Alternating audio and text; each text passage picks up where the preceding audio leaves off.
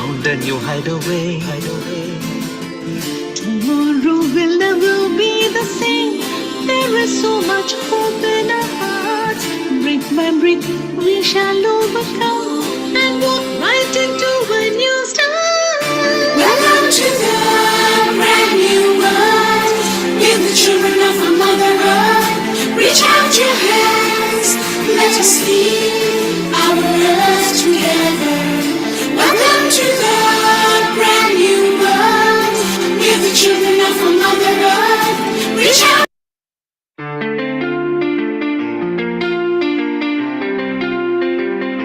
Namaste. Please join us this Sunday on a free global online episode, International Yoga Day Special, for body, mind and soul.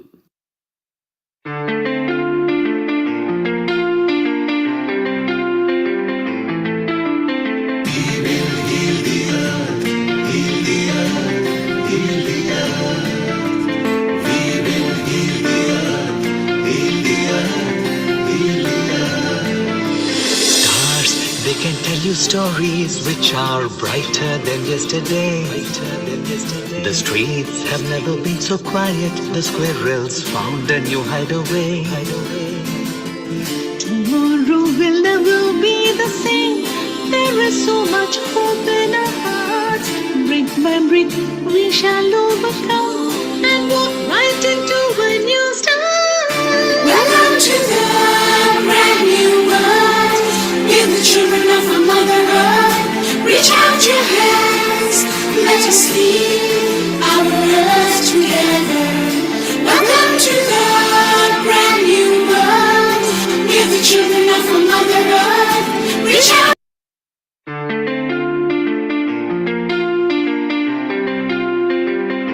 Namaste.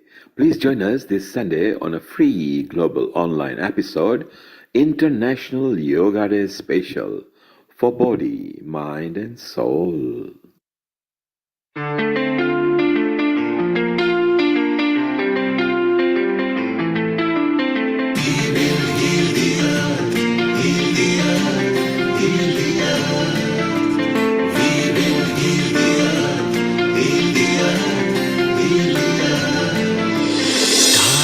They can tell you stories which are brighter than yesterday.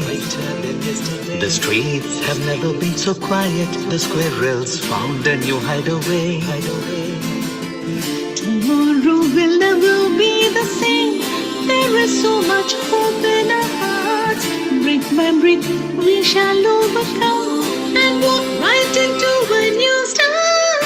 Welcome to the brand new world.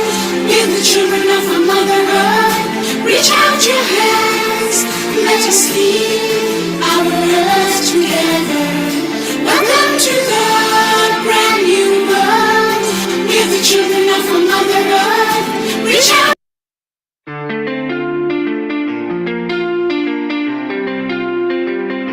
Namaste. Please join us this Sunday on a free global online episode, International Yoga Day Special, for body, mind and soul.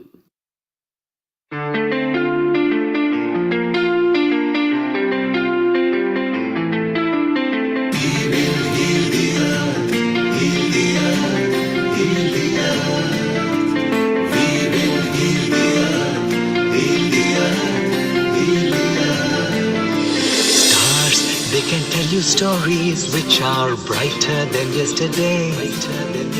The streets have never been so quiet. The squirrels found a new hideaway. Tomorrow will never be the same. There is so much hope in our hearts.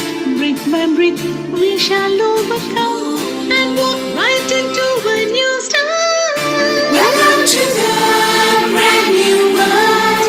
We're the children of our Mother Earth. Reach out your hands, let us lead our earth together. Welcome to the brand new world. We're the children of our Mother Earth. Reach out.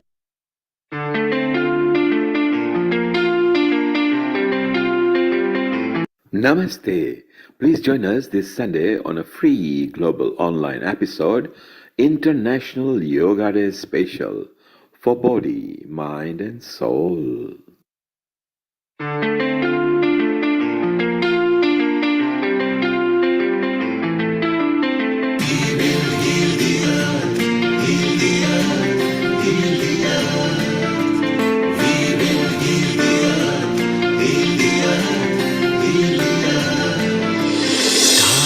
They can tell you stories which are brighter than yesterday. The streets have never been so quiet. The squirrels found a new hideaway. Tomorrow will never be the same. There is so much hope in our hearts. Brick by brick, we shall overcome and walk right into a new start. Welcome to the brand new world. Give the children of our Mother Earth. Reach out your hands. Let us lead our earth together. Welcome to the brand new world. Give the children of our Mother Earth. Reach out.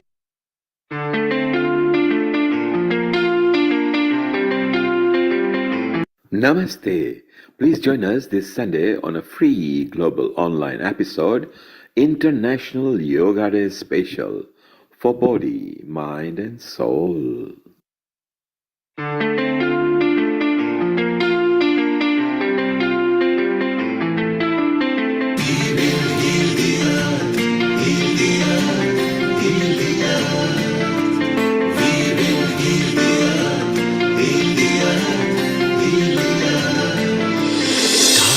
They can tell you stories which are brighter than yesterday. The streets have never been so quiet. The squirrels found a new hideaway. Tomorrow will never be the same. There is so much hope in our hearts. Brick by brick, we shall overcome and walk right into a new start. Welcome to the brand new world. Give the children of our Mother Earth. Reach out your hands. Let us lead our earth together. Welcome to the brand new world. Give the children of our Mother Earth. Reach out.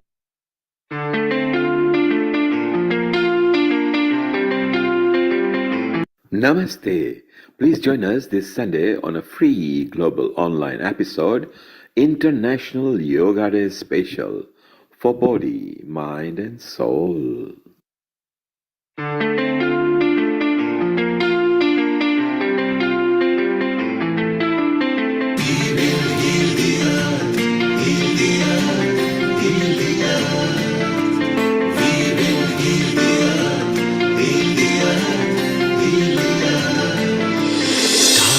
They can tell you stories which are brighter than yesterday. The streets have never been so quiet. The squirrels found a new hideaway. Tomorrow will never be the same. There is so much hope in our hearts. Brick by brick, we shall overcome and walk right into a new start. Welcome to the brand new world. Give the children of our Mother Earth. Reach out your hands. Let us lead our earth together. Welcome to the brand new world. Give the children of our Mother Earth. Reach out.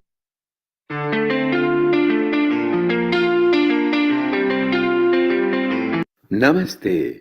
Please join us this Sunday on a free global online episode, International Yoga Day Special, for body, mind and soul.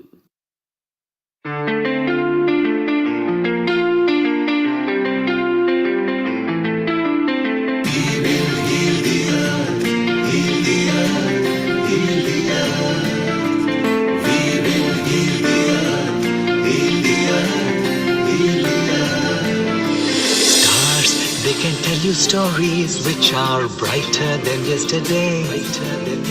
The streets have never been so quiet. The squirrels found a new hideaway.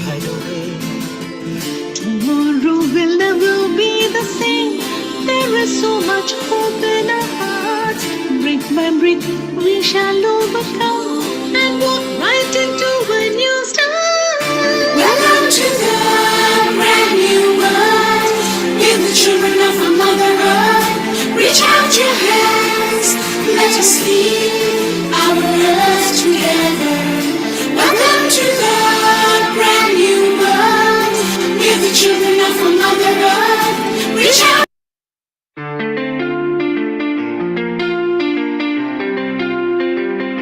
Namaste. Please join us this Sunday on a free global online episode, International Yoga Day Special, for body, mind and soul.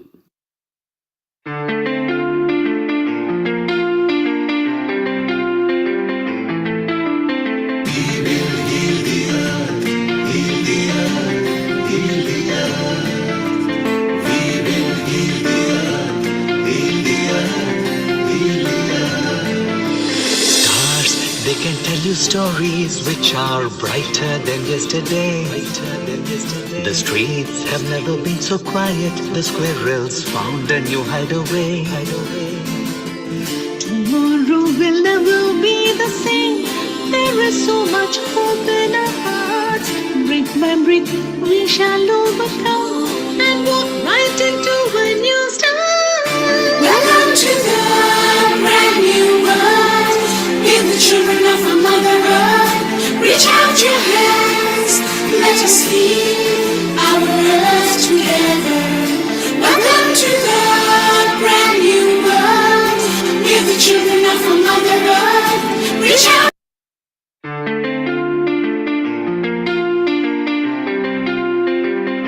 Namaste. Please join us this Sunday on a free global online episode, International Yoga Day Special, for body, mind and soul.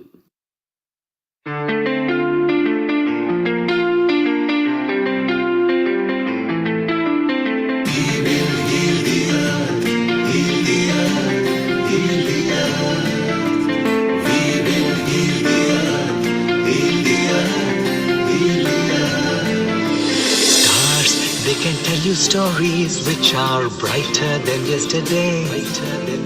The streets have never been so quiet. The squirrels found a new hideaway.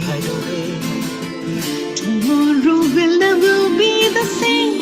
There is so much hope in our hearts. Brick by brick, we shall overcome and walk right into a new start. Welcome to the brand new world. Give the children of our Mother Earth. Reach out your hands. Let us lead our earth together. Welcome to the brand new world.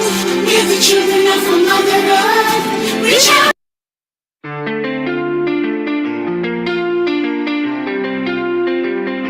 Namaste. Please join us this Sunday on a free global online episode, International Yoga Day Special, for body, mind and soul.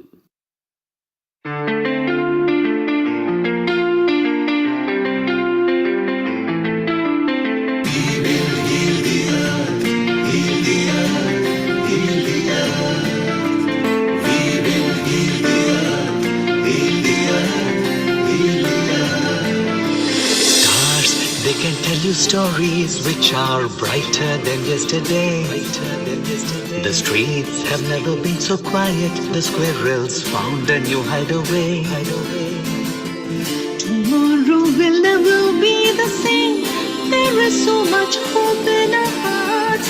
Brick by brick, we shall overcome and walk right into a new start. Welcome to the brand new world. Give the children of our Mother Earth. Reach out your hands. Let us lead our earth together. Welcome to the brand new world. Give the children of our Mother Earth. Reach out.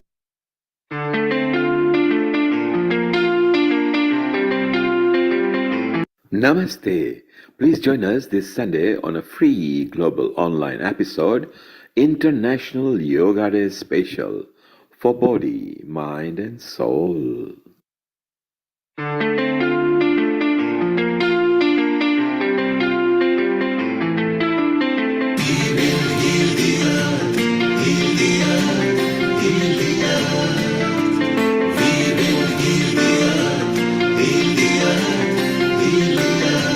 Stars, they can tell you stories which are brighter than yesterday.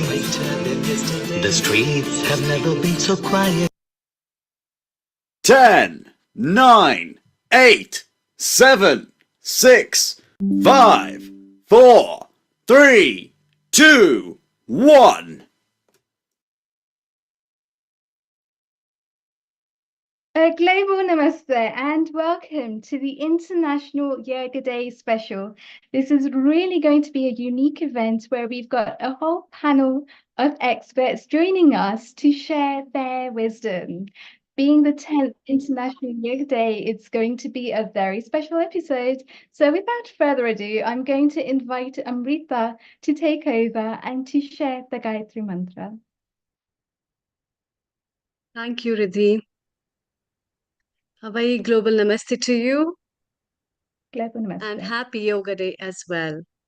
Happy Yoga Day. Let's start with Gayatri Mantra. Joining your hands, closing your eyes, taking a deep breath.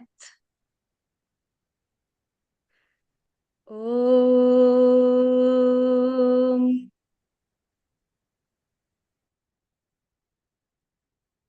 Om Bhul Bhuva Swaha Tat Savitur Varenyam Bhargo Devasya Dhimahi धियो यो न प्रचोदयात् ॐ भूर्भुवः स्वः तत्सवितुर्वरेण्यं भर्गो देवस्य धीमहि धियो यो न प्रचोदयात्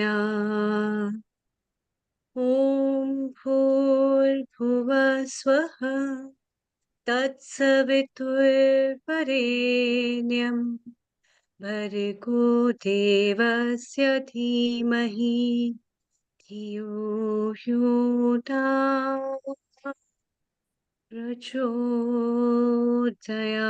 प्रचोदयात् ॐ शान्ति शान्ति शान्तिः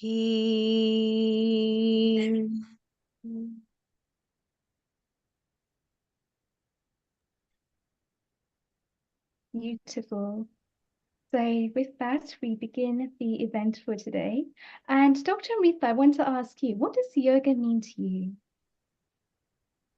Yoga means a lot to me, Riddhi, because it has come to my life as an important aspect in a way that has helped me to look inside me, myself, where I am, who I am. And also, it has helped in giving light to so many students. Being an Ayurveda physiologist, I've spent a lot of years training people globally on yoga and Ayurveda, and therefore it feels good when people practice yoga. It feels good when somebody who comes without uh, being paralyzed on wheelchair and goes back walking. It really feels good. It really feels good when your scoliosis and your back is straight. You feel so confident, and when you see people being happy and cherishing that, it is really good. So that's what is the union for me, union of happiness within. Beautiful. The union of the mind, the body, and the soul to create general health and well-being for the global good of all. A Yeah. global namaste, Lord Rami Ranger. Thank you so much for joining us here at Healing Our Earth today. How are you? Global Namaste, I'm Lord very Rami Ranger. namaste and thank you very much for inviting me to this remarkable event where you actually help people to look after their health, look after their mind with the ancient technique of yoga. Yoga has become very popular, and I compliment you and your team and my very dear friend Nil Kumar for doing this wonderful job, making people aware that the health is wealth and we have to maintain our health. Very important if we are to achieve our mission, our goal, and our happy life. And you know, the ancient yoga is the one of the most important and worldly renowned technique where you focus on your body. Before things go wrong, you already know what's going wrong. Sometimes you neglect it for so long when things are too late. So therefore, this yoga exercise, uh, 10 minutes, 15 minutes a day, will save you a lot of hardship and a lot of disappointment in your life, because mind is very important also. And when mind and bodies are not in sync, that time you are totally going a runaway train. You don't know which way you're going, what you're doing. So we have to keep our body and mind all the time under our control. And yoga tell you how to control. And yoga is now recognized by United Nations. Prime Minister Modi is a champion of yoga. You might have seen it a couple of days ago, last week. Modi ji practicing yoga himself. He's a leader who leads from the front. You know, he doesn't tell you to do something, he actually does something and then inspire people to follow his lead. So, therefore, my request to all your viewers is that health is wealth. You will not be able to achieve anything, you know, if you neglect your health, which we do because when we're trying to achieve our ambition, trying to build a business, and we lose focus on our body. We are a machine. We have to make sure that our machine is fit to run daily. And you know, this, you know, from my experience, who suffered a lot in my life, because I used to get up in the morning, take a cup of coffee or tea, straight to work, and done no exercise, done no proper breakfast, then work. And once you get to the work, you get embroiled, you get so busy with your work, the customer and everything, and before you realize it's 3 o'clock, 4 o'clock, and you're burning your body's reserve. And one day, it dawned on me when I had no reserve left, and I was really collapsing. I was sleeping. I didn't have the energy even to go to office. And then it was the wake up call for me. And then now I do a little bit of yoga, and I also, it really makes your mind very strong, the yoga, because when you focus on your body, you get to know your everything about yourself, and you feel a lot more happier and a lot more at peace with yourself. So therefore, as somebody who's now 77 years old and has worked very hard in business, in politics and society, to tell you that you must learn from the experience of other people rather than learning from your experience, because it will be too late sometime. So my request to all your viewers is that please, yoga has been going on, guiding us, keeping us fit for centuries. It is not something we have discovered only a few weeks or months back. This is our father, and their forefathers and fathers have been relying on yoga to keep fit. So my request to all of you is, you are doing a wonderful job, and you know, because something you do for other people is much more valuable and recognized and respected by others. What we do for ourselves is we all do ourselves. That's no good. But what you're doing for other people is very, very important. And I value you and very respect your team, that you send us messages, you make us aware, you tell us to come and join us and learn from each other's experience. That is a wonderful. And thank you so much, Lord Rami Ranger. You started your business from £2 in your own loft, and today you have grown it to a multi-billion pound portfolio. And a lot of that is to do with keeping a strong mind, keeping a healthy body, and being able to get out there and do the important work, carrying out your dharma. So we want to say a massive congratulations to you as well for being such a sparkling light of dharma for us in society as well. And Riddhi, not only Lord Ranger does that, he also supports the Sanatan Dharma. He actually outreaches so many Indian diaspora as well. And similarly, we've got another person, a member of parliament, Bob Blackman as well. So let's go to him. Lord Rangers, please hang around and we say hello to Bob Blackman. Riddhi, over to you. When I grow up, I want to. Blackman, thank you so much for joining us. I know we're right in the middle of your busy, hectic schedule at the moment, but you've made time to come and join us, and we are so grateful to have you joining us today. And I'd like to thank my big brother, Bob Blackman, Sir Bob, and Padam Shri. He's not only respected in UK, but also in India. That is the legacy of Bob. What a remarkable, and he's helped us, this community, stand tall because of Bob, and we will never be able to repay his debt for his unstinting commitment for our community. Bob, thank you very much. As a Lord, I bow my head to you. Well, thank you, Rami. Namaskar, and ladies and gentlemen, a great pleasure to join you as we celebrate International Yoga Day. As we all know, yoga is India's gift to the world. I think we are having, and it's important enough that we've, through a party group. Are you hearing me? Yes, Bob, loud and clear. Go ahead. Hearing me okay? Okay, fine. Yeah, through the all-party parliamentary group, we've provided for Indian traditional medicines and music. We've been able to make sure that it's recognised in Parliament as important. Our National Health Service now recognises yoga as part of the treatment that should be given to people to make them better individuals, to improve their lifestyle and their health. Now, for me, I had some back problems a few years back now. I went to see my doctor, who you won't be at all surprised, was a Dr. Patel. And he said, after all the checkups to make sure there was nothing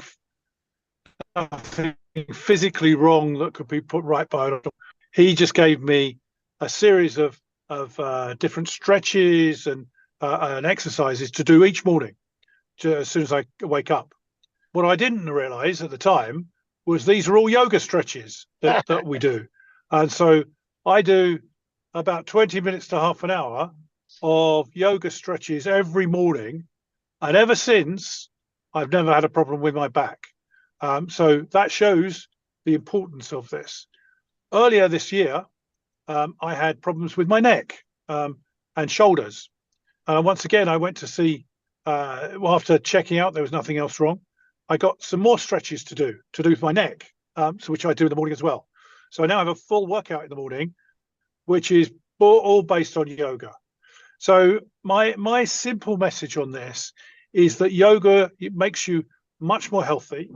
It enables you to stretch the muscles, stretch the bones, and use muscles probably that you don't normally use. That's important because all the muscles of the body need to be utilized in this way. So now we've got it incorporated in our National Health Service. That's an important step. Our next step, of course, is to get Ayurveda recognized in our National Health Service. As I always say, that 6,000 years or more of traditional medicines, there must be something to them, because when we have modern medicine, what we tend to do is synthesize these natural drugs. So far better to have the natural drugs that are growing in our fields and our bushes and so on. Far better to have those than having these synthesized drugs that are not necessarily the best thing for you. I've had the opportunity when I visited India to open a new Ayurveda center which was alongside a traditional centre, so that people could get the best of both worlds. And I think that's something that we all should recognise. And of course, we should remember now that more people go to India for health treatment than any other purpose.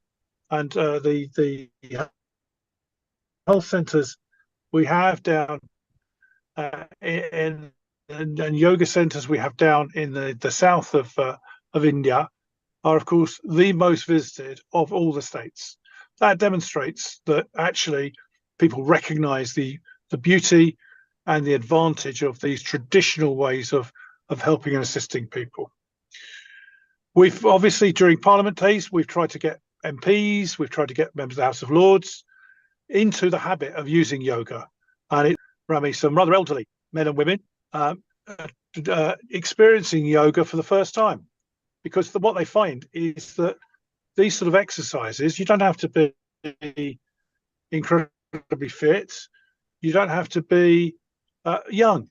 What you can do is do these at any age. And it's important to maintain flexibility and good health right across the piece.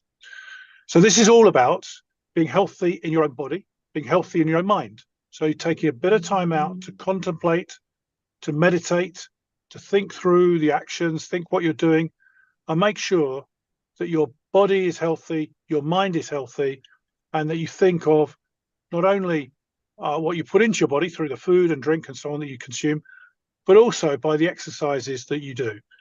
So as we celebrate once again International Yoga Day, I remember when we launched it initially, and Prime Minister Modi brought this to the world, what happened was there was a big song and dance about International Yoga Day, and we had events going on all over the place. I said then, that's fine, because when you launch these things, lots and lots of people get involved. The more difficult thing is to keep repeating this every year and keep people involved. I'm really delighted that yoga now is growing astronomically in terms of the number of people that practice it. As I say, you don't have to do hours and hours of it. Some simple stretches, building up to your workday, vitally important to improve your posture, to improve your body, and of course, as I say, your mind as well. So thank you for allowing me to say a few words. Obviously, as you know, we're in the middle of a general election campaign. I am restanding in the election. I hope to be re-elected on sometime in the early hours of July the 5th. But of course, I need everyone to be voting for me and make sure I get back to Parliament. Rami, of course, is now in the House of Lords, and the great advantage they have is they don't have to be re-elected.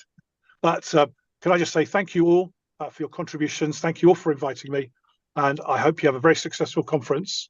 And I trust you'll excuse me, but I'm going to have to duck out so I can get back on the campaign trail. Namaskar. Thank you so much, Bob Blackman Padma Shri, for your initiative today as well to join us, to be a part of this amazing event, and also for supporting us at the APPG Indian Traditional Sciences and GYAN. We are absolutely grateful for the work that you do for our community, and we wish you the very best with your elections. We want to see you come back fit, strong, healthy to support us again in Harrow East. Thank you so much. Thank you. Best wishes. Thank you. And Lalit Sethar, Doctor, thank you so much for joining us. What are your thoughts on what Bob Blackman had to share with us? He basically told us about his journey and how yoga has supported him through doing those stretches, through waking up his body in the morning, through being able to move through certain elements to be able to fix his back, to be able to fix his neck, to be able to fix his shoulders. You yourself are a doctor of chiropractor. You've done massive work in this area. You've also opened up your own place in India to be able to support with these issues as well. Please, can you give us, our audience, a little bit more of an insight? Thank you, Riddhi. Just before Lalit speaks, shortly, in a minute, we'll be going to Israel, where Rena is giving us a 9-minute session. And Lalit, over to you. You are our official reporter and a senior anchor at Healing Our Earth. What a wonderful news Bob shared with us and the support and Rami Ranger. Your comment for a minute and over to you. Absolutely. Thank you very much. A global namaste and a happy International Yoga Day to all of you. This is outstanding. Yoga I believe everything that our MP Bob Blackman has said, Lord Remy Ranger has said, yoga is the core. Yoga is where everything rests in your body. I think if you have no yoga, you shouldn't be having a body. That's how strongly I believe in yoga. Because if you're going to keep your body flexible, if you're going to keep your body healthy and you want optimal health, then good food is important, good sleep is important, but good yoga is equally and probably more important, because anything you don't use, you lose. So this is where yoga comes in, keeps a very happy, healthy spine, happy, healthy body. And I think Yoga International Day should have been invented many, many thousands years ago. But I think when Prime Minister Narendra Modi introduced it at the UN, I think it's been the best introduction, and that has gotten many, many people involved. So from a chiropractic viewpoint, yoga is the way to the healthy posture, healthy spine. And that's my slogan for Happy International Yoga Day. Thank you very much for giving me this opportunity to give my 1 minute word. Thank you. Thank you so much, Dr. Lutzoda, for summarizing so well. And I have to come over now. We're flying over to Israel to join Rena for her amazing session. And I can't wait to hear what you've got to say about the 8 limbs of yoga. Tell us, where do we start? Thank you. Global Namaste. It's always a pleasure and an honor to be a part of this community. And my name is Rena, and I'm excited to teach you all about the 8 limbs of yoga in daily life. I made a little PowerPoint, so I'm sharing my screen just so that you can see each limb as I speak about them.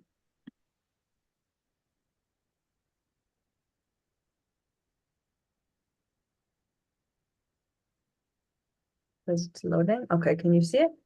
Yes. The 8 limbs of yoga in daily life with Rena Shoshan.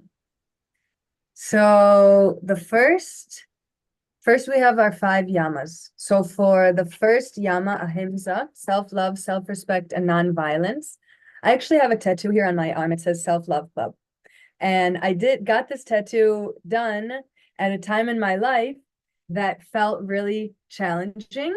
So the message for all of you is that it's really in those moments that it's the toughest, that things feel the most challenging, that we have to lean into that self-love. And what's beautiful about the yoga practice is that it's really most effective when we keep up with it all the time, especially in good times, so that when we get to the more challenging times, we can show up with self-respect, we can keep up with that self-love, and then there's no reason for violence to be a part of anything, because it's in those moments of challenge when sometimes violent words can come out, and if we're keeping on top of our practice, there's no reason for it. Satya, truth speaking. My advice for you with this is a practice that I started with myself about 7 years ago. The intuition, which is really our truest voice, is often a very quiet little voice. You could almost miss it. So a practice that I started with myself that I'm teaching you all is to listen to that little quiet voice, the one you almost want to say no to, the one you could almost pass over. And the one but it like has this profound message, like it feels like there's a push and you want to resist it. Okay. The first time you hear it, don't do anything and see if it comes back. And if it comes back 3 times, then take action or commit to taking action. Asteya, self-sufficiency. So this I understand as you being responsible for making sure that you have all the things that you need. So as a personal story, I went through a divorce about 2 years ago, and it was really inspiring for me and really awesome to see the self-sufficiency that I had to have, and to see, like, in the past, my former husband would build a shelf and maybe I wouldn't even be home to watch it happen. And suddenly there I was needing to be self-sufficient and watch how all my stuff went from being on the floor to suddenly a shelf appears and the things go on the shelf. And the same thing could even go with groceries for people who've gone through divorce and are dependent on maybe someone else doing groceries. And suddenly that's on you to be self-sufficient and make sure that you have what you need. Brahmacharya. So this is traditionally translated as celibacy, but I prefer to think of it more as clarity of thought and speech and action. And I want to bring in here a Jewish concept as being a representative of Israel, acknowledging that there are many peoples that live in this land. But in Jewish culture, there is a similar concept. It's called lishmor negi'ah, and it translates to like protecting touch and keeping touch something that's only between a married couple or the nuclear family. And it's actually a tradition, a practice that I started observing this past November. And it's been really fascinating for me. I actually took it on more out of protection for myself rather than from the religious point of view.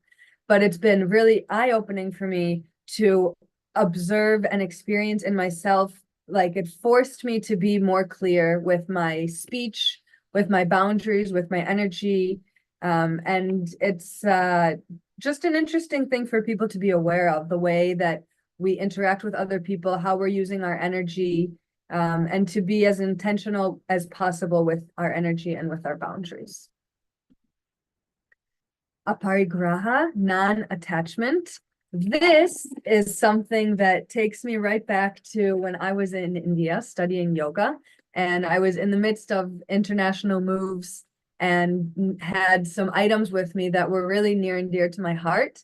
And I had no choice but to part with them in order to make space and weight in my suitcase for books and for other things that I was learning. And it's been really, since then I've moved more times than I want to admit. And this notion of needing to be light and not attached physically is something that I've been able to really see how quickly it allows space for new things to come into your life. In Hebrew, there's a saying, it goes, Mishaneh makom, mishaneh mazal. When you change your place, you change your luck. And it's often said to people when they move. So as someone who's moved a lot and I've had to part ways with items that were really sacred for me, I've also seen through my own life experience how the lightness and non-attachment allows me to move places and how moving places does change luck. So an interesting thing for you maybe to contemplate. This one, I feel like I don't pronounce it correctly, so maybe Ridhi or Amrita, you can help me. Is this Shucha? Is that the correct pronunciation? Again? Yeah, Shaucha. Shocha, thank you. Shocha. And this, in a similar way to aparigraha, how I've recognized how letting go of things allows for my luck to change, with cleanliness, I've noticed how even like cleaning items out of my house or cleaning the floor or cleaning the sink or cleaning the dishes makes space for different things energetically to come in. Maybe it's a message that I was waiting for, or an email that I was waiting for, or even money or various things. So I find that makes it easier for me to understand the importance of cleanliness in a deeper level. So that's the 5 yamas. Now we have the 5 niyamas, starting with Santosh. And this concept of self-contentment, I really understand as acceptance and compassion, and those things being the foundation for all healing. This is a picture of me. And we have did I miss something? No, I got them all. Okay. Tapas. So the reason I chose this picture is because in this picture, I'm doing a posture where one must be very strict with the neck, keeping the gaze, the neck centered. And that's a strictness of a physical posture with a good intention of protecting and being safe and being in proper alignment. Now we have Swadhyaya, self-study. And this is interesting because I actually interpret, I don't know if this is accurate, but I interpret this in 2 different ways. There's number 1, making time for your own self-study. And then also self-study, going inwards and looking inwards on yourself, which is something that can be done alone. And it's also something that can be done with supervision or guidance from elsewhere, but it's internal work. Ishvar Pronidhan. Did I say that correctly? Yes. Yes. Thank you. So unconditional faith. This is something that, having been living in Israel since the war broke out on October 7th, I've had to really lean into, and I'm really grateful for the opportunity to have unconditional faith that as a human, I have a limited capacity to understand the scope of what's happening, specifically with the war, but with everything in life.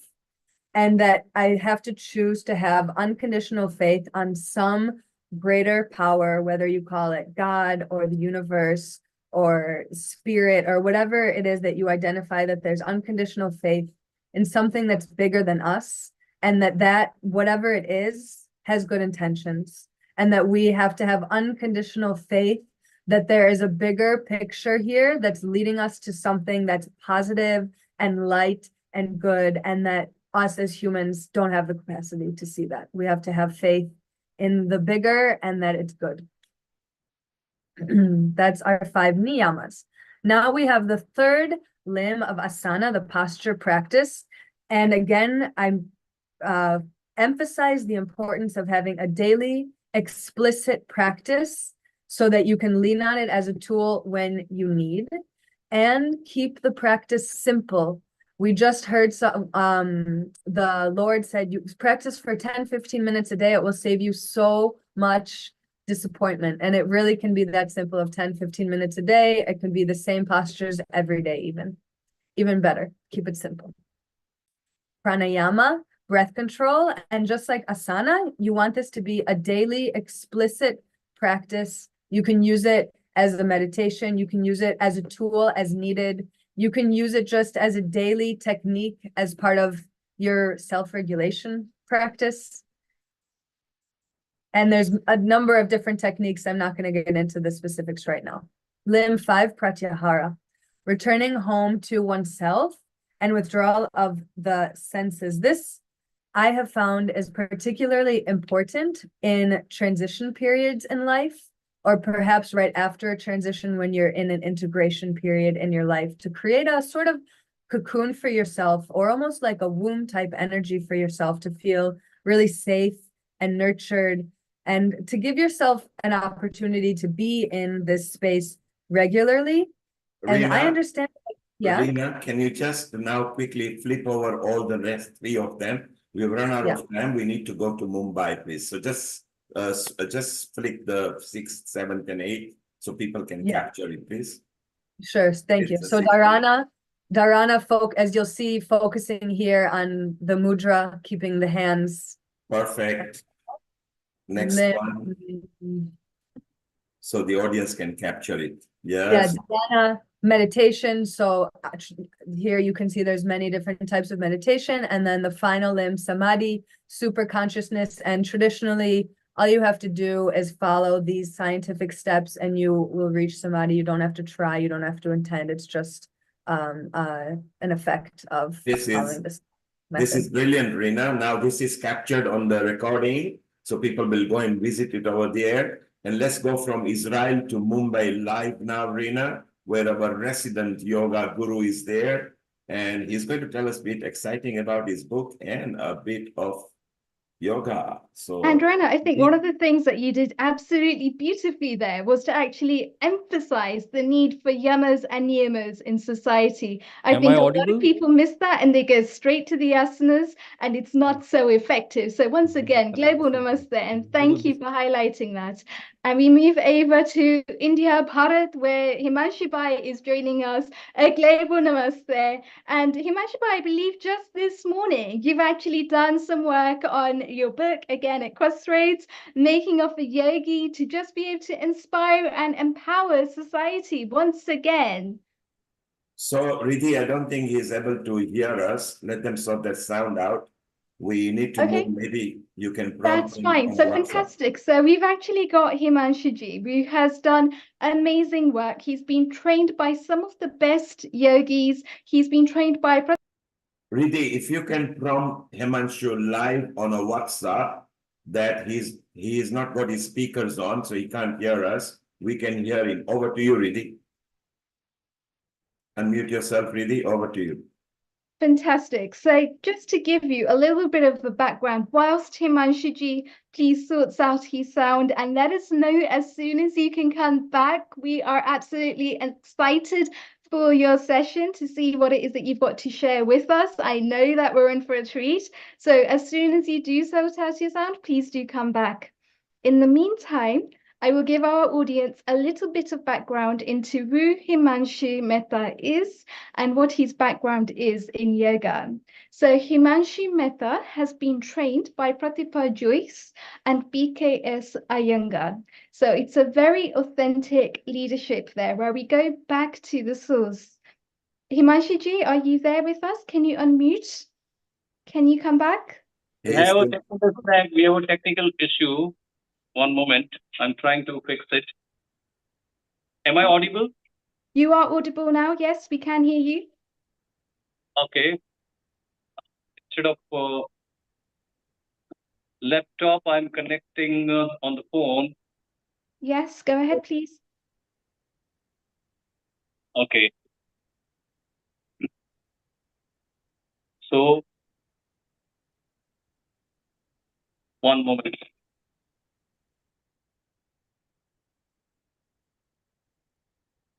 So for those of you that don't know, Saturday mornings are very special in Juhu Beach, where Himanshuji does Kar Seva. Kar Seva is the word for it. And this is where he basically shows us yoga and meditation at its deepest root, moving through chakra meditation, through something as simple as Surya Namaskars, which work out the whole body, enabling the whole body to be flexible, enabling the mind to be healthy and strong, to be able to work through whichever issues we have to face in life.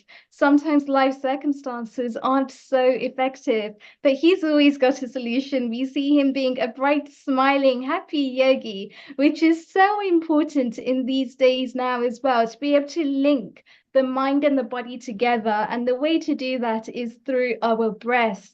And through breath control, through pranayama, he's really able to help somebody to overcome even some of the most ills of society. A lot of the times we find when people fall ill, it's because they feel stressed. So we get a lot of health lifestyle problems. We get a lot of stress management issues which happen. And a lot of the times it's by actually working through the healthcare system that we end up looking at what's happening. But the good thing about yoga and Ayurveda is that now we can find an alternative. So medicine is really good for being able to diagnose the problem at the root. We then look to alternatives in health to be able to find the cure. And a lot of the times that cure is by doing simple things. It's through things like getting enough water, getting enough oxygen, knowing how to breathe, how to fill up the lungs, and how to let go and how to detox. It's exactly how Rena was just saying a second ago, where we start to look at the way that the mind thinks. We start to look at those yamas and niyamas in a little bit more detail, isn't it, Rena? We start to change the way that we start to think and the beliefs that we hold as a result. Definitely. When we have an understanding of embodying the yamas and niyamas, we are definitely able to change the way that we think, that we interact with the world, the way that the world interacts with us. And it's so fascinating to me how yoga, like how the practice of yoga allows us to embody these things in the practice, and then it's so much easier to take it into our daily lives. Fantastic. And what has been your daily experience with that? Once you've actually started to do yoga, you started to embed the yamas and the niyamas into your practical life. How has your life changed as a result? It's such a good question. I'm appreciative of the opportunity to answer. It's actually I'm giving my truthful, honest answer is that I first studied the yamas and niyamas 7 and 8 years ago. Right. And then and that's when after that I started teaching yoga, and I put my books away on a shelf And every now and then maybe I would open them, but I was not consciously thinking about the yamas and niyamas for probably 7 years. And just this last year, I was given an opportunity to actually create a yoga teacher training program. So I took out all of my books as I'm working on that. And I opened up the section about the yamas and niyamas, and I started writing, and it was so profound for me to read them and just reflect with myself and say, oh my goodness, 7, 8 years ago, I'd never come across these concepts. I didn't know what it even really meant to embody them. And now I can see so many different ways that it just naturally came a part of my life. And how it's hard for me to say it in one and on one foot, but just the being able to see how I've grown in the way that I show up as a teacher, and the way that I care for myself, and the way that other people view me. Yeah, absolutely. I mean, we've just actually had a practice ourselves at Yokulam. So Yokulam is an organization that is being built up for yoga teachers to be able to expand their practice. So what we find is a lot of the times when people come to yoga, they're really good and really established in the asanas, but they don't have the background theory. They don't have the background philosophy to be able to fulfill those needs of society. So a lot of the times it's about taking a step back and looking at things on a ground level, and exactly how you've just done there, to be able to delve into the Vedas, to be able to delve into those books, to be able to pick out what are the links there between the Eastern psychology and the Western philosophy, or the other way around, the Eastern philosophy and the Western psychology, to be able to then start to find the trends. Really, thank you. That's wonderful. We have Professor Ish Sharma here as well, who is going to be there in a couple of hours doing his own session with meditation and millets. But let's see what yoga means to him and to Kenya.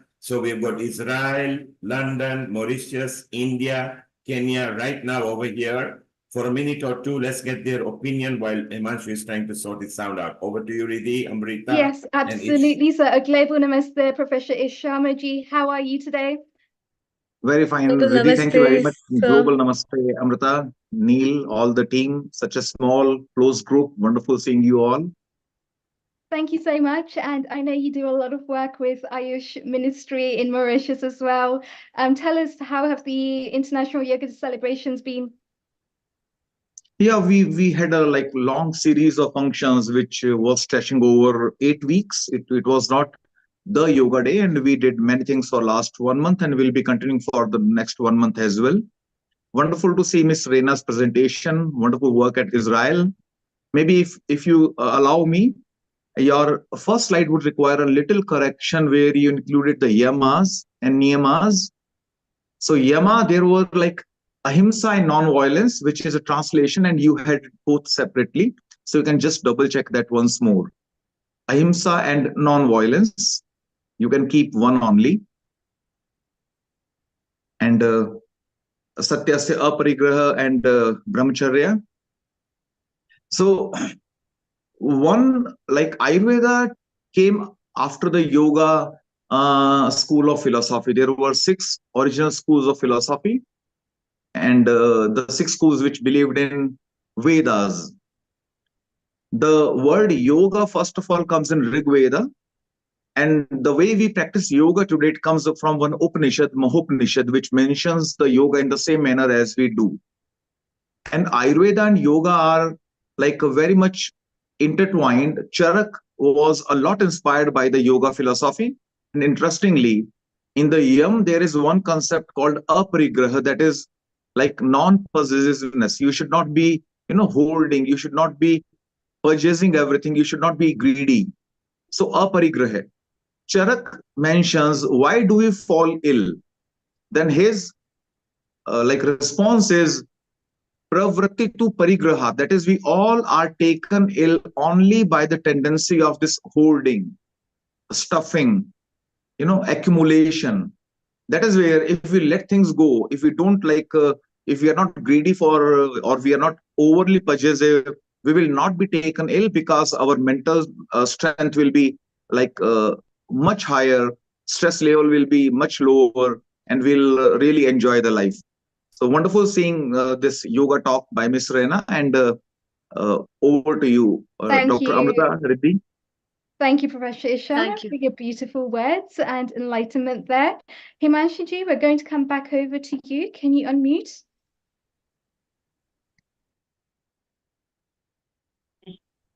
Himanshuji, we still can't hear you. Can you hear me now? Yes, we can. Go ahead, Yes. please. Okay. A lot of technical chaos here. Global Namaste, Himanshu. Can you landscape your video? We still have 15 minutes, so just chit chat about your book and everything. That's good enough for us. And Shubha in Kenya, Namaste, and wonderful to have you. Global Namaste, Shubha. I love the outreach Let's that you are doing while Himanshu is sorting his camera out. Shubhan will also chit chat to you in a moment or so. But it's wonderful that you are doing so much yoga in Kenya and a wonderful safari that you have planned in August, which is going to be something very beautiful. Let's go to Himanshu in Mumbai. And if he unmutes, and we still got 15 minutes. So over to you, Himanshu. Really Yeah. take it over. I'm so sorry. I had lined up the program and it's all got. No worries. Himanshuji, you are here with us now, and we truly appreciate your presence with us. Please tell us, what do you have to share with us today? And happy International Week of Yoga to everybody in the family of Healing Our Earth. Happy International Yoga Day to you too. Yeah. So, can I start? Yes, go ahead. Okay, fine. Before I start a yoga session, of course, we don't have time for the yoga session now.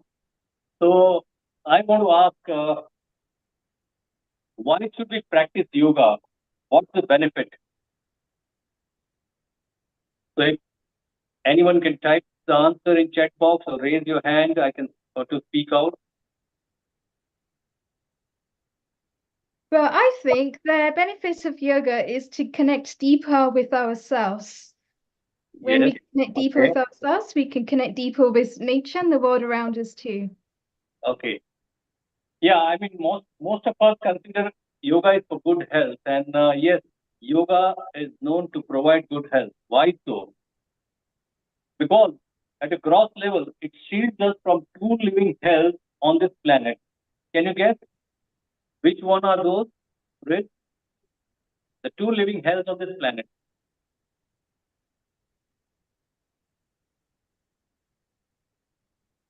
Go ahead, Himanshu. Tell us what they are. Let's educate our people. Thank you. Okay, it's hospital and judiciary or the police, what we say. Why so? Because they take over the charge of us and our body, and with no choice, we have to helplessly accept whatever way they mess up with us. Isn't it right? During COVID times, we saw many of our friends and relatives got admitted, but never to return. There's something known Vivek Khyati in yoga, which means power of discrimination between what's right and what's not. It can help us to create a well-balanced lifestyle. You see, this body is capable of functioning for over 100 years, but we sabotage this body.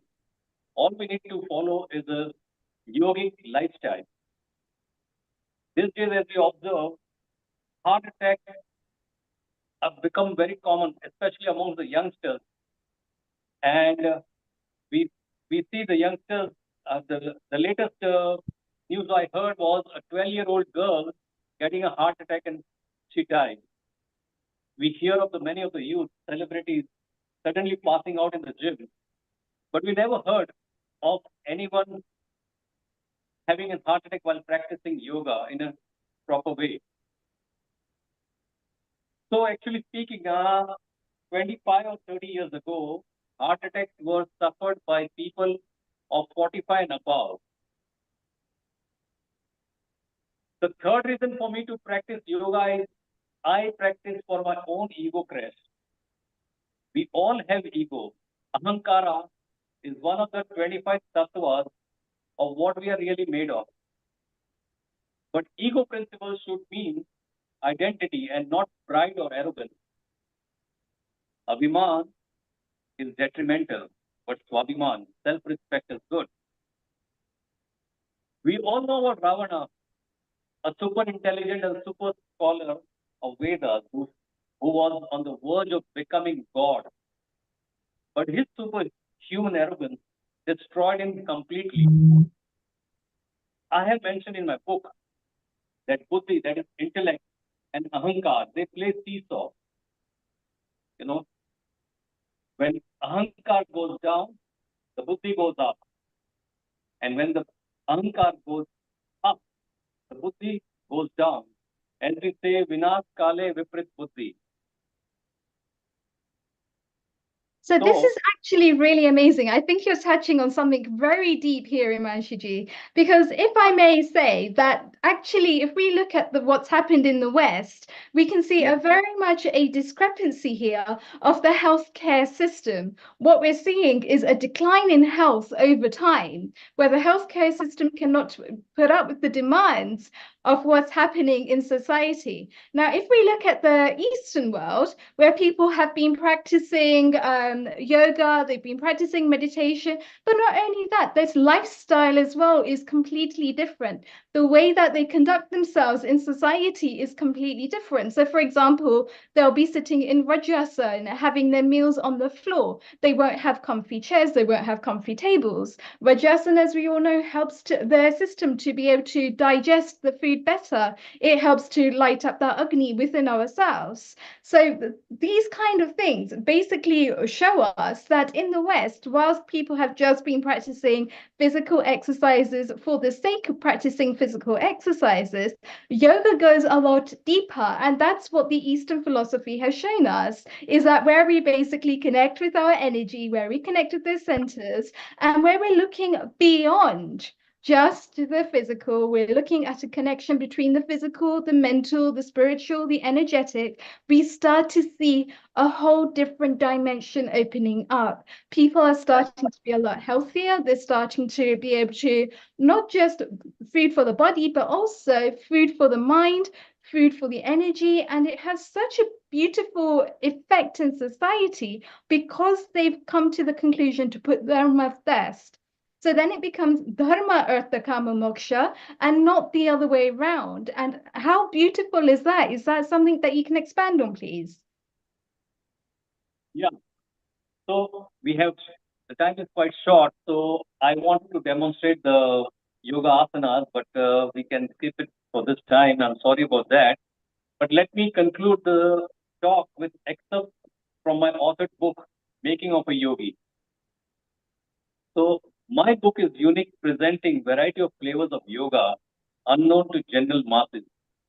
It is like micro encyclopedia of yoga, covering 360 degrees bird's eye view of entire yoga science. My book is academic as well as pragmatic. Readers will find education and solutions for each and every problem that they may be facing, be it fitness, strength, flexibility, weight loss, mental peace, meditation, improving eyesight, getting rid of spectacles.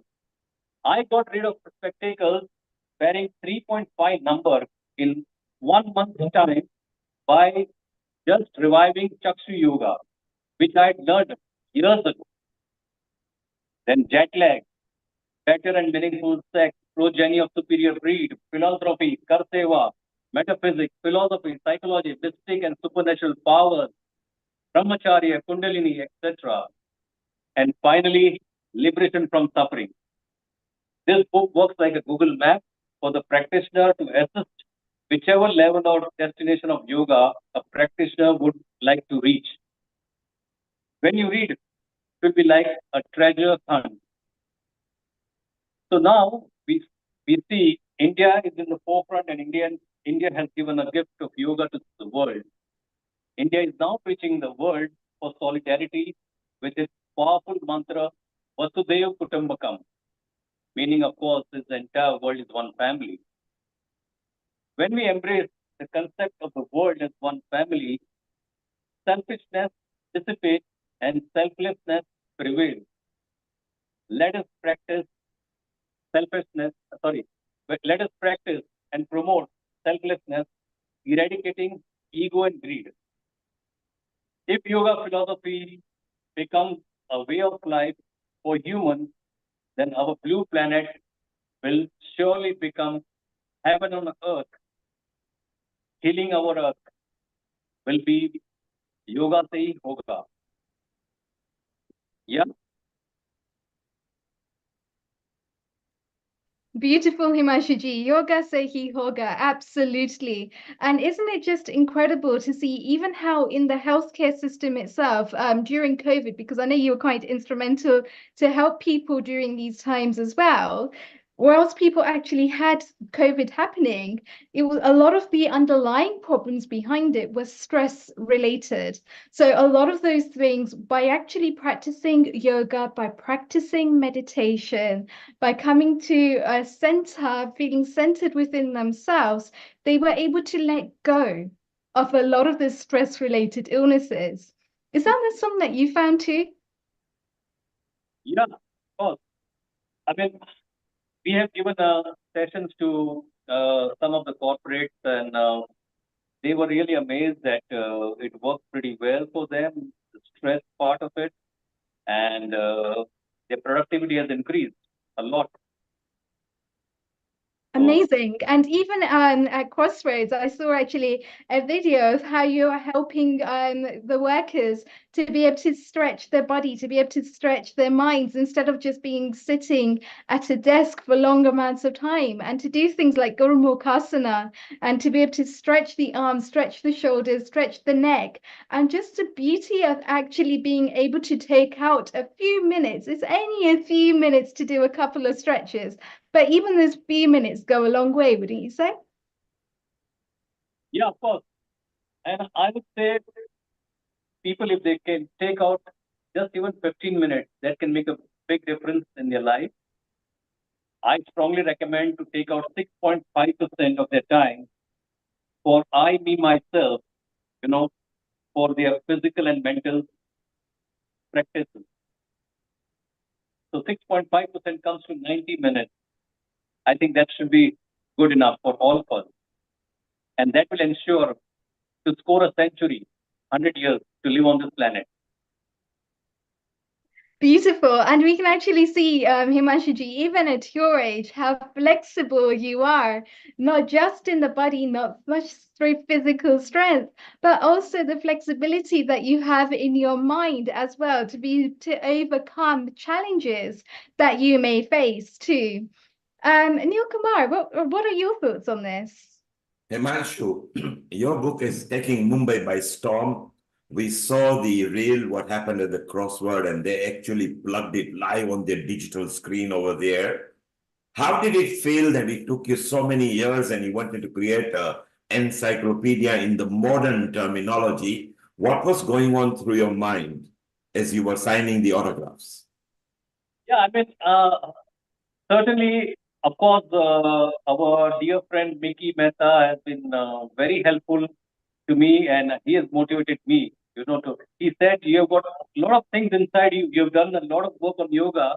Why don't you start now showing it to the public? And why don't you write a book? And that's what made me write the book. And I think it's doing. And of course, you are also a great inspiration. So even if at times I feel okay now, let me slow down. But then again, I look at you, look at Mickey Mehta. It really motivates me a lot. And I would say it is really immense pleasure, because whenever I take session and people come up and discuss about their problems and their troubles, and they find the session that I give very soothing for them, that really gives me inner peace. So the book, what I've received in return is immense peace, and that's the biggest wealth for me at the moment, really. And Himanshu, which is the best chapter or a section that you like that brings the nostalgia in your mind? Yeah, I mean, of course, yoga begins from between the 2 years. So that's Chitta, one of the most difficult chapter, and that chapter for me to write took a lot of time, because for me to understand and to simplify it and put it for the book, That was a big challenge. So I would say whoever reads my book, please read Chitta, and then you will have better understanding of all the rest of the things what I've mentioned, and it will be an eye opener for you. And It will be a Himanshu, you had the blessings from so many Swamis and MPs and even Bollywood actors. Maybe Yes. it's the right time to get blessings from a Swami Sailendra over here as well. He's the next guest. Maybe we can just say hello to him. Amrita, over to you. And Sure. Swamiji, give blessings to our Himanshu Mehta. He's writing with his book, The Making of a Yogi over there. Amrita, please introduce Swami and he can. Thank you. Himanshu. Thank you, Himanshu ji. Global Namaste, Swami ji. Global Namaste, Amrita ji. For all our viewers who are watching us at different channels, Swami Shailendra ji is younger brother of Osho. He joined Osho's Neo Sannyas movement in 1971. He went to Oregon, USA in 1981 and lived with Osho till 1985. He came back to India and served in Oriental paper mills at Madhya Pradesh as a chief medical officer between 1986 to 99. Swamiji went back to Osho commune, Pune, during August 1989, and during the last days of Osho, leaving his body, he was with him. From January 2005, for almost 12 years, his discourses were broadcasted on various subjects on Astha channel. His discourses are available in numerous books, series, as well as videos. Since 2019 onwards, his work has been taken a new vision and path in the form of Osho fragrance, whereby the practices of all these techniques that were told by Osho are being conducted specially, and Swami Shailendra ji will tell us more and will throw more light on the wisdom of Osho in today's episode of International Yoga Day. Global namaste to you and a very Just before Swami does that, Swamiji bless our Himanshu Mehta in Mumbai, where he every Saturday does a curd seva and free, again, of course, it's a free of charge, on the Juhu beach. So whenever you go to Mumbai, please do visit him. He will be connected through you via Amrita pretty shortly. And do bless him. And his book is actually now gaining storm there in Mumbai. So please bless him. There is a book. My The best Making of a wishes to Yogi. you. All my best wishes. And please, you can join my friend Swami Anand Kamlesh. You may know him by his legal name, Kamlesh Pandey, the famous script writer of the Hindi movies. He has given more than 20 super hit films. He is also conducting dynamic meditation of Osho at Juhu Beach since 21st March of this year. So you may join hands with each other and can spread meditation and yoga. That's Lovely. wonderful. I would My like best to take his wishes. number from Neil Kumar ji. I'll take contact details, and I would love to meet him. Swamiji, that's a wonderful gesture from you. And Himanshu, Amrita will facilitate that. Let's grow our family. Swami also loves growing family and he supports people. And he's already offered you that he will make sure that this facilitation can be done so that we can make sure we can grow our group. Swami also blessed our Riddhi Vyas, who is here on the screen. She is the yoga and meditation coordinator at Healing Our Earth.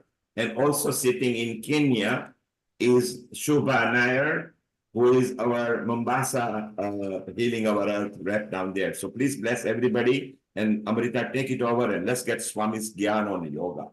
Yes, my blessings to all of you. All the best wishes to whatever the work you are doing for the good of our planet Earth, for the whole humanity. Meditation and yoga can serve a lot. Okay? Thank you, Swamiji. And what are we listening to you today? You're always full of so much of wisdom and light that you throw, and everybody feels so pleased to have you and hear you. So I will start by telling you that Osho has given 100 discourse on Patanjali's yoga, and the title of the book is Yoga, the Alpha and the Omega. Means spirituality from A to Z, from Alpha and Omega. And this has been published in English in 10 volumes, each book containing 10 discourses. And the same has been translated in Hindi as Patanjali Yoga Sutra. So I would like to show just 1-minute video film which covers all these book cover pages of Hindi and English titles. Just wait a minute. अथ योगानुशासनम्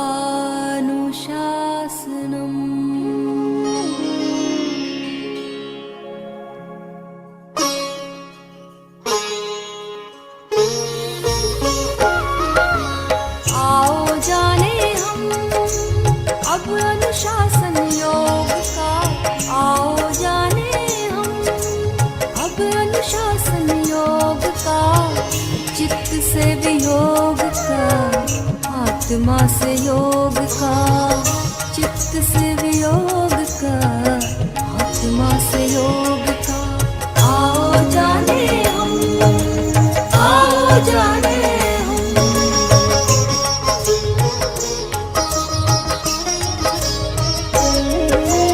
यहाँ खड़े हम लहराता संसार समंदर चल हंसा उस देश जहाँ है मान सरोवर यहाँ खड़े हम लहराता संसार समंदर चल हंसा उस देश जहाँ है मान सरोवर आओ जाने आओ जाने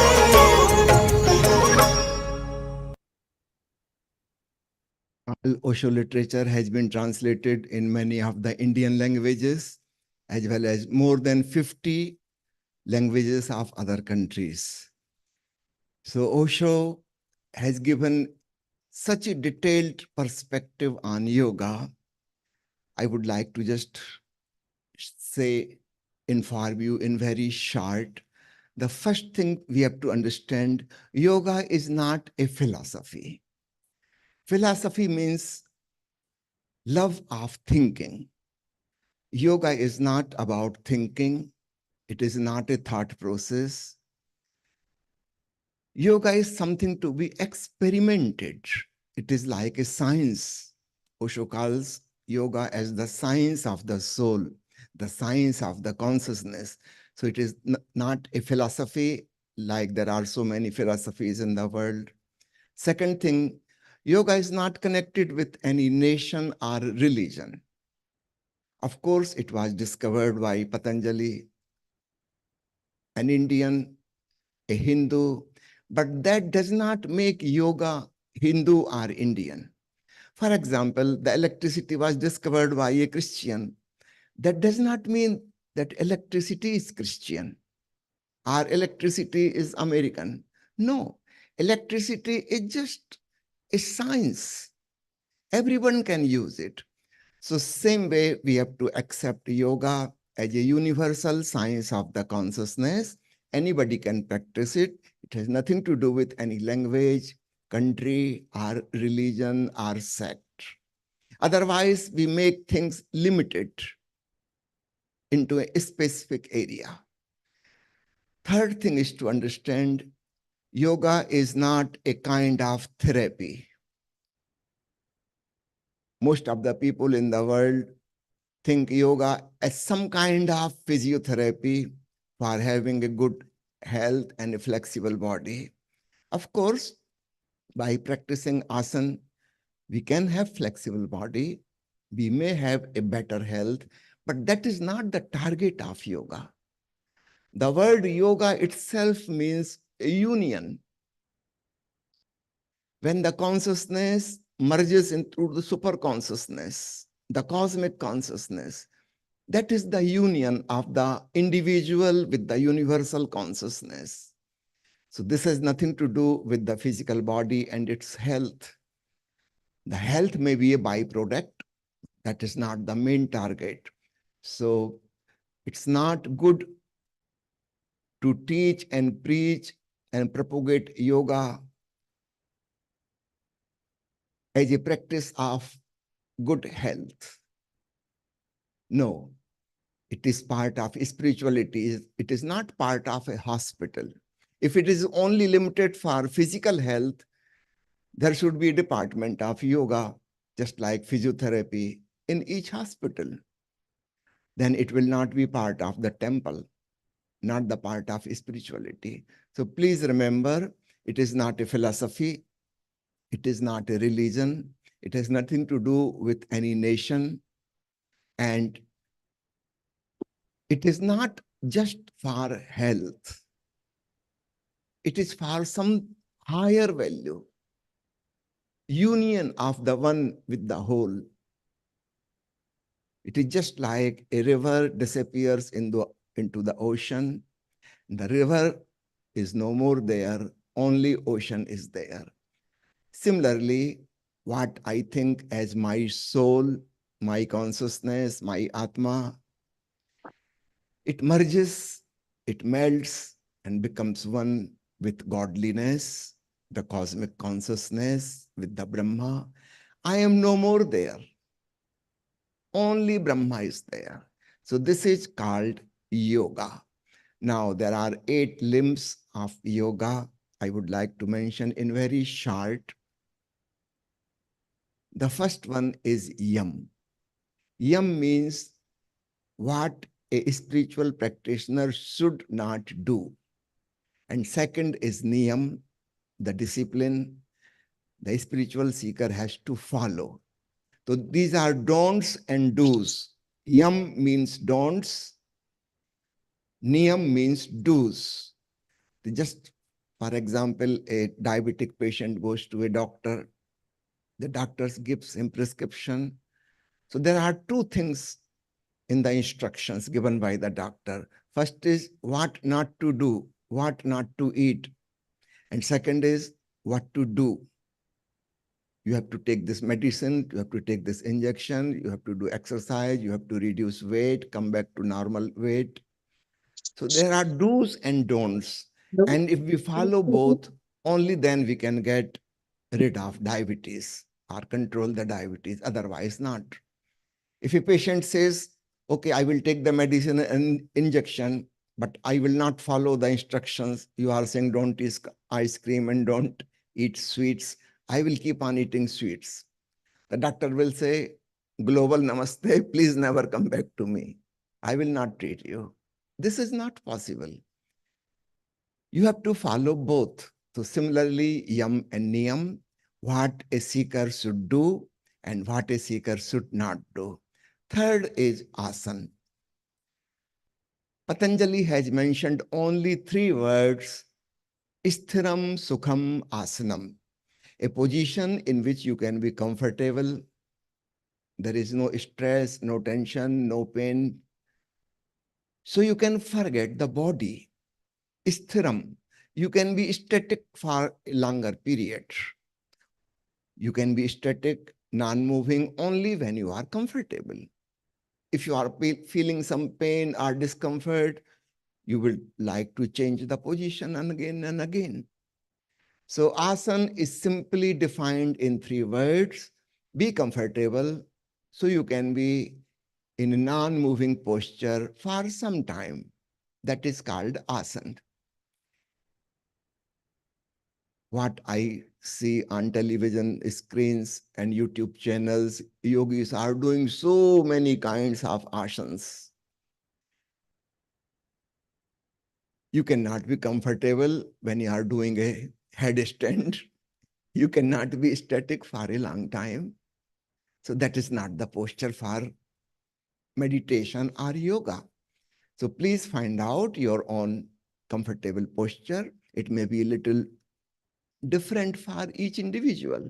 It depends on the age. It depends on our habits since childhood. If somebody has been sitting on the ground in a warm country like India, so it is comfortable for him. For a Western person living in a cold country who never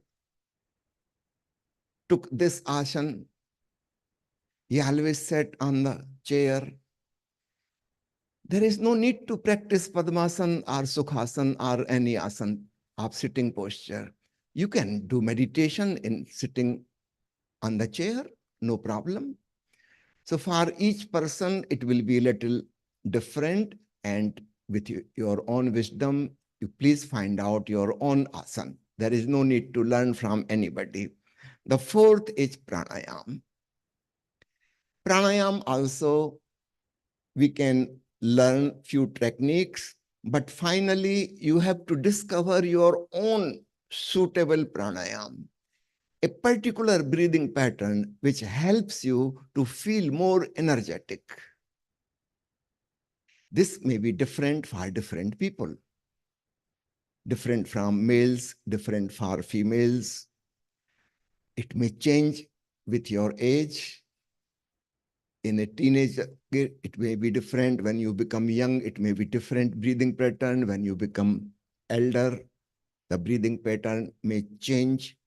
So whatever gives you feeling of more energy, that is the right pranayam for you. So you can try a few tricks and figure out your own. Sometimes you have to make up your own. Then comes the fifth point, pratyahar. It is the same as Jain people in Japan call returning to the source. Our consciousness is like a lamp through which the light is radiating outwardly through our sense organs. We have become occupied outside. We have become extrovert. If this energy, this light of consciousness comes back to ourself, that is pratyahar.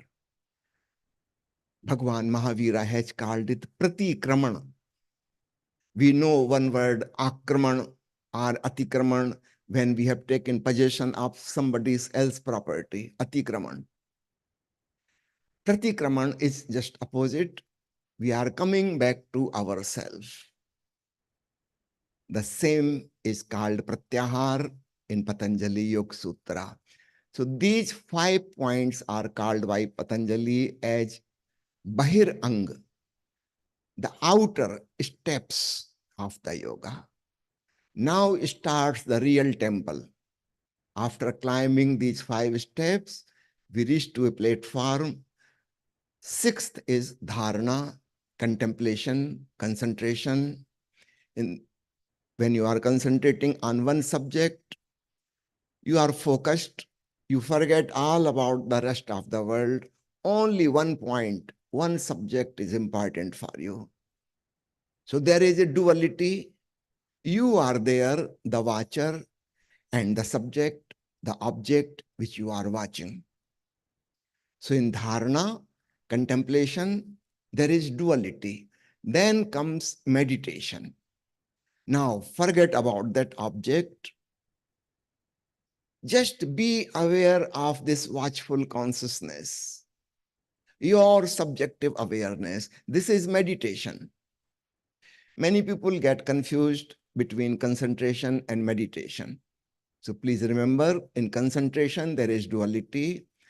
There is an object and you are the subject focusing on it. In meditation, the object is dropped. The object helped us to forget the whole world. We came to one point and now we drop even that point. Now what is left? It's only you, your consciousness. This is called meditation. In meditation, there is no duality. Just a witnessing consciousness without any object. You can call it thoughtless awareness. Now, the eighth limb of the yoga, the final, the climax, the crescendo, it's samadhi. Samadhi is the union. Even you disappear. In dharana, there was duality, object and subject. In dhyan, only subject is there, object has disappeared. And in samadhi, even the subject has disappeared. Ramakrishna Paramhans used to say, he used to give one example. Just imagine a snowman or a man made of salt has come near the ocean and somebody has told, this is your origin and this is your final destiny. You have come, you are born out of ocean, and finally you will disappear in the ocean. The snowman or the salt man is sitting on the bank of the ocean, watching the ocean, but there is duality. When the snowman jumps in the ocean, it starts melting, merging, dissolving. This is the process of meditation. And finally, a point comes, the snowman, the salt man is no more there. It has become ocean itself. Similarly, a seeker becomes God oneself. This is the final crescendo of the yoga, samadhi. Patanjali has divided samadhi in many steps. It's better to understand those words. The literal meaning itself is self-explanatory. For example, savikalp samadhi and nirvikalp samadhi, sampragyat and asampragyat samadhi, savichar samadhi, nirvichar samadhi,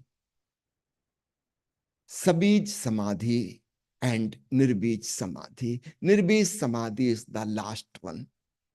Bij means seeds. In our consciousness, there are seeds of desire. Because of those seeds, we keep on taking birth again and again. When this body is finished, the consciousness moves with the seeds. It has unfulfilled desires, so it takes another birth to fulfill the desire, because the physical body and mind is needed to fulfill the desire. We will continue this ongoing journey of life and death till we have the seeds of desires. Nirbij samadhi means seedless samadhi. Now, the desires are finished. No more desire. Then this will be the last birth. When such a man, such a yogi dies, he never comes back again into body because there is no need. He has no desire to fulfill. All his desires are fulfilled. He is totally contented and satisfied. So these are the 8 limbs, you can call 8 steps of yoga. But better word is Ashtang Yoga. When we use the word Ang, it means parts, not steps. When we say steps, we always think of a sequence. We have to get on step 1, then we have to go on step 2, then 3, 4, similarly 5, 6, 7, 8, one by one. This is a wrong idea because many people who start the journey of yoga, they get stumbled at first or second step, or at the most third or fourth step. They keep on practicing asana and pranayam. This life is short, 70 or 80 years. And you may never become a perfect person in yam, niyam, asan, pranayam. And you will keep on thinking that when these are finished, then I will jump over the 5th step. Then the antaranga, the inner parts of the yoga, dharana, dhyan, samadhi. That's why I say this is wrong idea that these are steps. No, these are not steps. These are limbs, as we have hands and feet and heart and lungs and eyes and ears. These are all parts of one biological unit. And wherever my body will go, all these limbs, all these parts, all these organs will go together simultaneously. So we have to think about these 8 limbs as one biological unit. We have to practice everything simultaneously. Sometimes people ask me why Osho teaches meditation to newcomers. It is the seventh step. Is there a shortcut? You can directly go to meditation bypassing all these 6 steps? Yes, you can do that.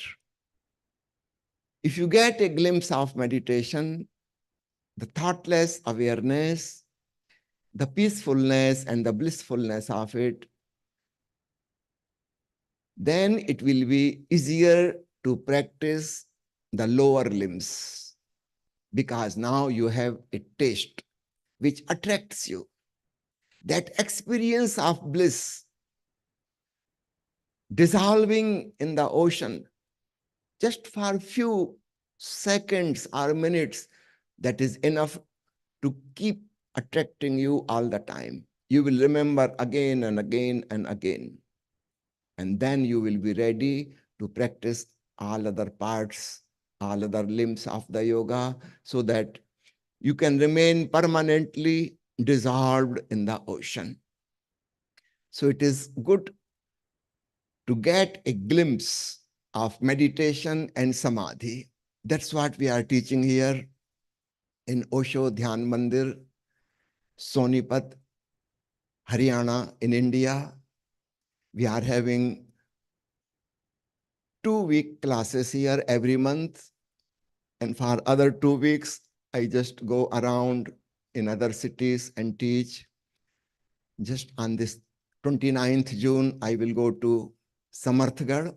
It is a hill station near Pune, about 1 hour away from the Pune, natural place, lonely place. And we have a beautiful ashram there. And there we will have 2 weeks, 1 week for practice of GYAN Bhairav Tantra, the tantric techniques given by Lord Shiva to Devi Parvati, and 1 week we will practice Maharshi Patanjali's yoga. And combination of these two does the miracle. Yoga alone may not be so interesting for many people. Tantra alone may not be interesting for many people. But combination of both, this is something new Osho has given to us. Combination of both. Start with yoga technique and finally relax into tantric technique.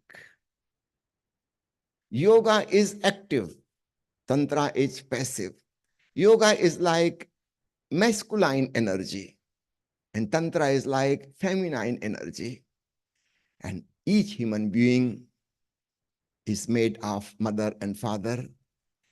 Everybody has both qualities, what the Chinese call yin and yang. So we have both qualities. And unless we satisfy the both qualities of our intrinsic nature, we cannot be really contented. Doing only yoga is half the way. Practicing only tantra is again only half the way. If we can join both, then things are very interesting, very juicy, and everybody will enjoy it. So this is what I have to tell you. In the last 2 minutes, I would like to play a small video.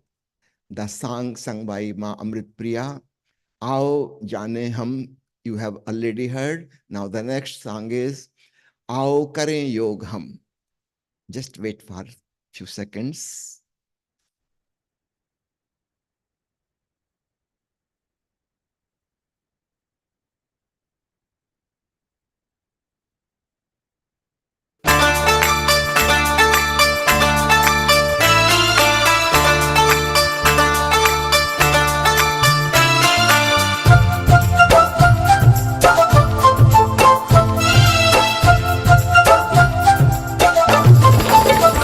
आओ करें योग हम, आओ करें योग हम, आओ करें योग हम, आओ करें योग हम, आओ करें योग हम, आओ करें योग हम,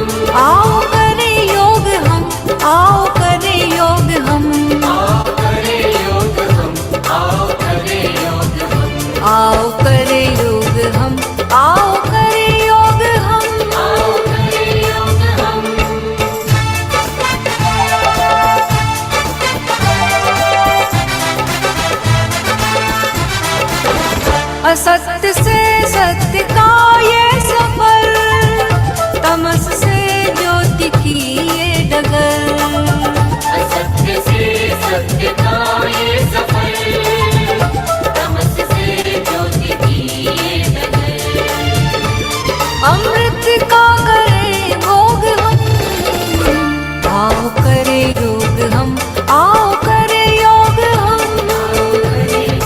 हम, आओ करे योग हम।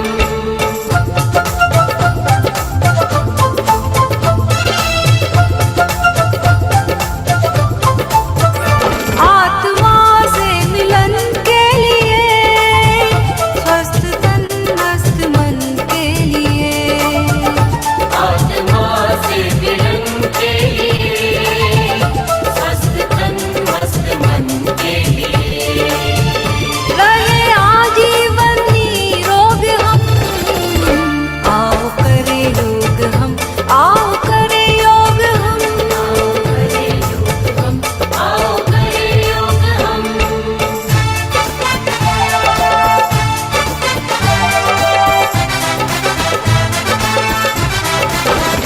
कृष्ण पतंजलि महावीर का, पति बुद्ध नानक कबीर का, कृष्ण पतंजलि महावीर का, पति बुद्ध नानक कबीर का, ब्रह्म से करे संयोग हम, आओ करे योग हम, आओ करे योग हम, आओ करे योग हम, आओ करे योग हम, आओ करे योग हम, आओ करे योग हम, आओ करे योग हम, आओ करे योग हम, आओ करे योग हम, आओ करे योग हम, आओ करे योग हम, आओ करे योग हम, आओ करे योग हम, आओ करे योग हम।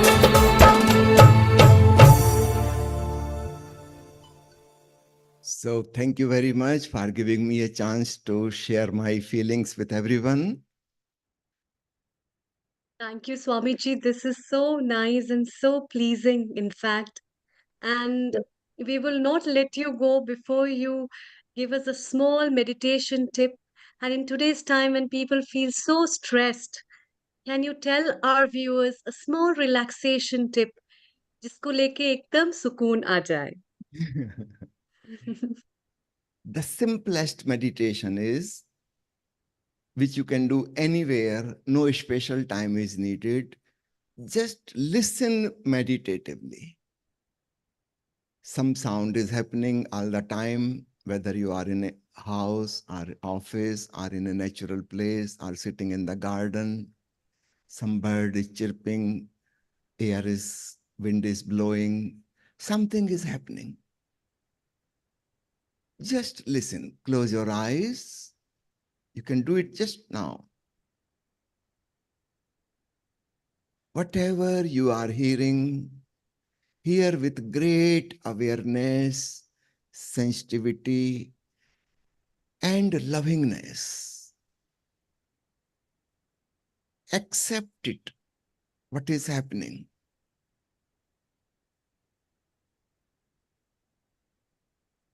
That's what I mean. Listen with love. There should be no enmity, no hostility.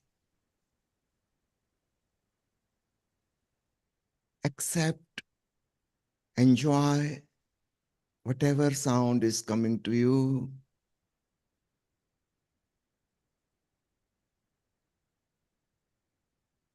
And see your mind is becoming calm and quiet. That's what Patanjali says. Yog Chit Vritti Nirodha. Disappearance of mind, cessation of thinking process is yoga. It is not a physical exercise. Cessation of mind. When you listen, your mind becomes thoughtless. You are fully aware as in danger, yet you are fully relaxed as in sleep. The combination of awareness and relaxation is meditation. And this can be achieved by listening. Continue.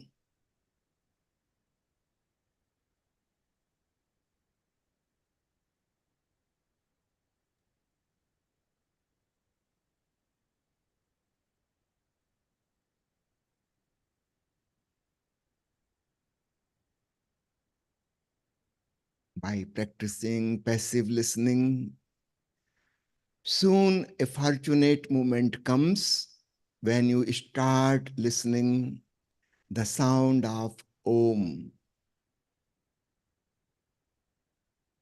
the celestial music, the existential sound, that is the sound of godliness. Maharshi Patanjali calls it pranav, that is the Sanskrit word for sound, pranav, and he says, Tash vachkah pranavah.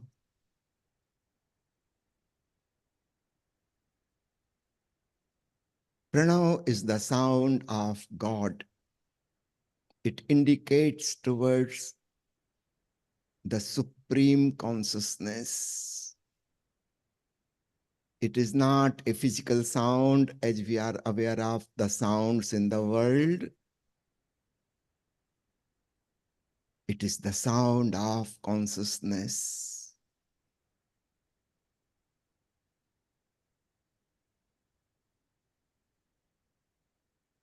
Sometimes you can just put all the electrical equipments off.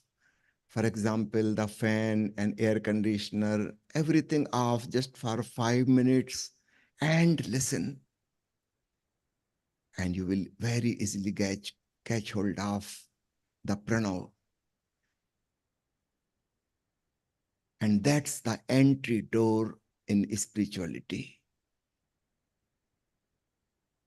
Thank you, Swami, for opening the door. And right now, we are hearing only you, which is so soothing, calming, and spiritually enhanced.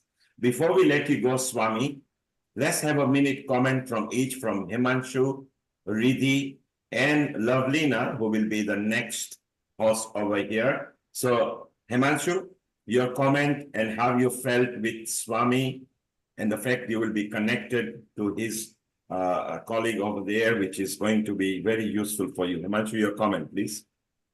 Yes, it was, I would say, soothing experience. And I would love to meet Swami as soon as possible. I'll try to catch up with his center and fix up an appointment with him. I'd love to meet him and present my book also to him.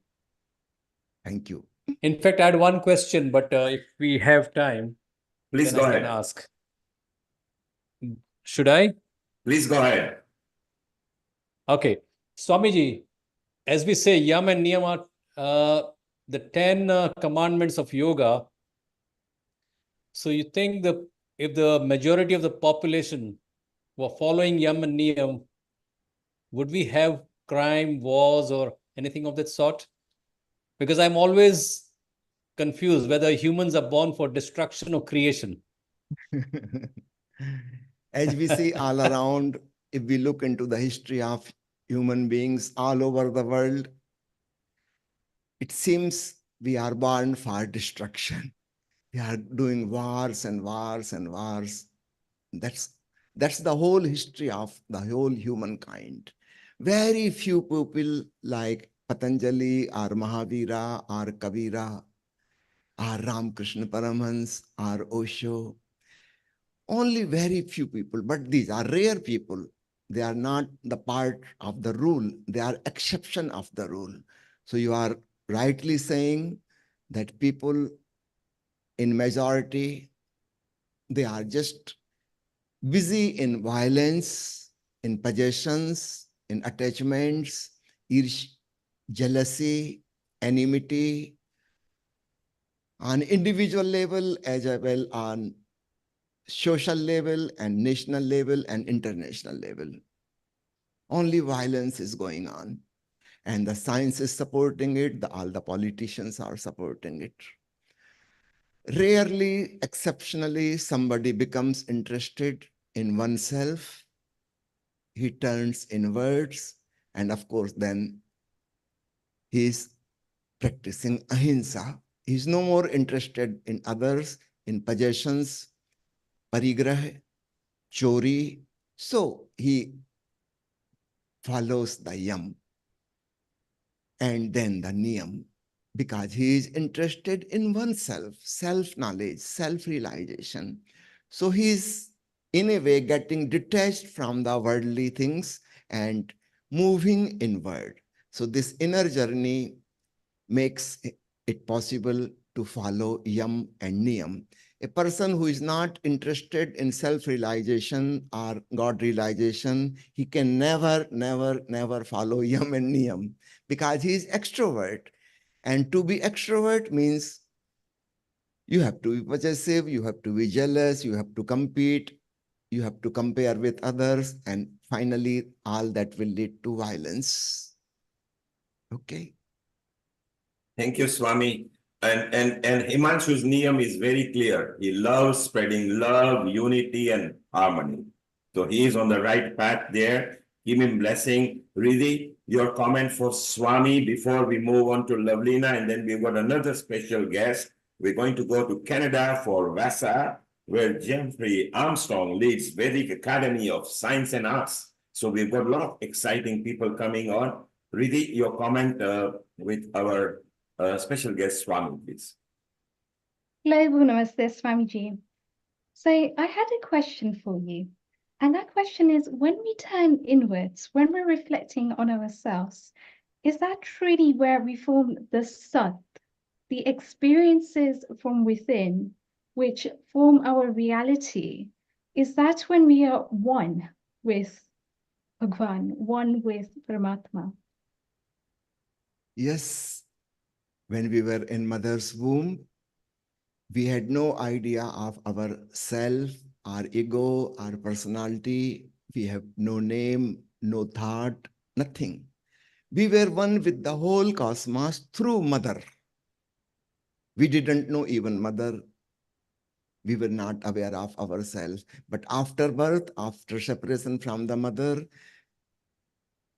within next 3-4 years, the ego came in. Ego means I am separate from the existence. So first, the separation was from the mother. The child became separate and independent biological unit, which can survive without mother. And gradually, particularly after learning language, it became clear that I am somebody else. The whole world is something else. They are others. I am myself. So here the separation starts from God. The more egoistic we become, more separate from the God. But if we go back, we do pratyahar, returning to the source, we will reach in samadhi into the same state as we were in the mother's womb. No feeling of I, no feeling of self. But there is godliness. Brahma is there, the cosmic superconsciousness, without any I and thou. So samadhi is going back to the same feeling which we already knew. Later on, we forgot it. We became too much busy, over-occupied in the world, and forgot our own intrinsic nature. So it's like that. Thank you, Swami. You brought a smile on Riddhi's face. She has got the calmness on her. And Swami, can you bless Lovelina here, who is our next contributor? And please give her a blessing so she can have a nice, smooth time at healing our earth. And also to our Shubha, who is in Mombasa in Kenya. So Lovelina, take a blessing from Hari Om, Namaskar, All my blessings, Ashirwad. Namaskar, Hari Om, Swamiji. I need your blessings. All my blessings and good wishes for you. Thank you, Swamiji. Continue your spiritual journey till you come to know God as the sound of Om. That is the final target. Okay. There you are, Lovelina. You've got your final target now. Follow your journey till you hear the sound of Om from the Almighty. Subha, take a blessing from the Swami here. You were so pleased that you were in the same platform. You are in Mombasa. Hopefully, sometimes when he comes to Africa, we can host him over there. So, Subha, take a blessing, please. Swamiji, please, your blessings are required. I also look forward to seeing you sometime in Kenya. We would love to Sure, have you here. if you will invite me, sure, I will come. We will, Can we will, arrange a Swamiji. meditation camp there. In this Yes. year, I have planned to go to USA and Canada in August, September. So maybe next year I can come to your country. Wonderful, wonderful. We'll plan for that, Swamiji. You can connect with me by my WhatsApp number, which is 70-273-27372. So you can send Thank me a you. message. We can plan Swamiji, for next year. Swamiji Amrita will facilitate there because she has got all the social media and she will facilitate, and Amrita and Subha are from the same team. As you say, maybe next year or year after, we should plan a retreat where Shubha is an expert on it. She's actually doing one retreat right in August where the main migration takes place in the safari. Shubha, thank you very much. Swamiji, a global namaste to you. You are a wonderful soul. May Earth bless you all the time. You bring so much spirituality, energy, the aura that you bring. As I said, the Earth bless you, Swamiji. And I invite you all to come to India. My place, Sonipat, is just 1.5 hours from New Delhi airport. So you can easily approach here. Nice ashram, beautiful greenery all around, and very meditative people. Please come. You are Himanshu Swamiji Himanshu is already planning his journey and to come and give you a book someday. He will be in touch with you and all the other team members. Maybe next year or year after, maybe we can plan a retreat there. Swamiji, global namaste. Namaste. Thank you very much. Namaste. Wow, isn't it wonderful? Swamiji always comes and brings lots of energy. Himanshu, I hope you enjoyed yourself. Himanshu, if you got time, stay around. Let's listen to what Lovelina has got for us. We've got 15 minutes for you, Lovelina. Riddhi, over to Okay. you. Am I audible? Hari Om. Yes, Am I Lovelina, you're audible? audible. That's Hari Om fine. Global Riddhi, Namaste. Just to Global introduce Namaste, Lavina Riddhi. first to our global audience, which I think is so important because she does so much beautiful work. She's learnt classical music over the last 10 years, a decade. She also is part of a meditation group with Brahma Kumaris, which she has done over the last 8 years, and she performs globally around the world. So a global namaste to you, Global lovely. Namaste, Riddhi Thank you ji. so much for joining us. Hari Om. Hari Om. And please do share with us what you will be singing today. Yes, I just wanted to say first a few words about yoga. The word yoga means connection with the divine. Yoga is a spiritual discipline which brings harmony between mind and body. The word yog is a Sanskrit word which means a union with the higher power. The prime objective of yoga is self-realization to overcome suffering and attain nirvana or mukti. Yoga denotes the union of the individual consciousness with the universal consciousness, as Swamiji just now said. And yoga is ancient, it is thousands of years back. Shiva is viewed as the main yogi or Adi yogi or principal guru, Lord Shiva. Yoga was seen even in the pre-Vedic times, 2700 BC, and our Bhagavad Gita illustrates the Jnana Yoga, Bhakti Yoga, and Karma Yoga. So, and according to Patanjali, yoga is the journey of the self through to the self and through to the self again. So it's basically self-discovery so that we can alleviate our suffering through recognizing the self. And we don't need to go to external pressures. So it's just realizing yourself. And yoga is the journey of the self, through the self, to the self, as Maharishi Patanjali said. So And I isn't it also just beautiful how the Bhagavad Gita is a book on Bhakti Yoga? It brings together yes, so beautifully all of the different forms of yoga, Karma yes, Yoga, Gnana Yoga, Raja Yoga, Bhakti Yoga. But yes. initially, it's a book on devotion between Shri Krishna and Arjun on the Kurukshetra. And it's beautiful how you've just mentioned there how all of the different yogas come together for somebody to be able to find their own path. And I believe that one of the paths that you have chosen is a classical bhakti yoga, which enables you to really form that wisdom from within and to connect with Bhagwan when you sing. Yes. So basically, our music, the seven notes emanate from nature, sare, gama, pada, ni. So when we connect with nature, we are connecting with divinity. So basically, we again connecting with the cosmos, and it's the spiritual consciousness we connect with. So as Swamiji said as well, if you go inwards, you find peace, and you find peace from nature, you find peace from divinity. So it's all interrelated. Cosmic consciousness. So I'll just sing one of, this is a composition which is based in Rag Bhopali, which is a raga of 5 notes. And it's a composition which is dedicated to Lord Shiva. And since we were talking about Lord Shiva being the Adi Yogi, he used to really meditate a lot, as we all know. I mean, so I'll just sing that Rag Bhopali, a composition set to Rag Bhopali. Please go I'm ahead. sorry, I do not have instruments with me, so I'm not going to be perfect pitch, but I will That's try fine. my best. Here Yeah, at Healing yeah, Our Earth, our ethos is just yeah, to make you feel comfortable. yeah. So But please it's do again go ahead and sounds of share with us. nature, it's all, and Om, which is the greatest sound, is also nature driven. It's nature. So we're connecting with nature, we're connecting with the divine consciousness. Yes.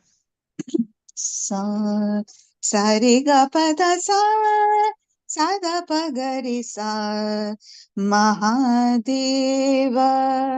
Deva Maheshwara Mahadeva Deva Maheshwara Mahadeva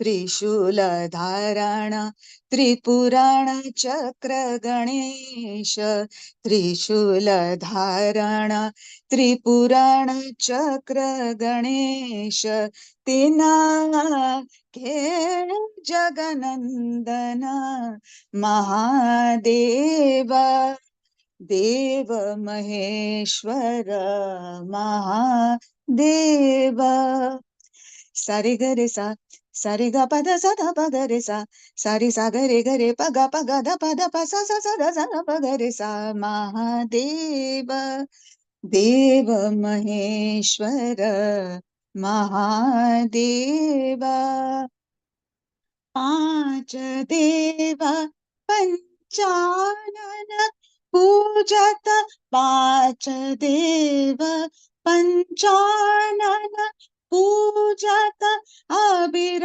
Kapoor हणा निरवण bell पत्र सो चंदन कमल आति पूजा महादेव देव महेश्वर महादेव सारे सा ग रे प प ग प ग ध ध प ध प सा सा द सा ग रे सारे सा ग सारे सा द सा ध प ग रे सारे ग प ध सा सा द सा ध प ग रे सा सारे ग प ध सा सा द सा ध प ग रे सा सारे ग प ध सा द ध प ग रे सा महादेव देव महेश्वर महादेव त्रिशूलधारण त्रिपुराण चक्र गणेश त्रिशूलधारण त्रिपुराण चक्र गणेश तीन के Jagannath Mahadev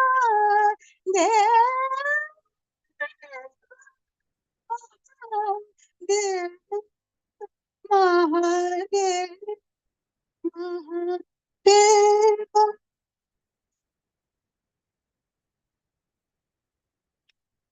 Mahadev. So that was Lord Shiva's composition in set to Rag Bhupali. Beautiful. Thank you, Really well Riddhi. done, Ravlina Ji. I could feel that meditative essence just vibrating through my body as you were singing, and it was so beautiful. And Thank you, Riddhi. it reminds me of Shankar Dada, as so to speak, where he is literally just sitting in his meditative posture. Yes. Yes, you know, you go into a trance. So difficult to come out, actually. I get lost, you know. Somebody has to tell me, hey, you're living in this world. You know, you just, and as Swamiji said, you can sit in a forest somewhere in a garden and just imbibe the sounds and connect with universal consciousness. And then you don't need exterior factors, you know. And the sound of Om is so uplifting, you know.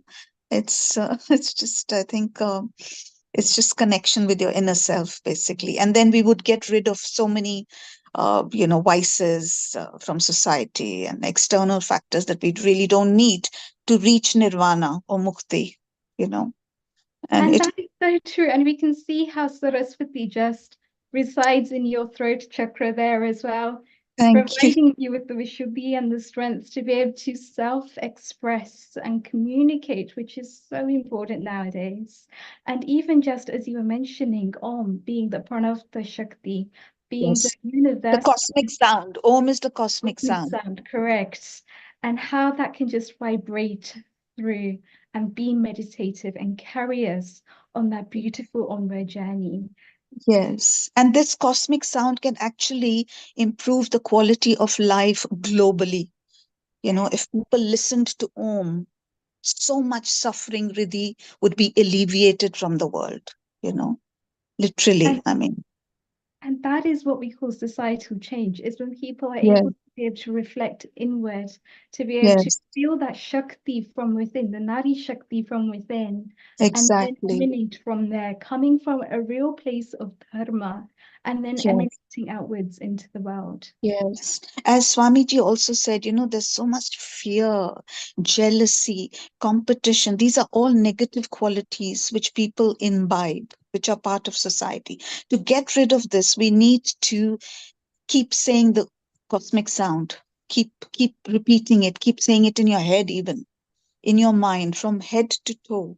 It has to be imbibed by us. You know, it's a cosmic sound that has to be imbibed by our soul, basically. Because I've done meditation with Brahma Kumaris, and they tell you that, you know, you have to make your soul stronger, and the soul doesn't need all this, doesn't need all these, aspirations. You don't need greed, you don't need lust, you don't need things like that, which are detrimental to society, you know. So, I mean, and yoga is so much a part of alleviating suffering. Yoga will get rid of suffering. Trust me. Yoga se hi hoga, Yoga you know. Seiki Yoga, what a beautiful Yeah. motto.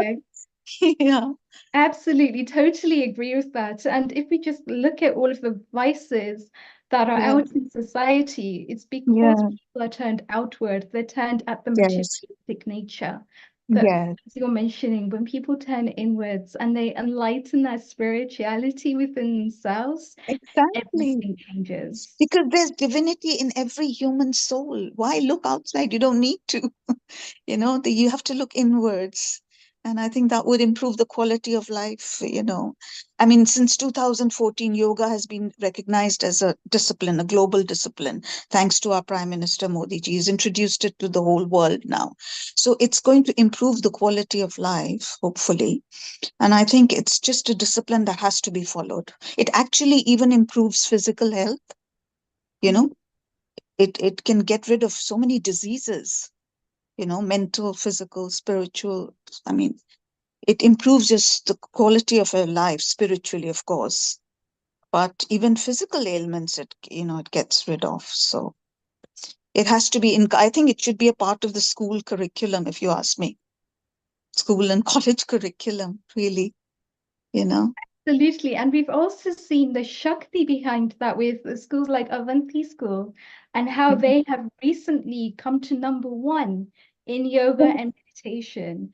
And all Yes. of those kids are so much more emotionally aware and Yes. intelligence grows as a result because they're Yes. no longer fighting with themselves, which is very much masculine energy, but they're enabling themselves to really form that Shakti from within.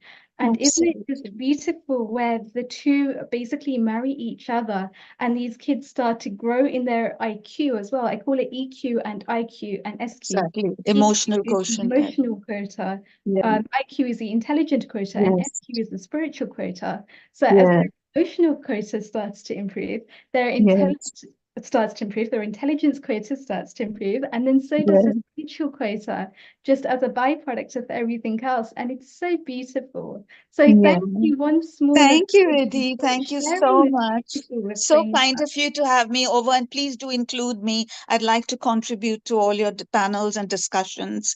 And thank you so much. Global namaste to everyone, and Hari Om, Hari Om, Hari Om. Hari Om. So that was absolutely beautiful. We've just had a fantastic understanding there of what it really means to embed yoga at its deepest roots, to really form the sense of having a quota there between all four of them. We see how the different paths of yoga marry up and how Lavlina ji was just absolutely devoted to Bhakti Yoga, how that basically made a massive difference in her life to be able to overcome those vices and to be able to turn inward and to be able to have the virtues. And that is just absolutely incredible. And I've got to say, we've actually got an incredible person now that is going to be joining us on Healing Our Earth. He himself is going to be doing a Bhakti retreat later on in the year, which is going to be incredible. But let's just introduce Jeffrey Armstrong G. He is a speaker, a seminal leader, a consultant, a best-selling author, passionate poet, ICCR Distinguished Indologist of 2021, and a CHCC Lifetime Achievement Award. And we can literally see how he has decolonized through his teachings. The world of yoga is so much better when we can go down to the root of what yoga actually means. And that is something that Jeffrey G has not just practiced, not just read about, but he has also experienced. And it is something that he shares so beautifully with all of his students as well. And he does amazing work to be able to spread this vidya, this yogic wisdom around the world. A global namaste, dearest Jeffrey G. Thank you so much for joining us today. How are you? Namaste, namaste, Riddhi, and to everyone. What a beautiful assemblage. What a Sangha. This is a great pleasure. It's an honor to be with you. And I am so pleased to be doing some seva in this regard as we see the beautiful Vedic Vidya spread around the world in a more beautiful way every day. Absolutely. And the stage is yours. How would you like to proceed, through a talk or 3 questions? What would you like? What is best for you? I am in your service, so I think you should decide. You're temporarily Mahasaraswati. So, Om Namo Devi Saraswati. Thank you so much, Jeffrey G. One of the things that has actually come to light recently is for a lot of us students that are starting to study a PhD in yoga or are currently already studying a PhD in yoga. I think the West has done a beautiful thing in terms of we now see a renaissance of yoga in the West, where we can see how yoga has transformed the lives of so many people. But I feel like yoga is more than just a physical practice. As we saw earlier on the platform today, we saw the yamas and the niyamas and how people were starting to associate with those before they went through the other limbs of yoga. I also feel, on the other hand, that we have a sense of cultural appropriation, especially against teachers which don't really come from the Indic roots, but yet they're trying to teach these subjects of PhD level. Now, you yourself have done beautiful work, Karseva, as I would call it, in terms of really being able to distinguish there, to be able to go back to the root of what yoga means, to be able to go back to the root of what yoga really is, and to be able to decolonize all of these teachings, and then be able to have that sense of knowledge and experience, which you so passionately share with all of your students and the world at large. Tell us a little bit more about this journey. What challenges have you faced, and what do you feel are the steps to take forward?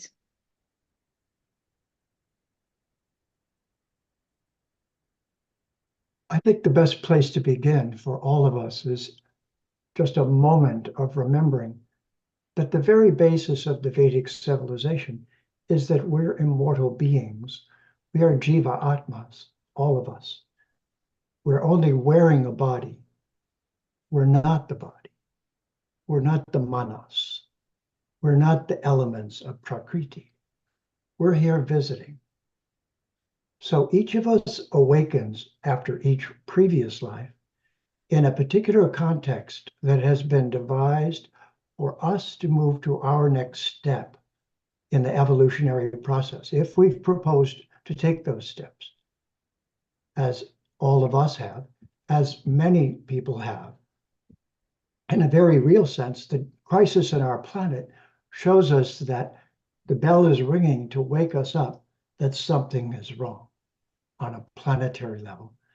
And I am convinced, after so many years of benefiting, that the medicine, that yoga is in fact the medicine. And the best way I can say this is that it's necessary, if you have a computer, to have a user's manual. So though the Vedas are a library, there is a user's manual. There are actually 3 of them: the 10 principal Upanishads, the Vedanta Sutras of Veda Vyas, but the one that is for everyone, the Bhagavad Gita. Because the Bhagavad Gita is the daily user's manual. And where was it spoken? On a battlefield. Well, that makes sense. To whom was it spoken? One of the persons confronting paradox, harming my family, hurting my relatives, an insane world, a world gone mad, with the ability to destroy itself. Sounds like where we are right now, with everyone around the world getting nuclear weapons that can be launched in my sleep. So I view what we're doing right now as the Vedic Renaissance.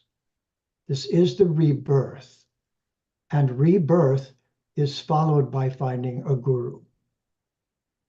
So each of us must find as many reputable and dignified and fully embodied gurus as we possibly can, and learn to say sadhu if we don't say guru. To all of you, I say both. Guru, guru, guru, teach me what you know, please. Sadhu, sadhu, sadhu, what's your specialty in the library? So that is the first step for me. And I'd like you to ask questions. So I woke up at age 23, went in an ashram, spent 5 years as a brahmachari, then went on to study Jyotish with a guru from Bharat and became a Jyotishi. Then I went on to find a Benares Pandit as a guru of Sanskritam. So it is important, it is essential to have proper gurus who are the acharya. They show us how to live. So back to you, Riddhi.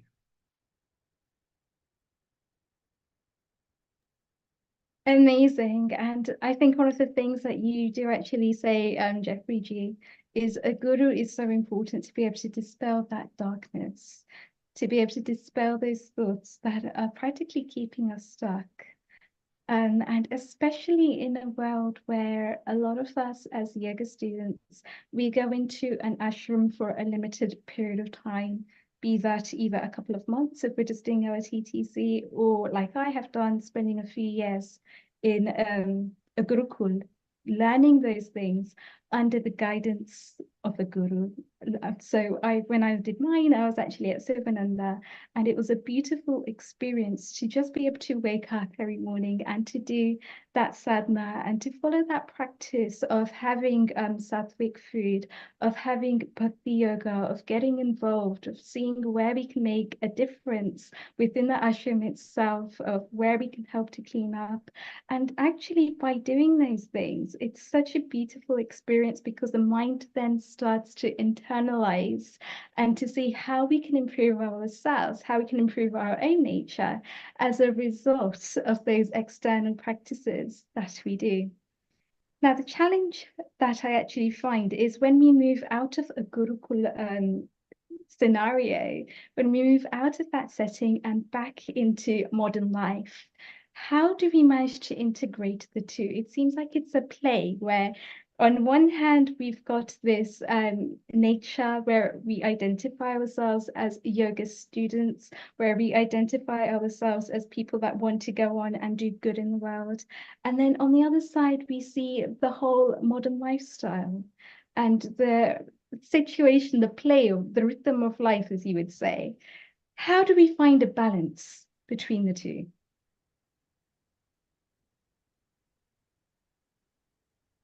The individuality gone mad has made nuclear weapons and is on the verge of destroying the world.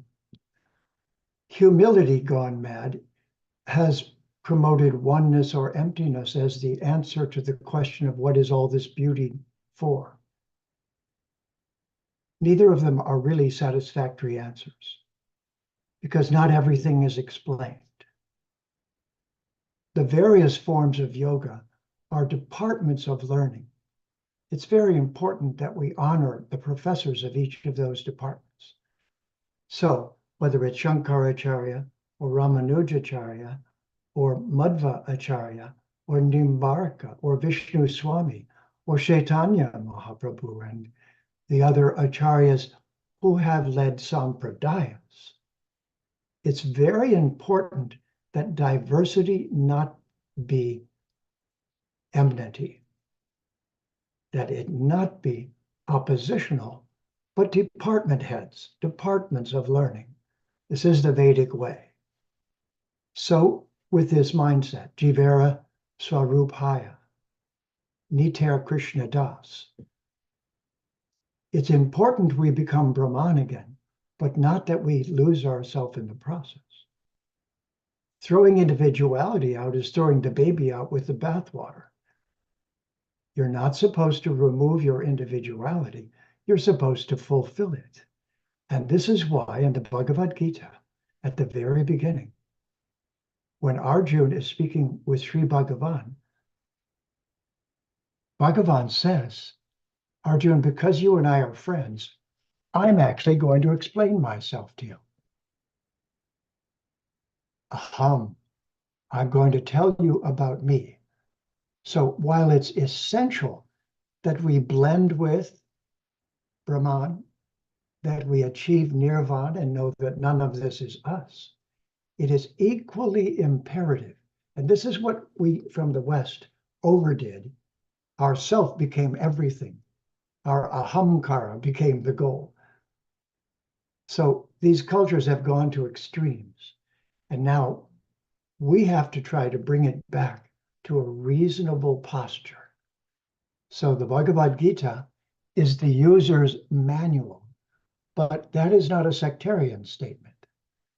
That is, the Gita is the representative of the library.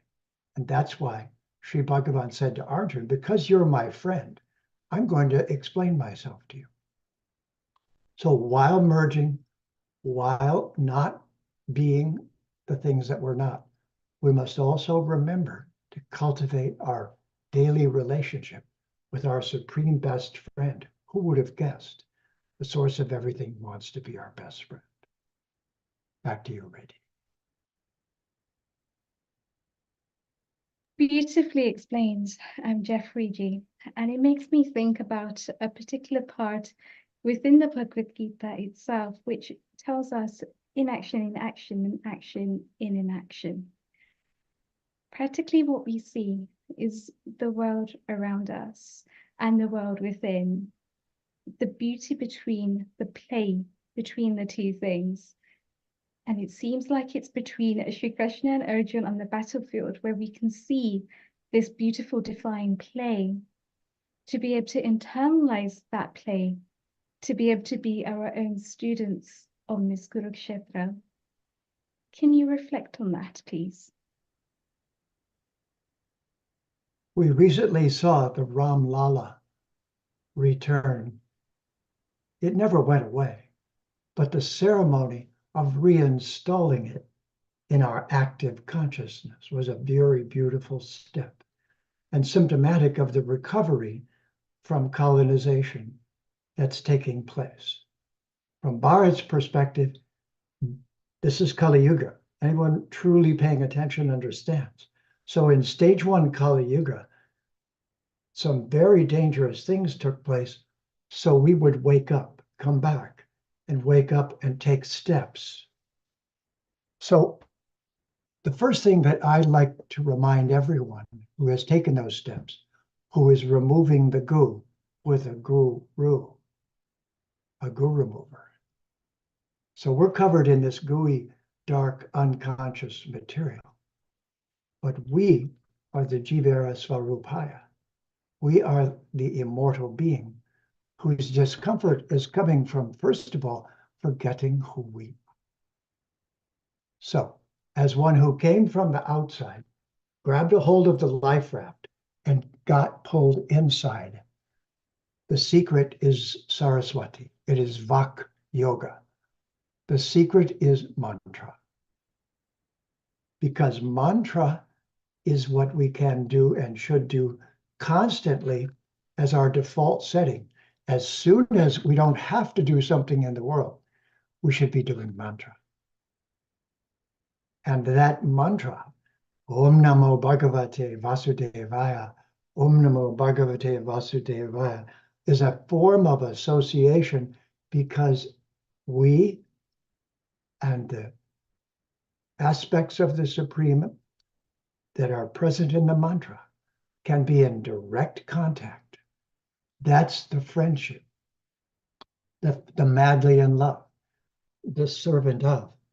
All of these can be fulfilled by us constantly using the Samskritam as our life raft, as our lifeline, as our pipe of oxygen, as the tube to the depths of the water.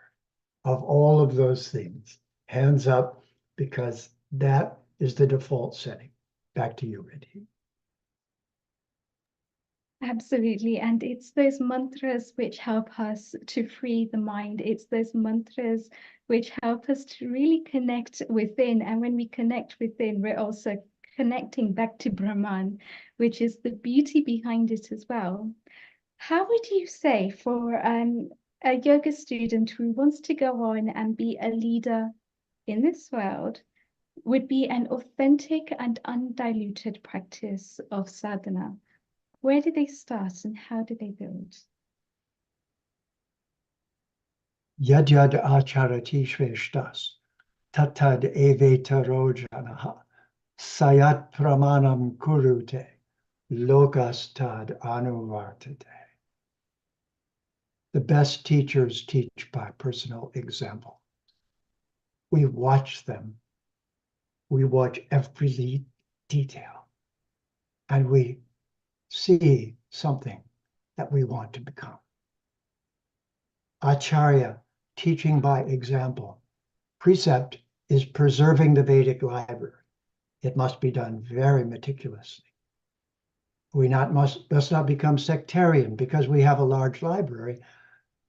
That's why I put it up behind me. I have one like that, not quite as big as you see behind me, but I wanted you to feel that the Vedic library is behind us. but don't let it make us quarrel and fight against each other. Simply say, oh, so you're enamored by this book right now. And so you're chanting to Shiva and Durga. Oh, wonderful. Love Durga Ma, Prathamam Shailaputri Cha, Dvitiyam Brahmacharini. But we in return ask, and which of the wonderful books are you enamored of? Oh, Purnamada Purnamidam Purnat Purnamudachate Purnasya Purnamadaya. I'm in love with the Upanishads. The Isha Upanishad is what I'm madly in love with right now. We need to make this exciting, enjoyable, delicious, a feast of sadhus, of beings, each feasting upon a part. Not say mine is better, say, aren't we fortunate that what we have in common is we see each other as Jiva Atmas. We ask, may I get to know the real you better? Guru, please help me remove my gu. If you see any on me, I'm about to go to the dance, please remove the gu you see. I'd like you to, and so on. What I'm hoping to see in this Renaissance is a world culture of friendliness with a platform of us as Atmas, as immortal beings, having an opportunity of savor right now on Mata Bhumi. And by the way, human comes from humi. So does humus, or earth, the dirt. But it's actually Mata Bhumi. Prathamam Shailaputri Cha, Dvitiyam Brahmacharini, Titiyam Krishna Pigaksham, Gajavaktram Chaturthakam. Let us serve Mata Bhumi together. Let us make this world beautiful and safe for future generations. Let that be our samadhi. Within, always remember and never forget. Beautiful. So I totally relate with that as well. I think it's so important that we go back to those practices of the Vedas, we go back to the Bhagavad Gita, and we enable ourselves to form our yoga practices from there, going really back to the roots of yoga, because that is how we will form the societal change in this world. And as you mentioned, all of the different sampradayas coming together, because there's so many different ways. We look at Hindu identity and we look at the way that they wear the tilaks, and there are a gazillion different ways in which they wear the tilaks, depending on the natures. Absolutely, yes, that is so true as well. So really what I'm getting at here is, how do we bring all of these different sampradayas around the table to have these intellectual discussions? The principle is called framing. The Vedic culture was framed by the colonizing British and so forth. A frame was created that made it legitimate to go around the world and steal and rob and rape and pillage in the name of Jesus. In the name of who? Wait a minute, you're colonizing in the name of Jesus, I say to the Pope, but the Pope started colonization. So where did it all go wrong? There's beautiful things in Christianity. I was born one, I know that. But there's terrible things that came to afflict it. And those terrible parts we must learn from. And in the Vedic culture, be the representatives of a library with particular gurus who have given us pieces of this wonderful knowledge and have the privilege of sharing it with one another. Being hungry to hear the perspective that you're coming from. In this way, we will do what Arjuna and Krishna did. They were best friends. This is my favorite quote from the Gita. Why? You know, Arjuna, I'm going to share myself with you because you are my friend. So Bhagavan does want to be friends. That doesn't mean get rid of yourself. That doesn't mean go into the void. That doesn't mean, but all of those are appropriate things to do in a context. But we've been invited by the avatar personally just a few thousand years ago, 7,000 years ago. Would you like to be my best friend? Would you like to get to know me? Would you like to do the most beautiful things you can conceive of in a state of consciousness that benefits every living entity? Raise your hand if you would. I would, please. Both of them up. Thank you, Riddhi. So I'll just finish with this. My guru said, it's just like this. At first, we're a caterpillar. And that's the way it is. What do caterpillars do? They eat, they cater and pillage. They eat and eat and eat and take and take and take. So at first, we're all selfish. It's all about me. But then we become a chrysalis, a Krishna chrysalis. We get a cocoon, and then something happens. So when my guru said this, I got excited and I wrote a poem. It goes like this. It's called A Change of Heart. The caterpillar changed his mind and woke to find himself refined. His old self had to die for him to be a butterfly. He tired of walking on the ground, and so around himself he wound a screen of silken strands, a veil untouched by human hands. Then something subtle changed within. Reflected by his changing skin, he had a change of heart and wished to play another part. If like that worm, my Atma can fly, a rainbow-colored butterfly, beyond the winds of time, then I with wings of gold will climb beyond this burning dark abyss, up to that land of love and bliss, where grows a flower sweet. I'll fly to Krishna Radha's lotus feet, and there I'll live eternally, my Atma at last, from matter free. A song will fill the sky, the love song of a butterfly. O Kling Krishnaya, Govindaya, Gopijana Vallabhaya Swaha. Jai Shri Krishna. That is absolutely beautiful, Jeffrey G. When you actually have the gift of an intellect with the gift of a poet to be able to put the two side by side and just to flow in absolute rhythm, I've got to say I was absolutely mesmerized by your poem just there. It's just absolutely beautiful to really be able to connect on that level as well. So thank you so much. This is a discussion that I hope to continue, if you may, moving forwards. And it was just absolutely amazing to have you join us today as well.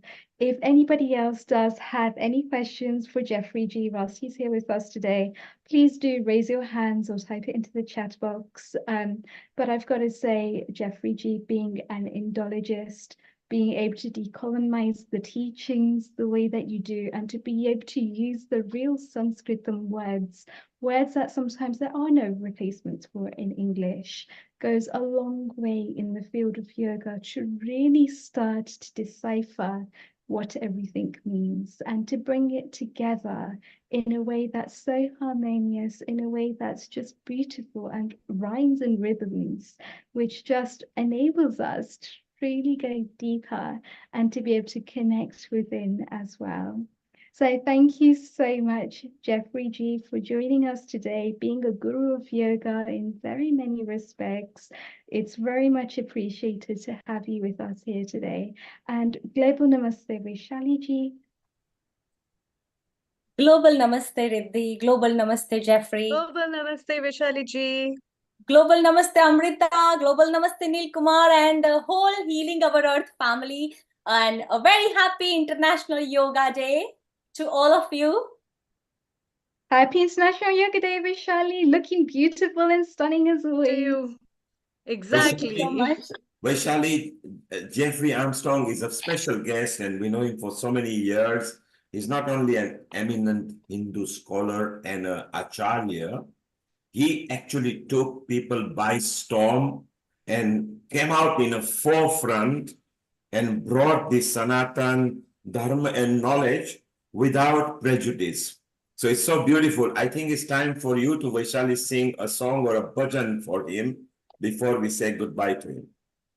First of all, Jeffrey Armstrong, I just heard a little bit last of your section of Durga Saptashati of Devi Kavach, Prathamam Shailaputrim Cha, Dvitiyam Brahmacharini, Trutiyam Chandra Ghanteti, and the Rashtra, for our Rashtra Nirman. You know, we all are here building a community, you know. And the question that Riddhi asked, I really loved it, that what is the way to just, you know, follow one religion? And it should be a humanity, it should be a universal language, a universal mantra. And I'm truly grateful to be here on this platform and to be able to talk to you, Jeffrey Armstrong. And I would like to just recite one of my favorite few lines of the same Durga Kavach. With your permission, I would like to sing just few lines.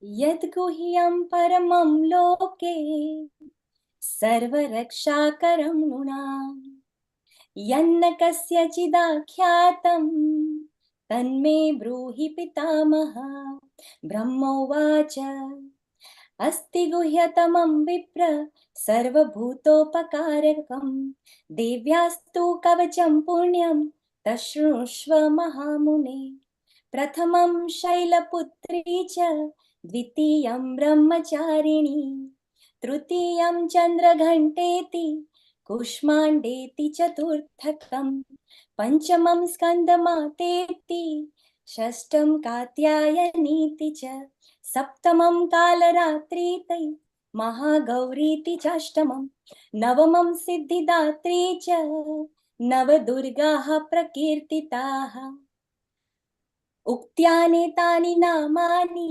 ब्रह्मणैव महात्मना. So these are the now Durga names of Devi Kavach, and today I want to pray by reciting this to all our Healing Our Earth family, to the world. The world needs peace at the moment, and by praying now Durga, we are evoking, we are calling the divine, the divinity, the divine Shakti into the universe. And I'm truly grateful.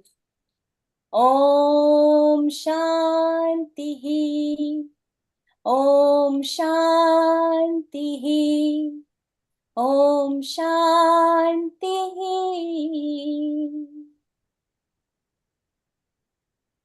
Thank you. Wow, very good. Well done, Vaishali. We love it. And look at the blessing you're getting from Jeffrey Armstrong. And actually what you are doing right now, Jeffrey brought the same vibes here just a couple of weeks back in Bali. And what a successful outreach it was, Jeffrey. Just tell us a bit more about it.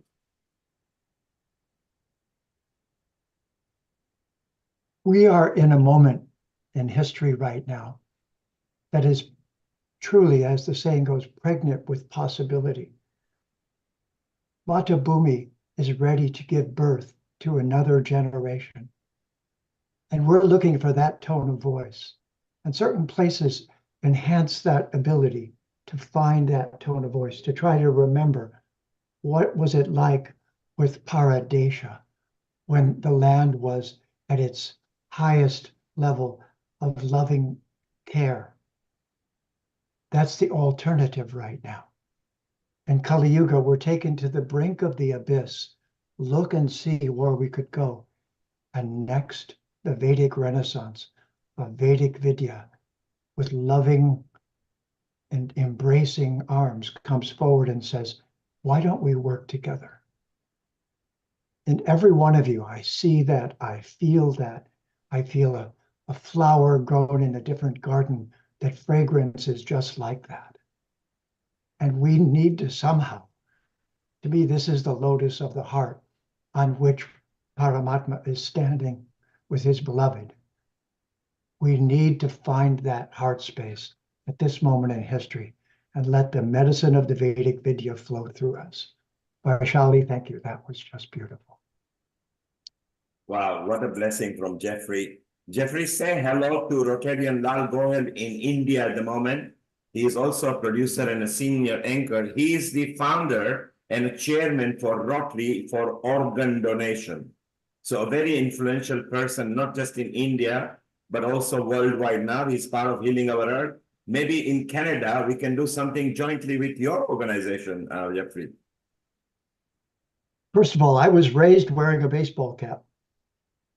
I know it means the person has a sense of humor, but they're really telling you, I'm a player in the world. Will you like to play? Shall we really do something? It's an honor to meet an athlete on the field of Kurukshetra with a sense of humor and the wisdom to have a vision and a direction for the planet. It's an honor and pleasure to meet you, and I would be overjoyed to be of seva in any way. Same here. Thank you. So Amrita and Riddhi, can you facilitate a group conversation between Rotarian Lal Goyal and Jeffrey Armstrong and Sandy and Riddhi and Amrita? Let's get the project going because Jeffrey is in Vancouver side of Canada where he's very well settled, and Rotarian Lal Goyal, we were actually looking for outreach in Canada. What a beautiful moment on this International Yoga Day that we can help the humanity. So it's so beautiful.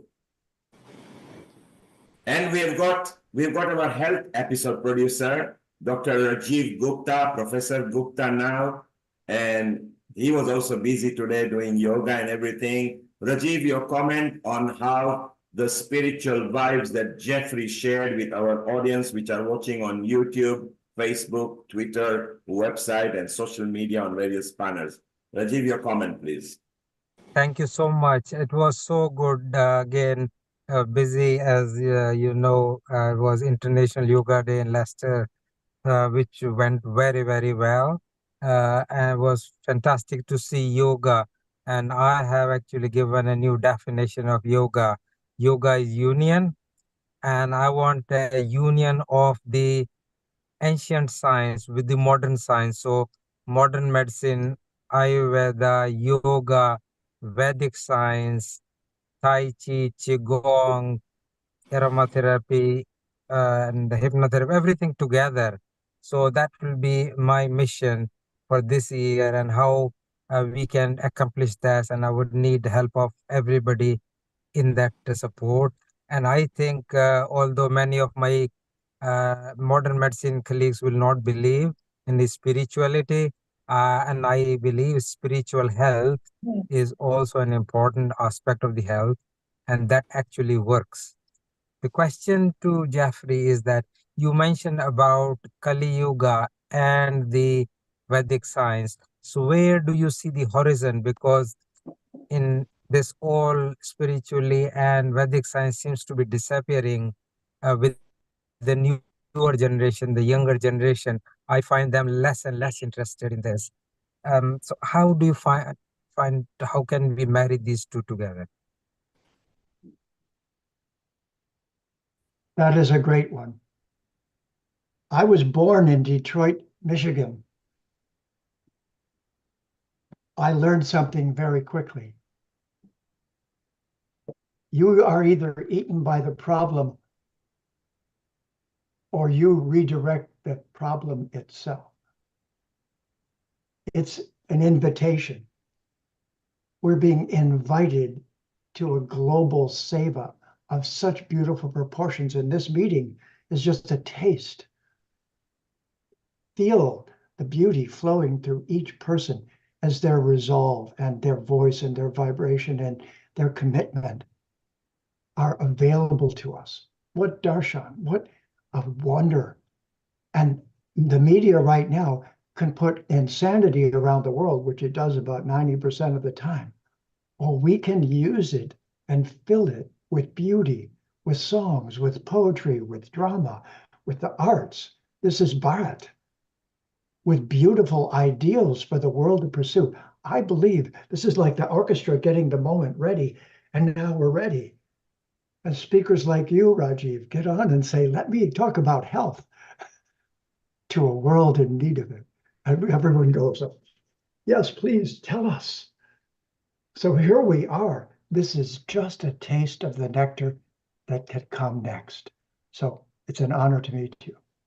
Thank you, Jeffrey. What a wonderful, you brought a smile on Rajiv's face.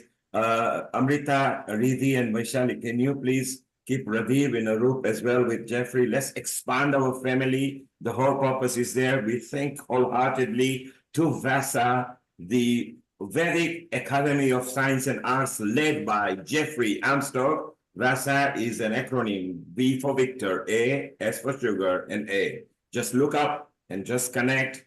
Jeffrey, may Earth bless you. You have been bringing so much spirituality for so many years now. May Earth always bless you. Thank you very much, Jeffrey. Thank you, my friend. And may I add one thing to that?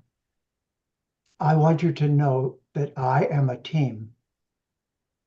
27 years ago, a wonderful lady named Sandy Graham and Jeffrey Armstrong got married, taking a yogic vow that the only children we wanted to have were the children of the Vedic Renaissance. And she is Sandhya Devi, and I am Kavindra Rishi by my other names. And together, all that I am doing is done with her. We are Dharma Patni. We are partners in this enterprise. And I would love to see more and more and more. We decided this was all that was worth living and doing. This was it. There's nothing more important or interesting, nothing else we want. We don't want to go on vacation. We want to vacate what's not good for the world. So I know all of you feel that way. I feel it in your presence.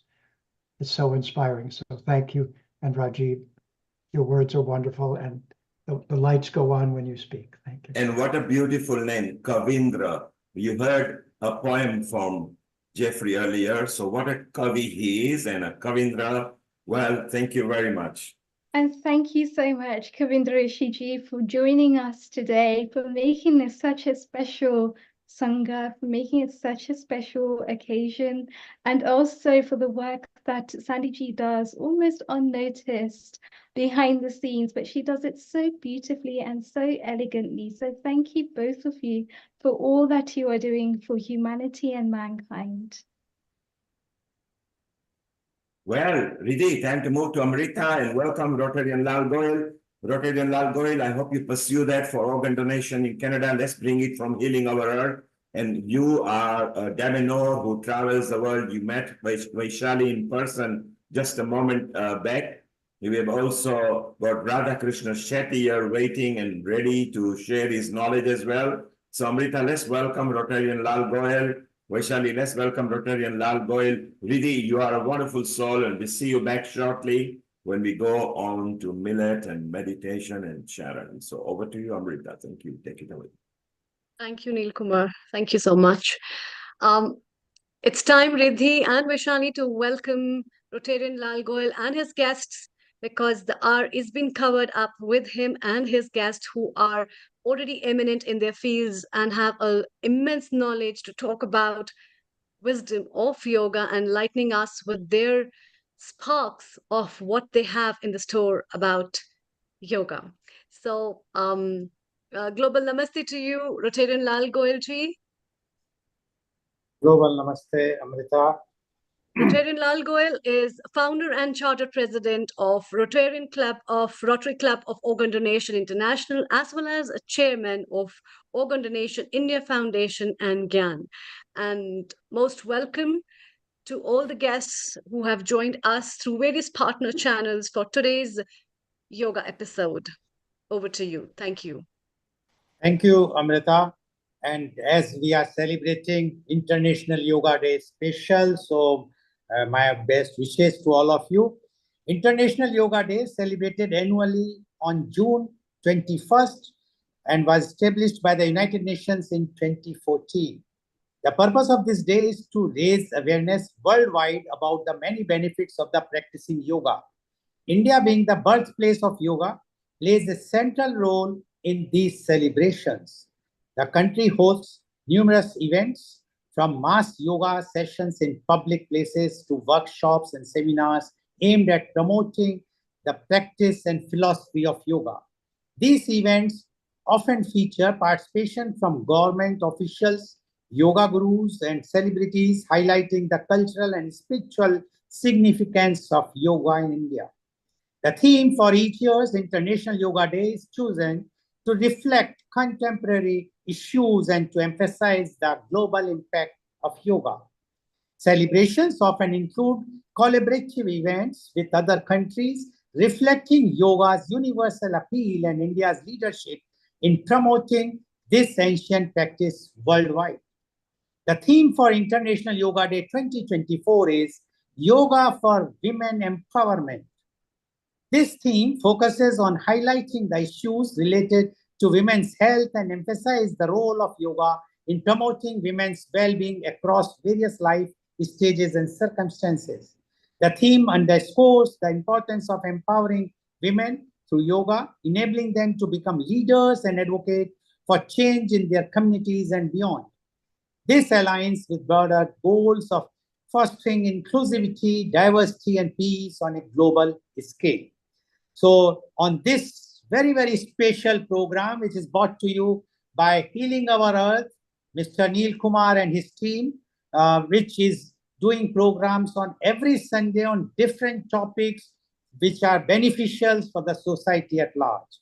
And this today's program, which is dedicated for yoga, we have a very prominent, eminent guest with us in my panel today. And I would like to invite and introduce my first panelist guest, and she is Yogacharya Nishita Gandhi. Yogacharya Nishita Gandhi is renowned yoga teacher in many countries. She has dedicated her life to teaching authentic yoga practices. Her specialty is pranasana sadhana. This technique evolved over years of practice, teaching and learning. They focus on the pranic flow and also integrate birth work and pranayam in asana practice for deeper holistic benefits. From the young age of 17, she has been blessed to have met and received guidance from many spiritual masters. Her limitless source of energy, positivity, and passion to spread holistic health and well-being through yoga is truly inspirational for all who know her and from the foundation of her yoga school. She has a presence in India, North America, and Europe. Welcome, Yogacharya Nishita Gandhi, on this show, and which is a very, very special show on yoga this day. Yogacharya Nishita Gandhi, you might have heard the earlier panelist, although I was not there, I joined at 9 o'clock only. But you and when I spoke, you were in Canada and you are teaching there the yoga. And now you are in Goa and you have done on the 21st of this month the official program where the chief ministers and everyone was there. You have conducted the yoga. You were in that committee also. Now we would like to know your views on the very, very special day, that is the International Yoga Day special. Your views, Yogacharya Nishita Gandhi, please. So, namaste firstly to all and wishing you a very happy International Yoga Day. And thank you so much, Mr. Goel, for your kind words. And thank you for being, arranging this kind of a program for spreading the awareness of what is yoga, what is authentic yoga. I will use the word authentic because, a lot of dilution is happening today. And that is why I use the word authentic to differentiate between what is actually possible and what is the true way of doing the yoga. So the one thing I would like to highlight today, and the one thing I would like for all of you to take from this talk today is the focus on pran while doing the practice. So yoga, I would say, is a unique system of achieving holistic health. And this unique system of achieving holistic health is by correcting the energy dynamics of the body. Today, I want to focus and highlight on this aspect of the practices. the energy dynamics. And the word energy means, as you all know, the prana energy. The prana is the life force which is there in everything that exists. Everything that is created has, and it is animated through this prana. So this, managing this life force energy and the correct amount of energy is distributed to our organs, our glands, and to the mental body. This is the science of yoga. And when I say organs and glands, these are the two main important systems that give us the health. This is the endocrine system and the nervous system. And if the correct amount of energy is distributed to the hormonal system, the endocrine system, and the nervous system reaching our organs, then we will have optimum physical health. At the same time, if we are able to manage that flow of prana to the mental body, then the optimum mental health is also possible. So today, as I said, I want to focus mainly on this aspect of our yogic science. The body and the mind, when I say holistic, it is not just at the level of the physical body, but it's the physical and the mental, emotional body. And the link between the two is our breath. So what we do in the yoga practices, we are manipulating this breath to achieve a certain flow and to channelize the prana energy to the different benefits, whether at the physical level or the mental emotional level. So this is done through the different techniques of yoga practices. The beginning level, we do the asanas and the pranayams, which is part of the Hatha Yoga practice. So in the asana practice, if we can integrate our focus on the pranic flow and integrate the prana aspect in the practice, it can take it to another level, which can give us much deeper, much higher benefits at both the levels of the body and the mind. So let me just elaborate more on this. We are structured in a way that we have a prana body, and the prana is distributed and to the different parts, that is the endocrine system, the organs and the glands. The problem is that when the flow of prana is blocked, these blockages are mainly caused because of our mental state, the state of mind. And that starts blocking the flow of prana. And when that is blocked, the correct amount of energy does not reach, the correct amount of prana does not reach that particular gland or organ. And over a period of time, we don't have that functioning to its fullest capacity. And that is the reason for most of our diseases today. The most of the diseases, when the correct amount of prana is not supplied to that particular organ or the gland. Now, what is the cause of this? The cause is at the level of the mind. When we experience certain negative emotions, these negative emotions release a debris, and that starts blocking that flow of prana and the channel of the prana.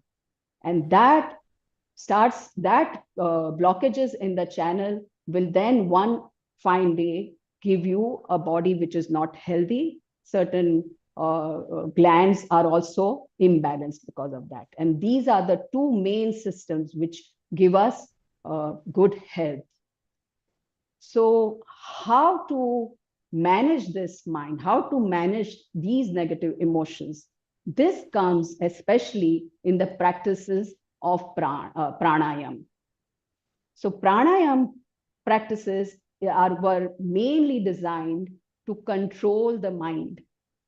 So usually what happens is the negative emotions like anger or fear or anxiety, they take you over.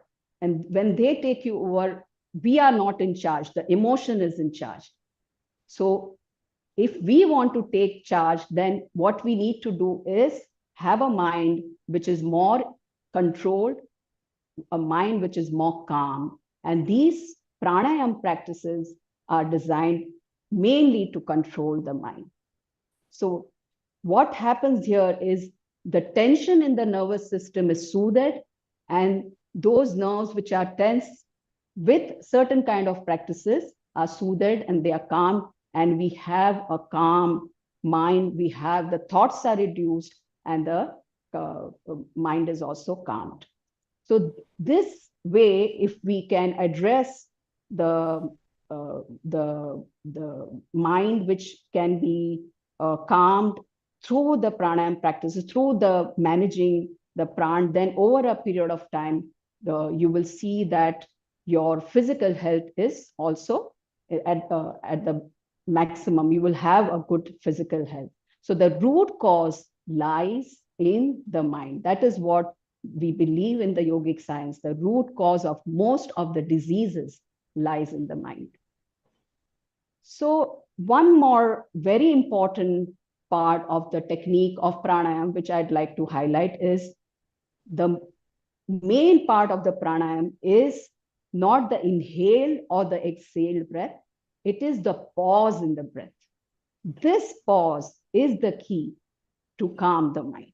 So after the inhale breath or after the exhale breath, when you pause, that is the time when the mind starts calming. We are not giving the supply of air, the supply of oxygen to the mind.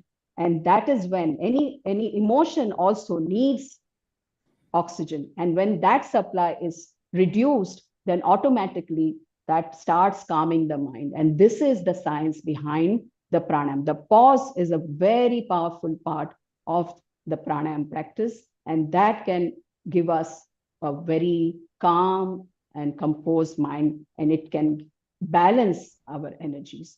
So to just give you in a nutshell that the way we are designed, the mental body, the pranic body, and the physical body, these are all connected.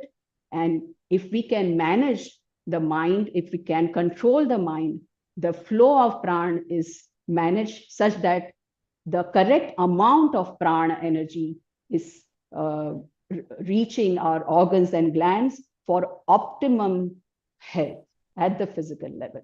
And we prevent any kind of diseases to come to us. So this I wanted to highlight more because we hear a lot about, what yoga is, but the science behind is so beautiful and so interesting, that how these techniques are designed. And only when the mind is calmed, it can concentrate, and then the higher practices are possible. Only a calm mind can concentrate further into the higher practices of pratyahar and dharana, which is to achieve the ultimate goal of what we want to achieve in yoga, the final union.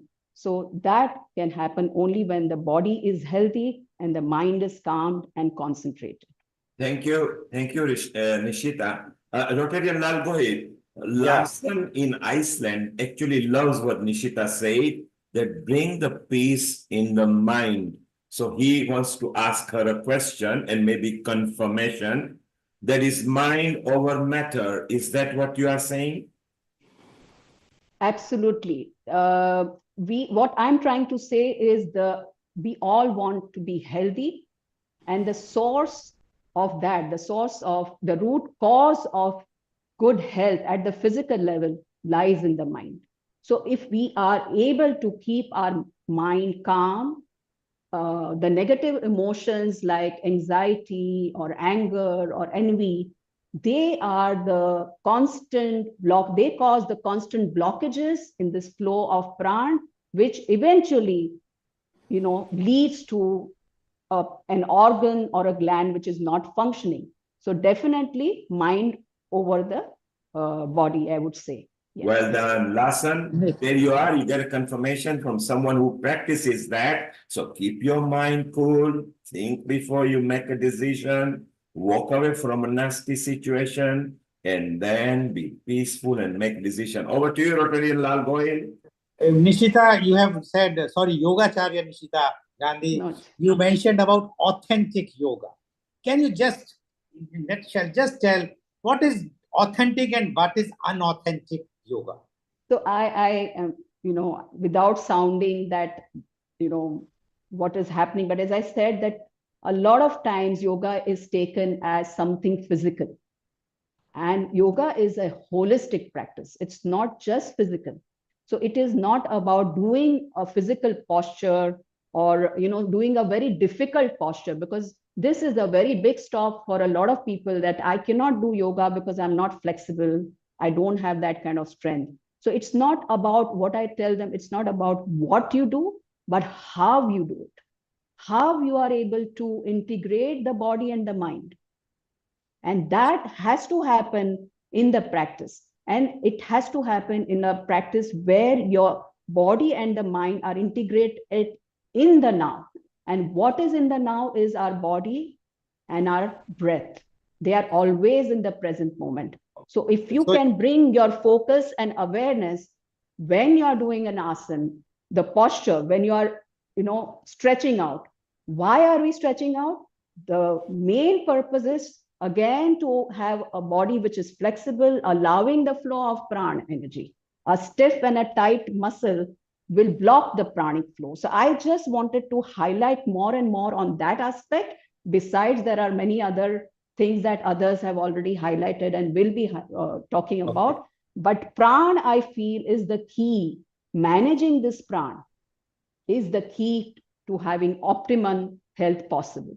Okay, thank you very much. So basically you are saying the mind and the body should be integrated, so then the purpose of yoga is served. Otherwise, just to do physical exercise, not the yoga, that is not authentic. Authentic Then might as well, yoga is, absolutely. Yes. Then Thank might you as very well much. do gymnastics, or there's so many other practices that can be more. But with complete awareness, complete focus. Yeah. Okay, that is thank you. the key. Thank you very much, Yogacharya. And just stay, we will be coming to you after this round. Thank you very much. Now I would like to introduce my second panelist guest, and he's Guruji Sri Radhakrishna Shetty. Guruji is the CEO of Prakriti Yoga Kirta at Mangalore. He is a trained and professional yoga guru of yogic science from SVYASA, Swasa, Bangalore. Since 1992, he teaches yoga and meditation. He trained over 100,000 people of all sections of society, including ministers, doctors, corporate leaders, and students trained under his guidance. Mr. Radhakrishna Guruji is a visiting lecturer of yogic science in many medical and paramedical colleges in Mangalore and other parts of India. He was awarded Yogacharya degree by Nitya University 2014. Welcome, Guruji, to this show. Guruji, you have already heard the earlier panelist, Yogacharya Gandhi, as well as the earlier panelist also. Now, being you are a guru, yoga guru, and teaching for last so many years, definitely on this very, very auspicious day of International Yoga Day, we would like to know your views on this. Guruji Sri Radhakrishna Shetty, please.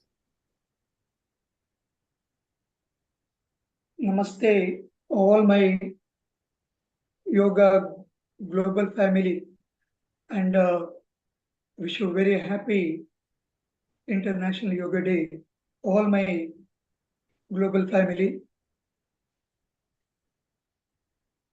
The yoga is a science and art both. It is a human well-being. In fact, human well-being happening not outside, it is inside us. That's what the wellness of the body, the wellness of the mind is most important, especially present days. And we are mentally distracted a lot. For that, one should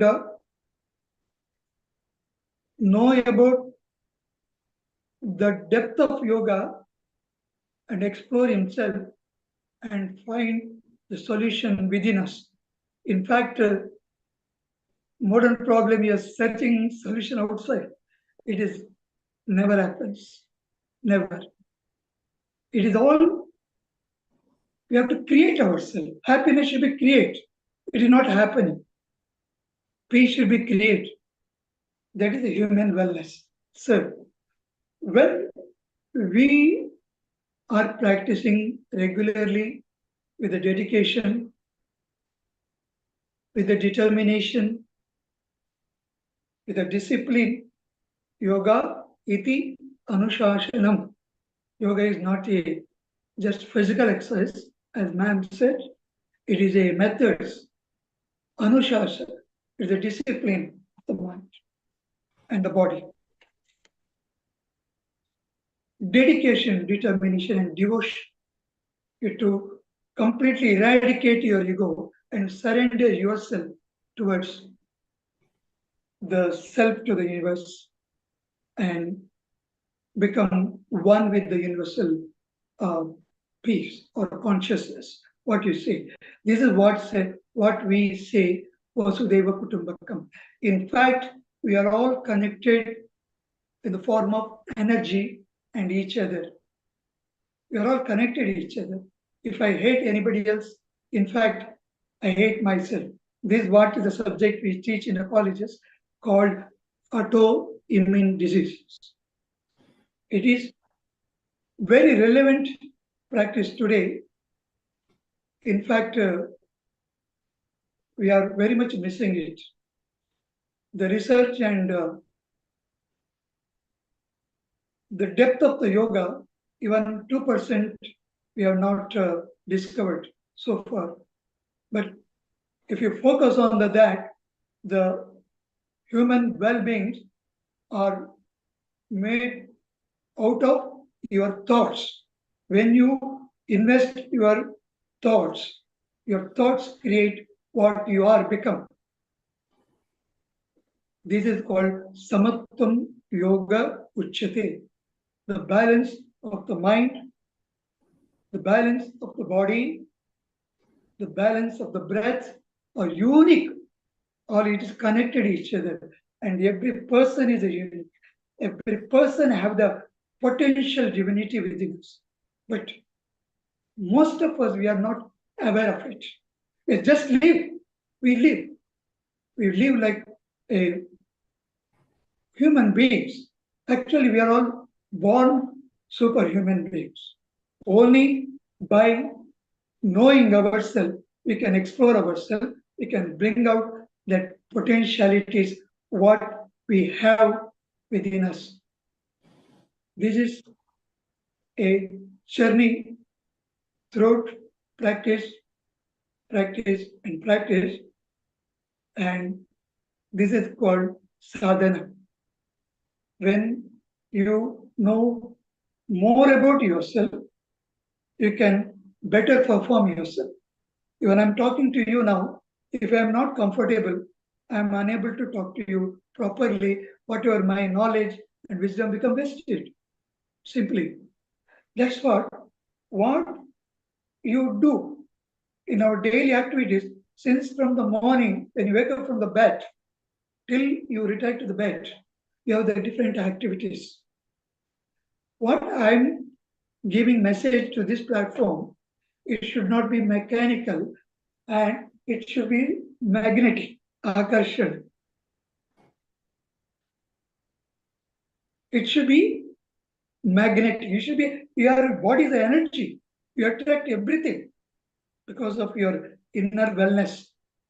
That's what, if you drink a cup of water, drink with awareness. See? This has become meditation.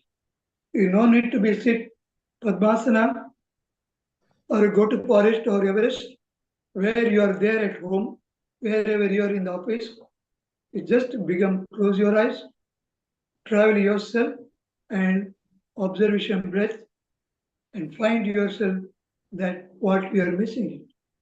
And what you are eating, what you are drinking, what you are talking to you, what you are looking, what you are listening, what you smell, all these five sense organs are simply mechanically engaged with the many objects. What I'm telling is, when you're easy, when you're relaxed, when you're cool, in our language we say chill. When you're cool and calm, in fact, the same water you can enjoy better.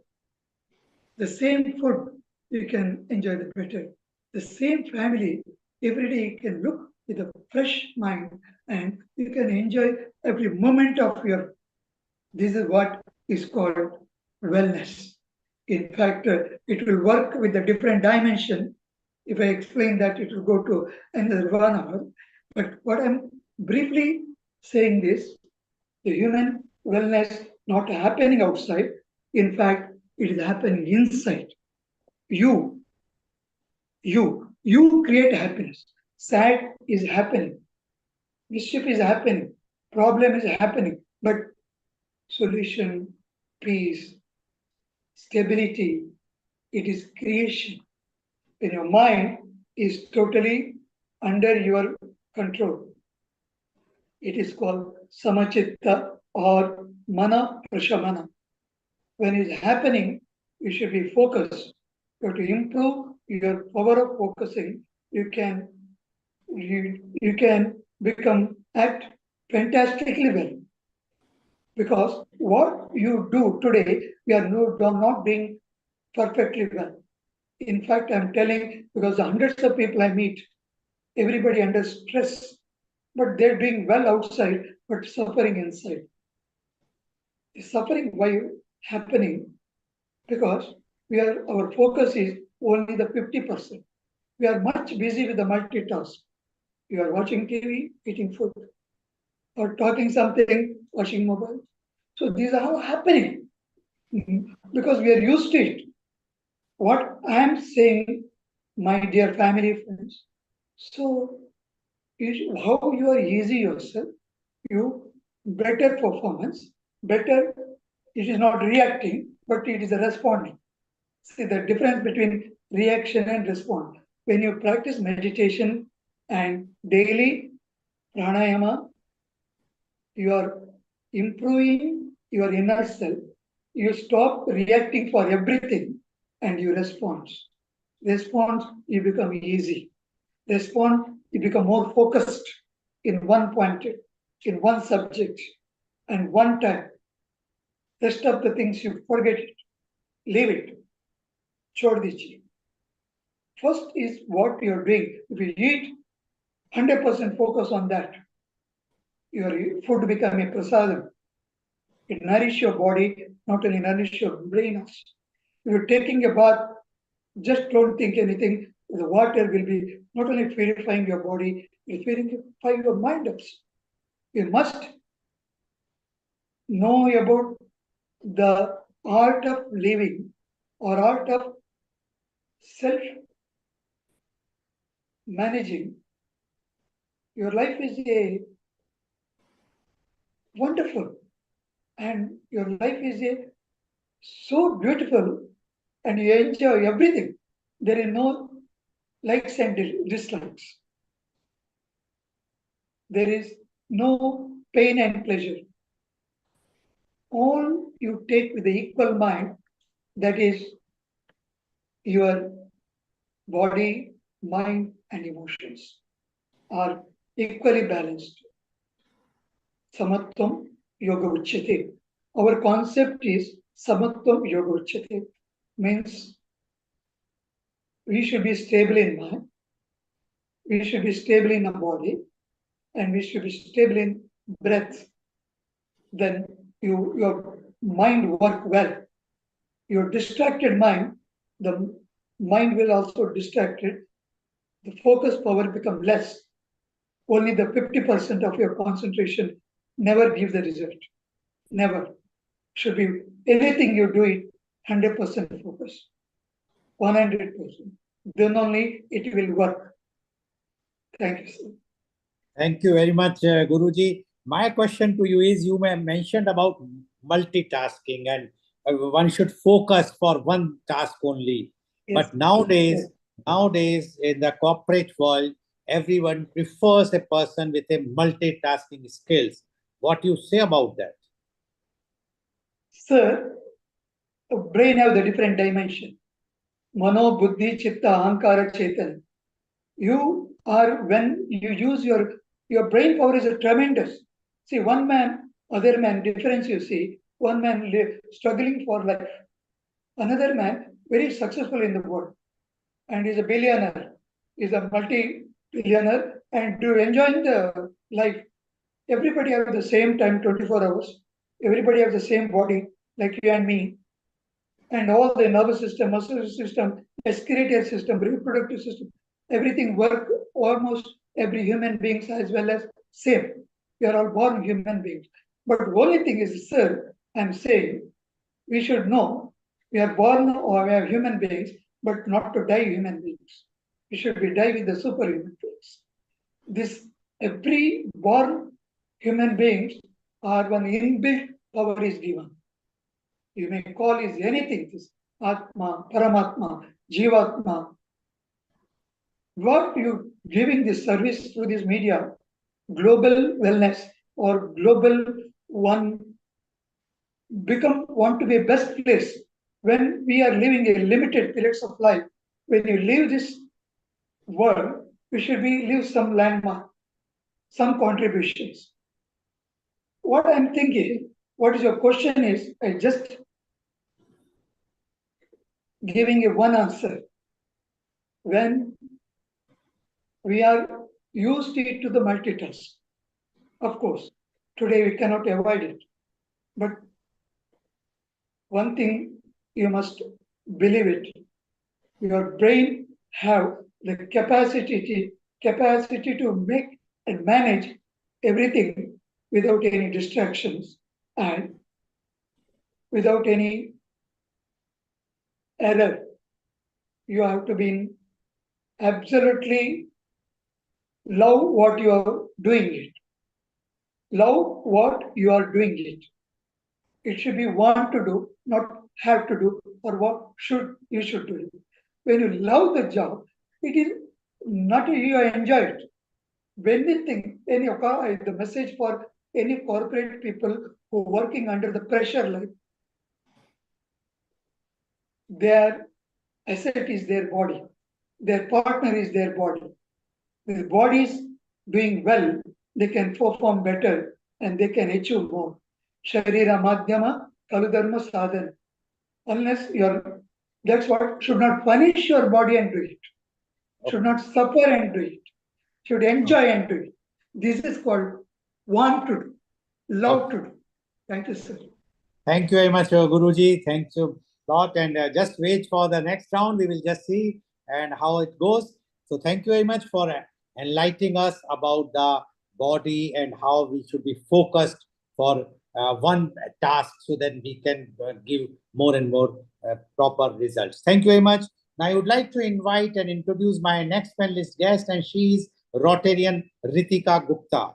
Rotarian Ritika Gupta is the Charter Secretary of Rotary Club of Organ Donation International. She is the CEO of Ma Saraswati Hospital, Mathura. She is a Bachelor in Engineering IT from Pune University and an MBA Finance from ICFAI University, Hyderabad. She worked with HDFC Bank in the credit department for over 4 years. She is working closely with her family educational venture of GYAN Mahavidyalaya and chain of Industrial Training Institutes, ITIs. She is keenly interested in fitness and wellness.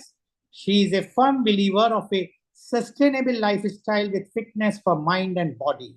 She pursues meditation for calmness of the mind and yoga for the fitness of the body.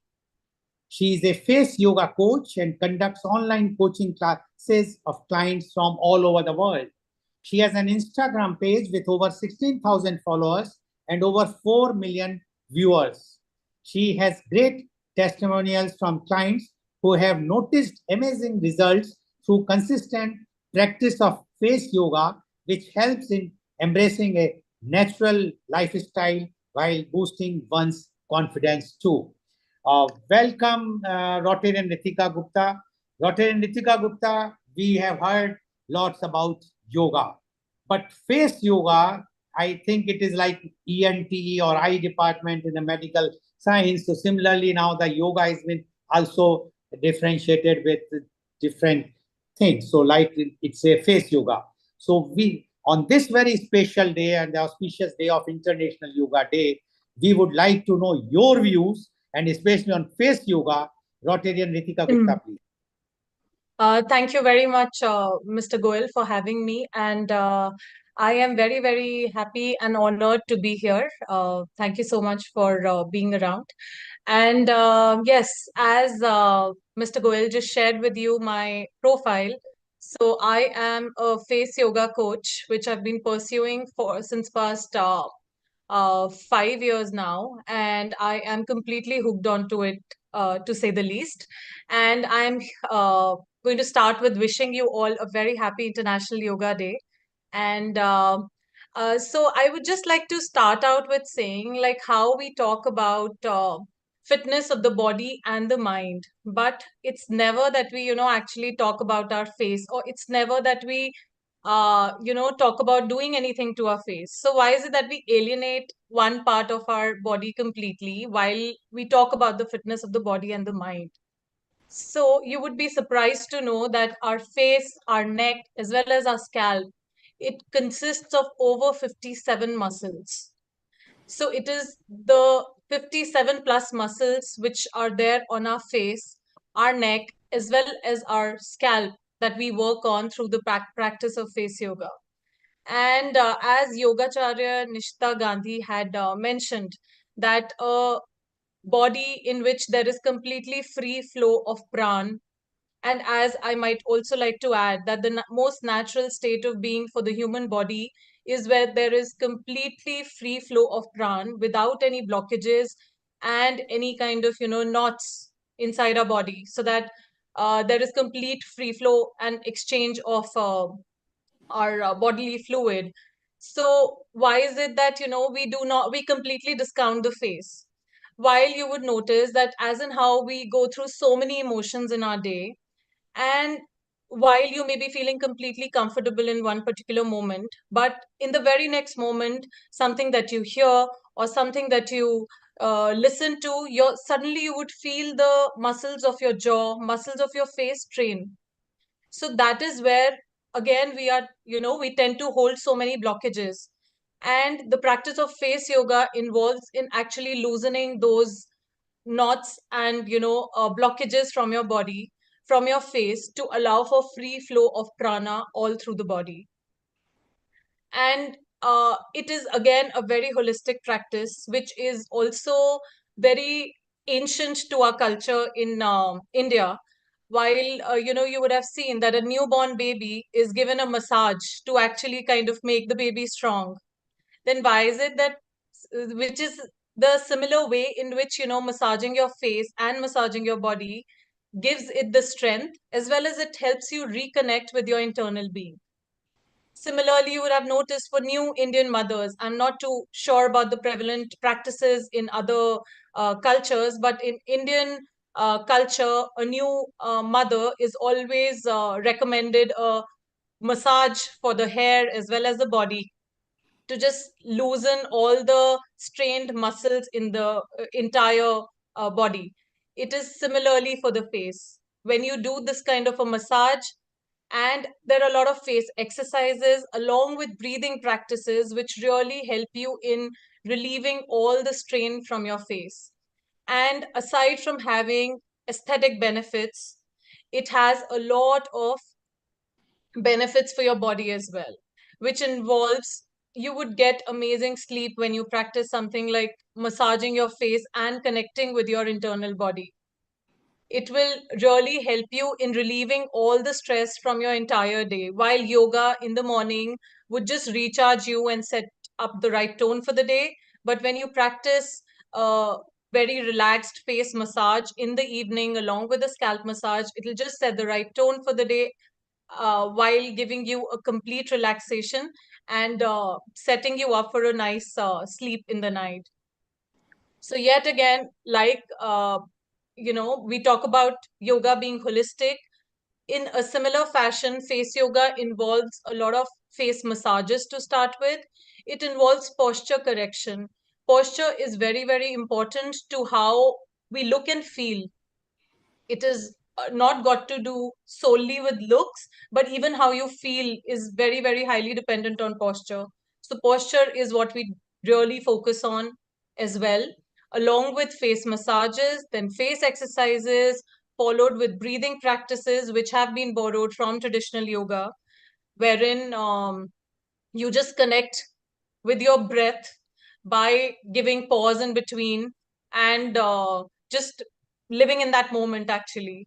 As was mentioned by Radhakrishna Shetty ji as well, that, it is about meditation is not just about actually sitting with the closed eyes and your hands in a GYAN mudra. Instead, it is also being more mindful about everything that you go through in your entire day. So it is that kind of a practice that face yoga is. And I would say that beautification is bliss. And there are so many women that, and in fact, men as well, who go through so many challenges in their life when they feel so low on confidence, as well as, resort to even, very stricter means wherein they go into depression and they feel very underconfident about how they look. Then, if you have a means to actually attain all that while sitting at your home and not relying on any external means, then why not? So many people these days are resorting to artificial surgical procedures to actually become more beautiful and more desirable without even realizing that, your hands actually have the power to actually give you that kind of a glow and beauty while you're at home through the practice of face yoga. So that is what I had to say. Thank you very much. Thank you very much, Rotarian Ritika Gupta, for giving views about face yoga. My question to you is, what does current scientific research say about the effectiveness of face yoga? Yes. So there have been many, many studies that have been conducted over a vast group of audience over a long span of time. And it would be safe to say that through the practice of face yoga, within just 3 months of time regularly, people have noticed that they have, delayed their signs of aging. And in fact, they have reversed their age by over 5 years. Their looks, with removal of fine lines, wrinkles, boosting the blood circulation, the glow on their face, actually has given them the impression of reverse aging by 5 years within just a span of 3 months of regular practice. So if So there somebody have will been multiple practice, studies. somebody will practice for 6 months, 10 years will You go. And can if I definitely will say practice that. for, sorry? I have a lot of client testimonials that testify the fact that face yoga has worked for them and how confident they feel after having embraced such a practice that gives them the confidence of, just getting over their flaws and something that was bothering them without resorting to more surgical means like Botox and fillers and facelift surgical procedures as well. So yes, client testimony as well as practice and scientific research does support massaging the face as well as practicing face exercises as well. Okay, thank you very much, Rotarian Ritika Gupta. And my question goes to Yogacharya Nishita Gandhi. Are you there, Yogacharya? Okay. See, what we have realized in the practical way that people who start doing yoga and especially doing on International Day, then after a day or after a week, the fatigue will come and then this is forget. So what tips you want to give to maintain a consistency for a yoga? That's a very good question. And I was hoping that somebody will ask me because, yes, you are right that regular practice of yoga is very, very important. Just doing it for a few days and then forgetting about it the regular practice is very, very important. Now the stop that most of the people have, I feel they think that I don't have the time for it. No, where do I'm doing so many other things. Like I do want the benefits of yoga without, working for it, or without giving more time to one more activity in my life, with so many things that people are doing. Now, the good news is that it is not separate from your life. It is integrated in your life, into your day-to-day life, and into moment to moment. As Radhakrishna ji mentioned, it is not just practice, but it is an attitude towards life. So every moment is an opportunity to live a yoga way. Every moment is an opportunity to live. What I mean to say yoga is to live a conscious life versus a mechanical life, which is our habits and patterns. Now, I'd just like to quickly highlight this. So who we are, who I am as a personality, has become a mechanical Nishita. And every moment I have a choice of pausing and going beyond these patterns and habits. And that is conscious living. That is yoga. Yoga is not asanas or pranayams. These are mere tools to allow this attitude to develop within us. Now, if you take the help of these tools, life can be miraculously amazing. It can transform your life. And this I'm speaking from experience, that just like everybody else, I have had my shares of challenges. And because I've had this pillar in my life, I have really gone beyond and expanded my personality. And it is a continuous process. Okay. And that I will feel that, but the practices give you that habit. So you are forming a new habit, and then it can transform your life. Thank you. Thank you very much, Yogacharya. Now my question goes to Guruji. Guruji, there are different branches of yoga, Hatha Yoga, Raj Yoga, etc., etc. Which yoga you suggest for a person who is busy in the life, so that he can practice for few minutes or some time and go for that, do the routine work? Can you just specify that? Sir, all yoga theme is the same. Like how all the river finally merge with the ocean. Finally, the ultimate goal is the same: peace, happiness, and freedom. Jivan Mukti, it's called. In fact, all the yogas should be leads to the same goal, same aim. But today, basically, I'm talking about the body and the mind. When we are looking good or feeling good, the difference you should be understanding. When you are 15 minutes qualities of practice pranayama or dhyana or asanas, it is making and bringing your inner wellness. This is you are feeling good. This is your feeling good. But when you are more conscious about your external body, it is only looking good. It may not be leads to you feeling good. What I'm saying is, this is very simple, very, very simple. I means illness. We means wellness. When you are unconditionally and unboundedly, am a not just a physical body, I am an energy, and I connect to every part of the nature every morning, early morning, when you wake up from the bed. First, you sit a posture. If you don't have time, no problem. A posture or just tune with the nature and sit a posture, close your eyes and connect yourself. Connect yourself individually with the universally. It may be, it is very simple. It's possible to have anybody. You are inhaling all the energy from the nature and exhale all the toxin, means negative Okay. from the body. Okay. 5 Okay. minutes. Yes.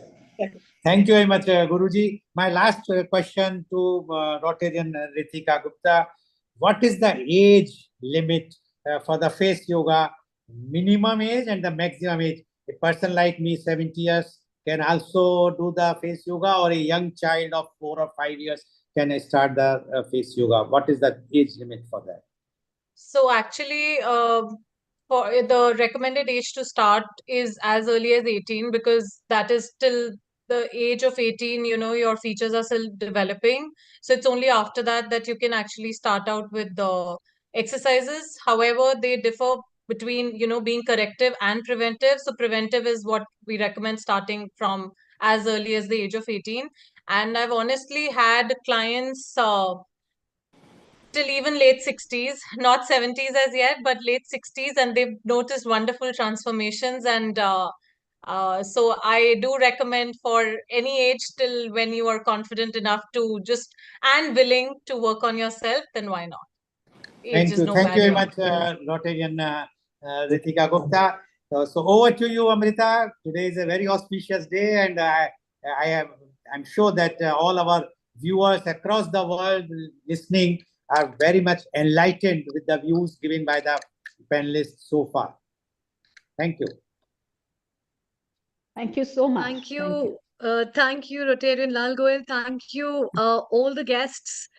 It was a very bright and enlightening sessions, and all your guests have brought different facets of yoga. And I think among all the exercises that are mentioned world over, yoga is very unique because yoga in itself is bringing a lot of facets which people don't know. In terms of its aspect that makes you beautiful outside, inside, as well as empowers you, which is among the rare of the rare aspects that connects you with the soul. And yeah, it also gives a lot of opportunity for people to explore themselves. And I think being in this field since so many years, when you teach yoga, any kind of yoga, it empowers you as well. It gives you a light to move yourself. You yourself reflect into that energy and also see yourself in the ocean of depth of the things that you have been teaching world over to people. And therefore, it's a very good aspect and a way to live, I think, which will make globe a better place to live in, because it will enhance mental well-being, physical well-being, and spiritual well-being world over. So my best wishes, and all the Healing Our Earth family, wishing you a very best in your life. Keep igniting the light of yoga and keep spreading up the wisdom. Let people have anti-aging and let people take samadhi someday. Thank you so much. Thank you, and global namaste. Thank you very much. Global namaste to you. And it's time to move from India to US, where we have our host, as well as our producer, as well as our chef, as well as our video maker, and the beautiful, gorgeous musician, and a lot more to say, whatnot. Sharon, global namaste to you, Sharon. Global namaste, Amrita ji. So nice to be here. Yes, it's really nice to be with you, especially Sharon, at this hour of our episode every Sunday, because you yourself are a yogi and you bring people as well as the energy in this episode in so many different ways. Definitely. Nobody can count on how old you are, and that's what the light that you have to share with people. And today I can see guest with you as well, a bright soul next to you. So Sharon, it's time She's to my introduce inspiration. her. Yeah. So Wow. So some of you know how old I am. She's 10 years older than me. We had a beautiful class last night. Look at the aura. Look at the aura she's having. And so a global namaste to you as well. This is Jeannie Schwartz-Cobb. Hello. Well, first want to comment on what was just the discussion. Number one, Sure. as a Yes. practitioner of Kathak, Yeah. I would say that Indian classical dance and the abhinaya, the expressions, and the mind, that's a form of face yoga. We were like last night. True. In the class, we were doing all these eye exercises I showed on eye care, and that's a form of face yoga. So I'm always a proponent advocate for dance And Sharon, movement. your dance and the things you learn from Satara Devi is nothing much later than just dance. It's a spiritual dance. It's a form of yoga, basically. And there's a big concept of music with mudras, and the kind of gestures which are mentioned in the classical dance of India has its own take with the spiritual energy, and that's perfectly right what you have been putting forward. So this is another different face of yoga.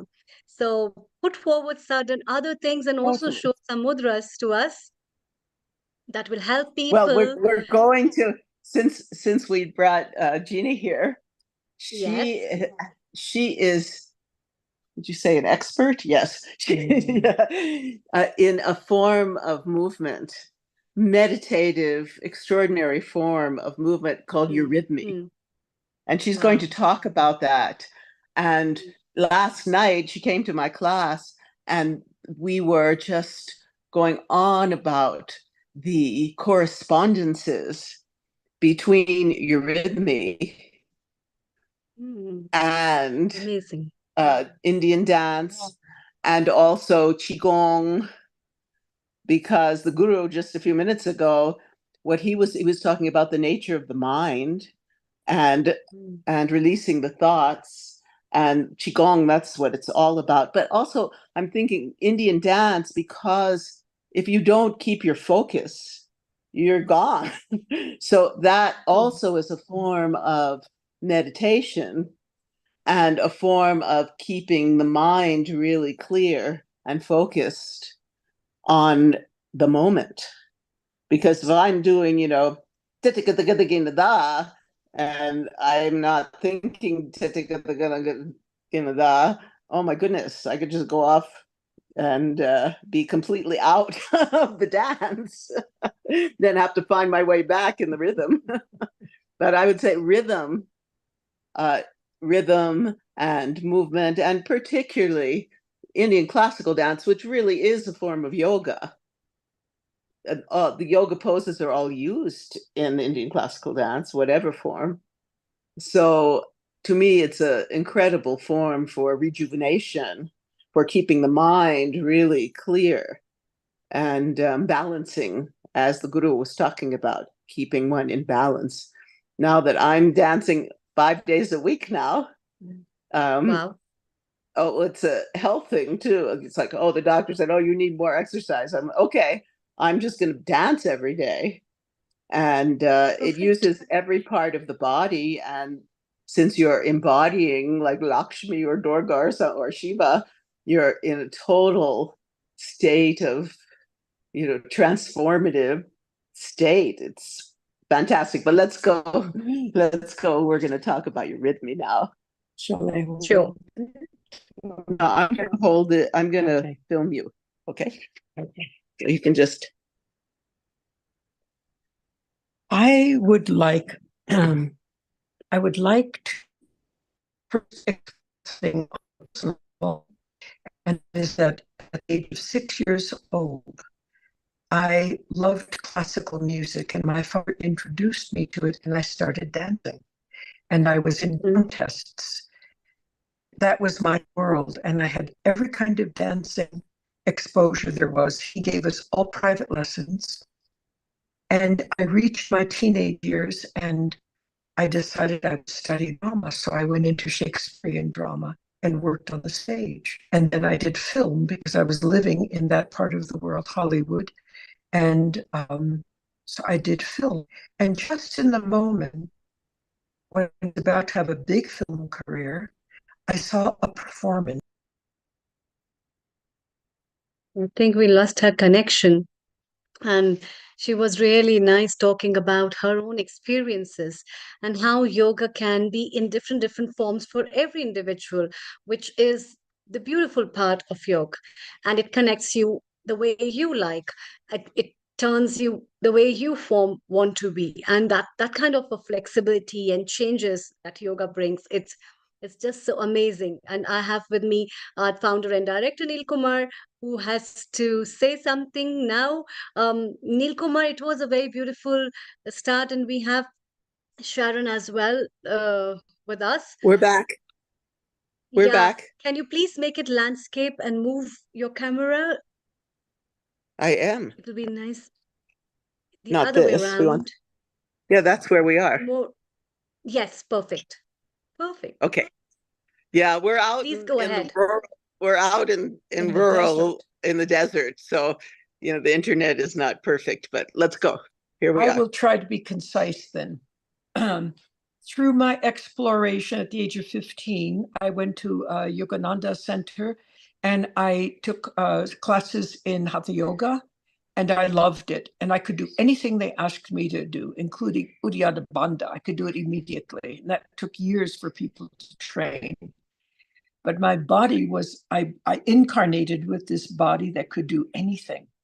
And I did gymnastics. I taught myself all that. But at the moment when I was ready for that film career, I saw a performance of something called Eurythmy. And it was performed by a woman from London who had a school of eurythmy in London. And she made one movement in front of the audience. And I said, that's it. I recognized something that I chose before I incarnated. And I remembered the moment I chose it. And so I began to investigate that. I decided in end that I would not do the film industry, that I would pack up my bags and move to Europe. I was quite in my 20s, idealistic. And I went to a place in Switzerland called the Goethe Annum, which was a man called Rudolf Steiner. He did Waldorf schools, biodynamics, and so on. And there I studied for 6 years artistic eurythmy, and the 4-year training was the artistic, 1 year of pedagogical, and 1 year of what they call curative eurythmy. In doing so, I could investigate also a timeline, how as we incarnate on the earth as a humanity, at different time periods, different things are given to the human being for the next stage of evolution. Now, India, of course, had all the Vedas. China had the Tao. We had these incarnating spirit forces coming towards mankind. Now, in the Western world, it was materialism, hardened materialism that was being developed. Rudolf Steiner brought spirit into material, whether it was through the farming, and there are biodynamic farms in India, or if it was in the medicine field, the pharmaceuticals, all homeopathy, then the arts of speech, drama, and this called eurythmy. Eurythmy was asked as a renewal of dance because ballet in that time was still beautiful, but an egoistic form. The ego was very involved. Eurythmy, you have to be out of the way for it to really come down through you.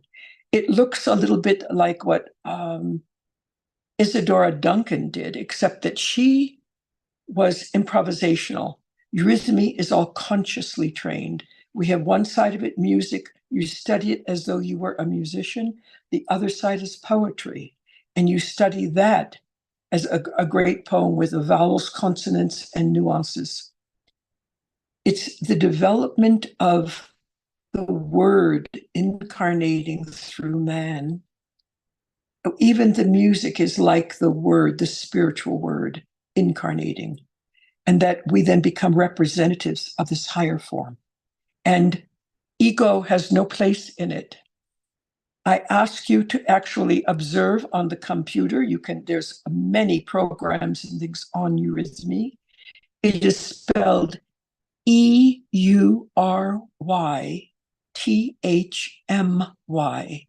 There are performances. It also goes into the healing aspects of it.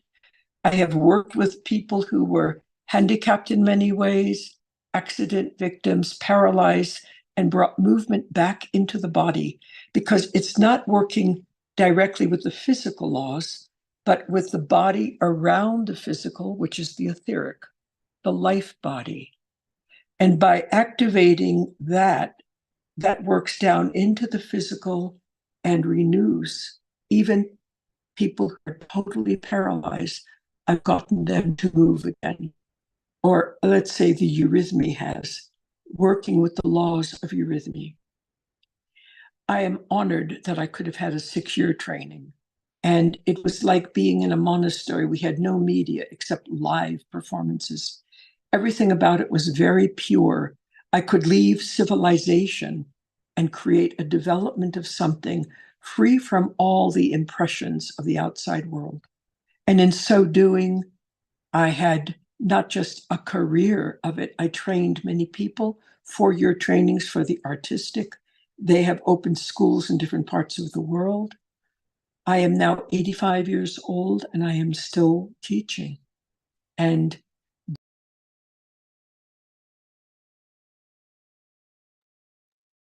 I think we lost her connection, but what a wonderful way she was telling about herself. And Nilkumar, isn't it such a nice way? She is still exploring her life at the age of 85, where people think it's time to dig in certain other things for the way to heaven. She's still Correct. in the light of the life. 85 and still going strong. So she's actually living the experience and her teaching, because she's there, she's feeling good, and she's 85, only 15 years to go to a century, which is so beautiful. They're back again. Thank you, Sharon. If you are lopsided, if you make yourself correct landscape. And we can. Yes. Can you hear the voice? Yes. Okay, then I would only like, I would like to conclude that with, I have only been once in my whole life really ill where I needed intervention. I had never been in a hospital. I never go to doctor because I can heal myself. I know how to work with myself. And it had only once been ill where I needed an intervention. And I think it had a lot to do with not only the genetics, but the way I have eaten, but also the eurythmy, which is so life-building. It's renewing continuously. Will you show us something? I can't do that. I can't. It's like the well, like you said last night. Last evening, Yes. when you were speaking about in the dance, yes, contraction. I have that when I'm in a circle of people. I have them starting in the internal part of the circle. That we all come in, and then we all open out wide to the cosmos, and we touch the stars, and take these stars and contract back into the microcosmos. So it's the finite and the infinite, and that these streams that are working between the two are all connected. And in eurythmy, the most important thing, the energy is the entire body. Because of the training, I can see where it blocks, what blocks. And I can tell a student, even a new student, okay, take your energy field down to your left half in your leg, and they can do that because it's all consciousness. And if the consciousness wakes up to itself, it's capable of moving and healing. So isn't it wonderful that even at 85, she was able to raise her both arms on a V shape effortlessly and felt good. So she was reaching out up to yonder to draw her energy. And it's wonderful. And let's see if the signal has improved. So apologies to the viewers if you are seeing a bit of intermittent. There she is. Look, now she's happy, smiling. And so as we were saying, that is so wonderful that you have reached to yourself. You can heal yourself. you proved it to the people that it is the right way, that you have found the outreach which can help people, because you are 85, only 15 years to go for a century. And isn't it wonderful that the journey is still going on and on? And in good health. But all movement is the key. Whether we go like in a great crystal, and each facet of that crystal is representing another part of civilization. Yoga is a very powerful form. I have done yoga. I love yoga. Eurythmy is another form of movement. It's to move the body, especially when we get older. That's very critical. So I would like to leave it at that. I thank you so much for hearing me and allowing me to speak on your program. Thank you. Blessing. Jean. Jean, before we let you go, when did your interest, Sharon, yes, when did Jean start her interest in yoga? How did she come about it? I studied yoga when I was 15 years old. 70 I went years to back you studied? Yogananda Center.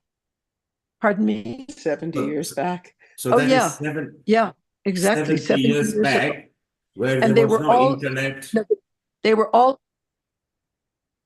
all Indian teachers, all of them. There were no Caucasians yet trained. So they all came from India. And this Where was was for this me in? such a wonderful thing. Which country was this in? It was in Hollywood. And it was on Sunset Boulevard. They had a big vegetarian restaurant, which I had an affinity to. And then I saw that they were doing yoga classes, so I took the classes. And I was just a child at the time, waking up to spirit. And that was the beginning. That really did for me. And from there, I explored. I've studied every religion. I've traveled the world. I've prayed in mosques. I've prayed in temples. I've prayed in cathedrals. I've prayed in everything that's given to mankind. And I love humanity. And I'm really a Buddhist, Christian, Hindu, Islamic Jew, shaman. And I've studied all of them. So effectively, you are a human being. That's it exactly. And my father said to me, Jeannie, no one is above you and no one is below you. You're all sisters and brothers on the earth.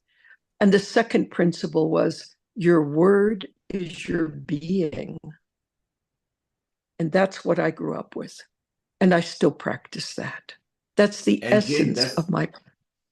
Jane, that is the reason why Sharon recommended you, because everybody at Healing Our Earth, all the love is to build a network, build a family, love, unity, harmony, peace, and liberty. Yes.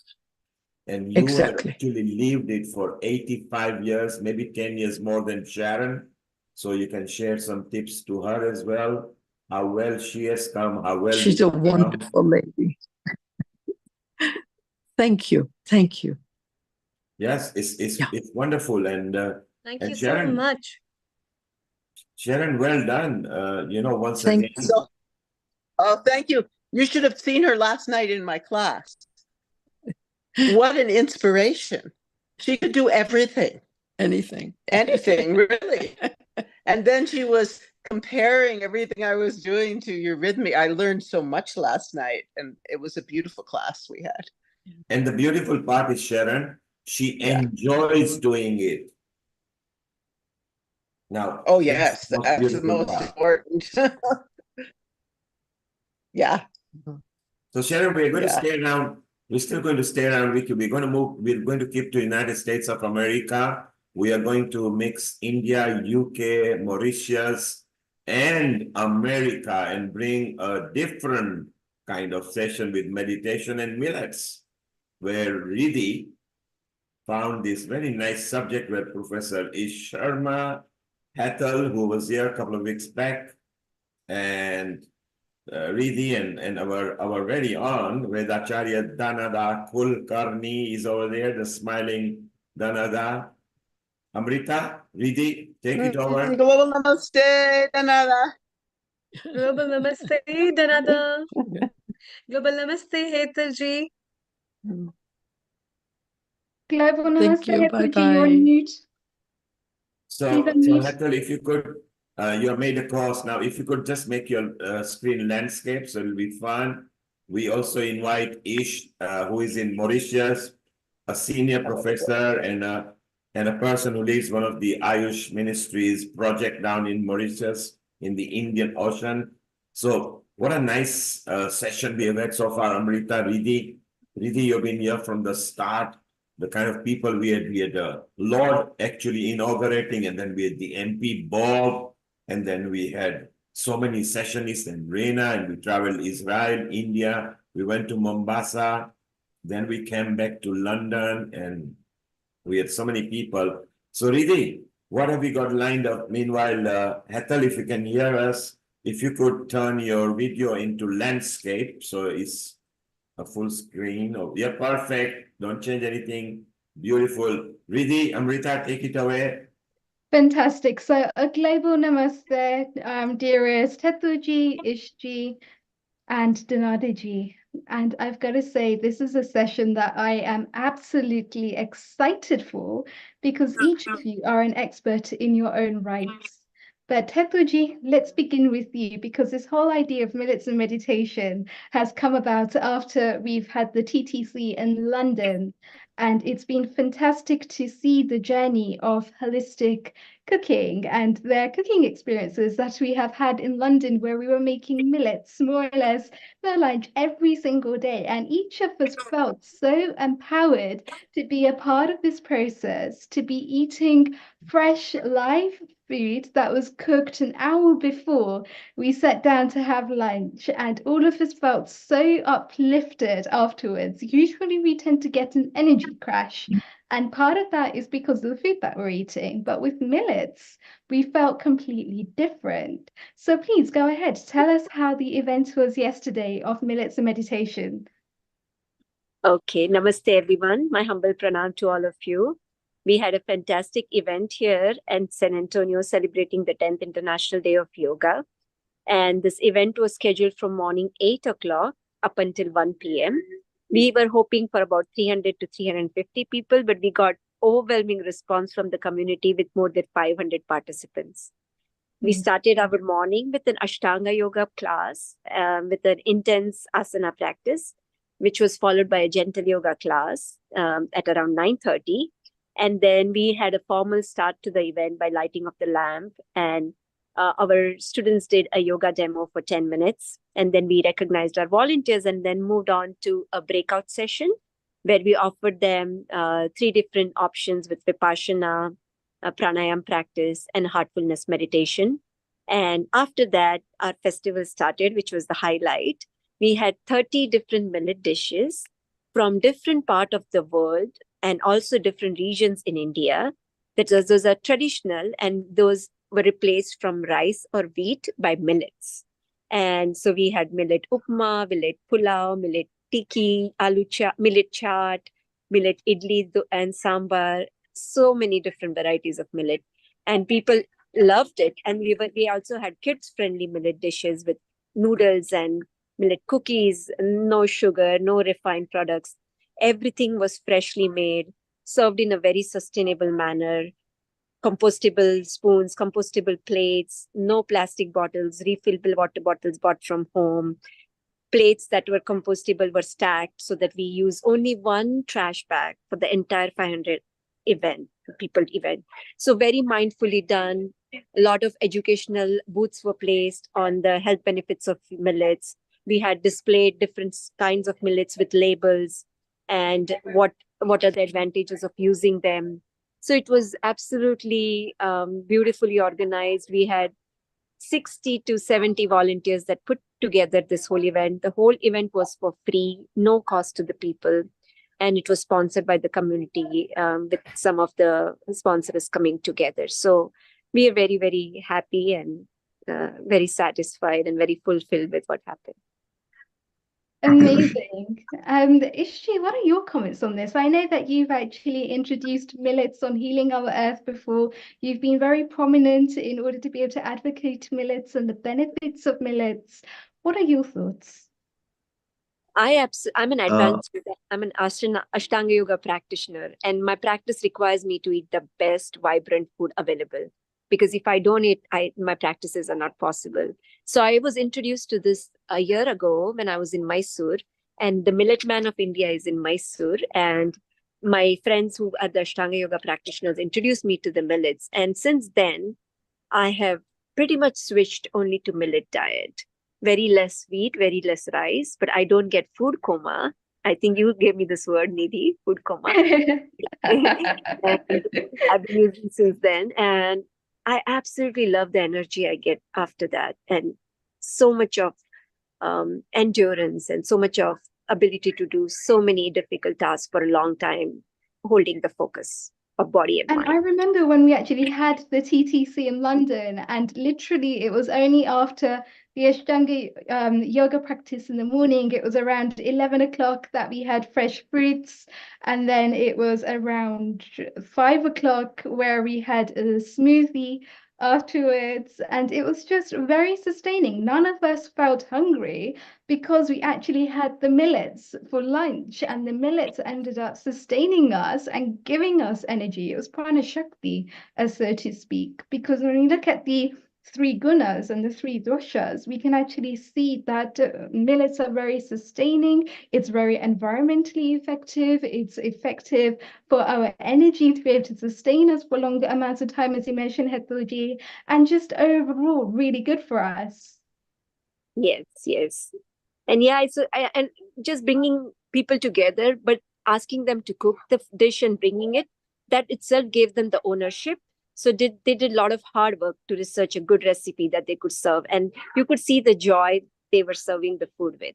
So I think it's something that we can easily replicate, low expense, and involve the community and spread the word. And now in San Antonio, all of our stores are running out of millets. So we're very, very happy. That's got to be a positive. And what kind of dishes did you have? What was the atmosphere like yesterday? So we had beautifully decorated the space with pallets, the pallets that you use, they throw away in the big stores. And we used the cotton ropes, and we made swings and hanging from there. And on that, we placed the serving dishes that people had bought. So we had appetizers on one side, like millet poha, millet upma, some millet dhokla, millet khaman. Then we had the main course with millet idli sambar, millet pulao, tikki the tikki chaat. And then desserts, we had millet kheer, millet laddus. Those were two of my favorite. And then we had somebody who had created a chula, like how in Indian village, we had created an Indian village here in the ashram. So we dug it in the ground, and we had a cow dung because we also have 5 cows at the ashram. So we created a fire pit in the ground, and we served traditional freshly made jawar roti. There were 2 ladies sitting and making fresh rotis and giving 500 people. So they worked nonstop for 3 hours making those fresh rotis so that everybody could try them out. But it was just beautiful, beautifully done. So usually we say yog se hoga. I think here we say millet se hoga. There's so many different varieties from what you've just explained. There's so many different dishes that we can make, be that savory dishes or sweet dishes. The basis of it is millets, but there is a lot of variety. Usually people think that they are very limited in their food choices, especially when they're vegetarians or vegans, but I think you've just proved them all wrong. Yeah, and the key is really to cook them right. There is a technique. It has to be soaked. It has to be cooked. You have to be rotating the use of millets. So all of that has to be applied, because a lot of people come back saying, "Oh no, I have indigestion with millets," or the millets they don't suit me." But that's not right. They're just excellent for everybody. You just need to cook it in the right manner and serve it and eat it in the right manner. And very little millets, you don't take a whole lot and take very little sabji and dal. A lot of lentils, a lot of pulses. We follow the lunar calendar of Ayurveda on which dal and which pulse to cook every day of the week. So at my home, we have the dals and pulses labeled as Monday, Tuesday, Thursday, according to the week and the lunar calendars. So ample of those dals and lentils and pulses, lots of vegetables, and then you put them and mix it with millet well, make it soupy, and you eat. And you also have to soak them. And then you don't throw the water you soak it, you cook it in the same water. All these are very important points. So when it's more soupy, does that make it a lot more digestible? Does it mean that the agni is higher in the stomach? It is. And we also ferment them, Riddhi. So typically in my house, we soak it in the night. I cook it in the morning around 4:30 and we eat it at 4:30 for our dinner. So when you leave it for about 10 to 12 hours, they also get fermented. And I cook my millets in clay pot always. That's the best utensil to cook your millets in, traditional clay pot, because it has the pores for the bacteria to get in and ferment it well. So it is really high in gut microbiomes that are healthy for you. It's just absolutely gives you so much energy. Yes, I'm 50, but I have more energy every single day to do my advanced Ashtanga practice because of the food. Fantastic. And that is very hectic because you yourself have learnt from BKS Iyengar and Pradeepa Joyce. So just the tenacity with which you do your yoga asanas at the Om Ashram there in San Antonio, and the way that you teach the students how to do it requires a certain level of flexibility, but it also requires a certain level of willpower. Now, when they're giving themselves the right kind of foods, they're sustaining themselves properly from the outside, because those are freshly farmed millets, they are freshly produced ingredients, and they're actually sustaining those and eating those. Their practice starts to automatically become better, not just on the mat, but also off the mat. And I had a personal experience of that after you told me how to make millets dosa, which is very exciting. So I tried that with the poha that you mentioned and the millets, and just mixed it all together, left it overnight, and then made it first thing in the morning. And it was absolutely amazing. I don't think I've ever had dosa like that before, but just to actually start to experiment with all these different ingredients in itself. I was trying the foxtrot millets, and it's just incredible to start to experiment and get the palate used to different types of millets, because each millet will have a different type of taste. Yes, Riddhi, there's audience asking which millets. So there are positive millets, neutral millets, and negative millets. And you should increase the intake of positive millets. They're also called as Shri Dhanya in India, but those are foxtail millets, barnyard millets, brown top millets, little millets, kudo millets, and proso millets. These are all the positive millets. So you can search up, because there's tons and tons of stuff. We know 2023 was declared as International Year of Millets, just so that we could promote this. And it's not only just good for us, it's very, very good for Mother Earth, because it requires very less water and it actually nourishes the soil you grow the millets in. It's absolutely sustainable and good for us, good for the Mother Earth. Absolutely. And Ish, Global Namaste, can you tell us more about this Millets Initiative that happened in 2023? I think you were at the heart of this. Surely.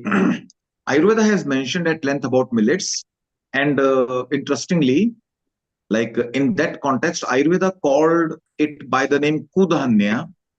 Kudhanya means like not the very superior kind of food. You know, why so? Because you can imagine 10,000 years back, millets were not or are not providing as many calories as we get from wheat and rice. So everyone had to work hard. Kings had to walk. There were no cars, you know. So by default, everyone was like physically exerting a lot. And they wanted a high calorie food where wheat and rice were at the top. And, you know, like those who were not very rich were, you know, ending up with eating millets. Now the scenario has changed. Now we all are suffering from calorie overload, and we require a grain, a class of food which is depleting our calories. Millets being hot, dry, and light as per the Ayurveda properties, they are the best against non-communicable diseases. They being hot, dry, and light, they reduce your body weight because they are light. They reduce your cholesterol because they are so dry, they would just absorb your fats. You know, whatever fat you eat, they would absorb it. And being hot, they promote your metabolism, and they promote calorie burning. They end up giving you lesser calories than wheat and rice. And being not being calorie intense, This is the best quality. They have the best quality of complex carbohydrates, which is the term of the day. Complex carbs is the one answer against all NCDs. We cannot go by like to take carbs or proteins or fat or to avoid one, two, or three. Complex carb is like I believe is the best reply to all NCDs. Cancers, diabetes, hypertension, high cholesterol, liver, kidney problems, and whatnot. So millets are really wonderful. There is such a wide array of millets, like 10 are so common and popular millets. You can have such a variety of dishes you can prepare. Rajasthan, and I come from Rajasthan. I remember when I was a kid, the only sweet dish we would be getting maybe once a week would be like bajra chapati mixed with a lot of jaggery and cow ghee. So that was the ultimate day we used to wait for. And laddus would be made out of bajra chapati, which is very, very dry, mixed with a lot of jaggery and ghee. So now we are, since like 2023, this becomes a responsibility. We being in government positions to promote millet, and we did promote millets, and they are really wonderful. As Ms. Hetal informed, they require very little water to grow. And there are a few things we keep repeating in every talk. Rice, 1 kilogram of rice would be taking 3,500 liters of water to grow. Now, 3,500 liters for 1 kilogram, and millets will practically require no irrigation. They are seedy grasses which grow by their own. They do not require a proper methodical cultivation. They do not require protection with fertilizers and pesticides, because the innate immunity millets have got, no bacteria can commonly harm them. So if we consume those millets, our immunity goes up. Water requirement is so low, which is again like a blessing for Mother Earth. If all the 8 billion people in the world are going for rice, and rice, the only 1% fresh water being available to us, it will be depleted. We are going to leave nothing for the future generations. If we switch to millets, maybe, you might not be a pure millet eater, 10%, 20%, 40%, whatever you can. If you can replace your rice particularly with the 5, 10, 20% of millets, you will be doing a great, service to the mankind. And this is what Sustainable Development Goal number 12 is about. Responsible consumption. We might afford to buy rice, for example. If we can buy, then this is not the case that we should buy. We have to think, if I am consuming 1 kilogram of rice in my family, I am consuming 3,500 liters of water. And if I replace it with millets, I'm saving 3,500 liters of fresh water. So health benefits are wonderful. Environmental benefits, we spoke last month, like this is a C4 crop. It would be consuming more and more carbon dioxide, and this is a top crop to release oxygen. That is where it is such a benefactor for the environment. And zero hunger. The sustainable development goal number 2 is zero hunger. The world will get food to eat only if we consume more and more millets. If everyone is going after like wheat or rice, then many brothers and sisters will not get food to eat. We cannot ensure zero hunger. So apart from health benefits, zero hunger, it can deliver climate change, it can control responsible consumption, it can ensure.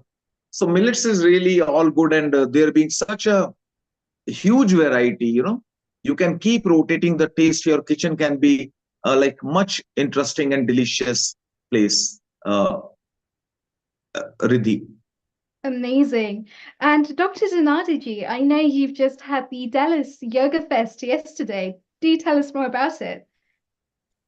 It was wonderful. Global namaste to everyone. First of all, thank you so much for having me, Riddhi.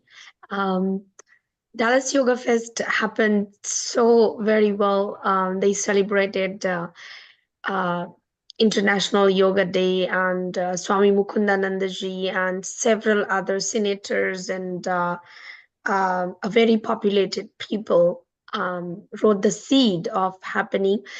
I have been in celebration part since 2013 with the Dallas Yoga Fest. And every year they bring more than thousands of people together to celebrate the Vedic way of living. And this is a very annual celebration. uh, Different types of yogas, different types of meditations, several different types of holistic medicines, from booths to better workshops to health fairs, and talking about the free wellness for the community. All was given a strength, and it was really very beautiful. It's awesome to be a part of each year for that matter. It was wonderful, Fantastic. Riddhi. And what are your views on what Dr. Ishama just shared with us when it comes to holistic living and mindful eating? Is millets the way forward? I would say there are very well written scriptures, knowledge about the millets, Ashtanga Hridayas, and the treaties that we say Charak Shrut Vagbhat are given references for the millets in the chapter of Anna Swarupa Vigyani Adhyay. And in the millets has many names. One of that name, Dr. Ishji said, and of course Hetalji, is Shri Dhanya, Ku Dhanya. It's also called Kshudra Dhanya. Okay, it is also called Nirava Dhanya. Nirava Dhanya, just like I was remembering when Dr. Ish said that they are Swajatiya, Swajat, which means they grow automatically. They don't need much of a water. And that is why it is more in the category of a Laghu Dhanya, which is a very beautiful concept of Ayurveda.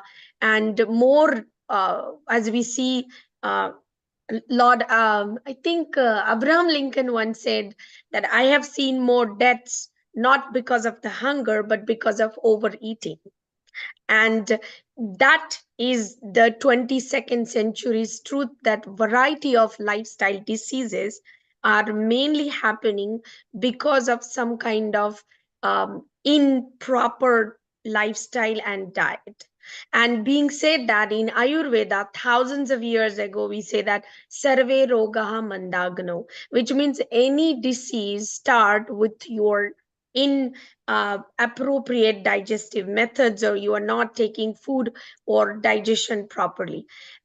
Being said that it is a Nirav Dhanya, and it takes very less water content, it becomes highly rich from the soil to have the minerals sucked in, because uh, the other dhanyas, the other grains that they need more water, also gets more cell permeability, and we get more, as you could see, there is history of having more rice and other lentils can put you in category of diabetes and other things. According to Ayurveda, the water retention is a very big component. But mixed grain, that mandava and kodo and other finger millets, it's been prescribed in Ayurveda, and it has many different varieties to give the common properties, to give more benefits. So first of all, the post digestive effect of millets is madhura and kashaya, which means sweet and astringent in taste. Those both are the qualities our digestion thrive, because our body wants to be into alkaline rather than in acidic mode. Many of the time, if you could see this, the different types of diet like keto diets or other diets, what they're trying to put you, it's they try to put you the high carbs, which go into the reach into the mineral, and then they scrape, idea having removed the excessive fat or adipose tissue. And it happens effortlessly, according to Bhav Prakash Nigantu, that Kshudra Dhanya has that warmth enough in the low ratio, but the post-digestive effect is very sweet and kashai, which is a madhur and kashai rasa. They are lagu, they don't take your body so much effort. They cooked easily and digest easily. Leham is one of their properties. Leham, which means naturally scraping the adipose tissue from your body, is their function, and that has been enlisted into Bhavaprakash. Also, it is absorbed in circulation in a pungent form test, so it has a lighter side. And that is why when we prescribe millets, we really want to see what Prakruti we are prescribing. The people, they are very Vata, we really want to give them with the moisture, with the ghee involved in it, or the preparation, like Hetalji said, make halwa or sweets or porridge with it, so that the vata doesn't go out of balance. And because of the leham property, you also want to see that you do not over prescribe it or do the excess, that pulls a little bit dryness in the body because of their properties, because they are kshudra dhanyas. Generally speaking, out of a bigger population pie, I would say there are 70% of people, they want to lose weight and they have adipose tissue formations, and that's why millets has become new age grain, and it has so much to talk about. It also has a property that could act as a digestive toner, which gives more mala formation, which forms uh, more excreta, while people are feeling about having more loose motions. It can also relieve that. So the beauty of it is if somebody is going through the loose motions, atisar, you can still prescribe millet, and somebody is having constipation, you can still prescribe millet. So it has many, it also reduces kapha, it balances vata pitta dosha, and it's definitely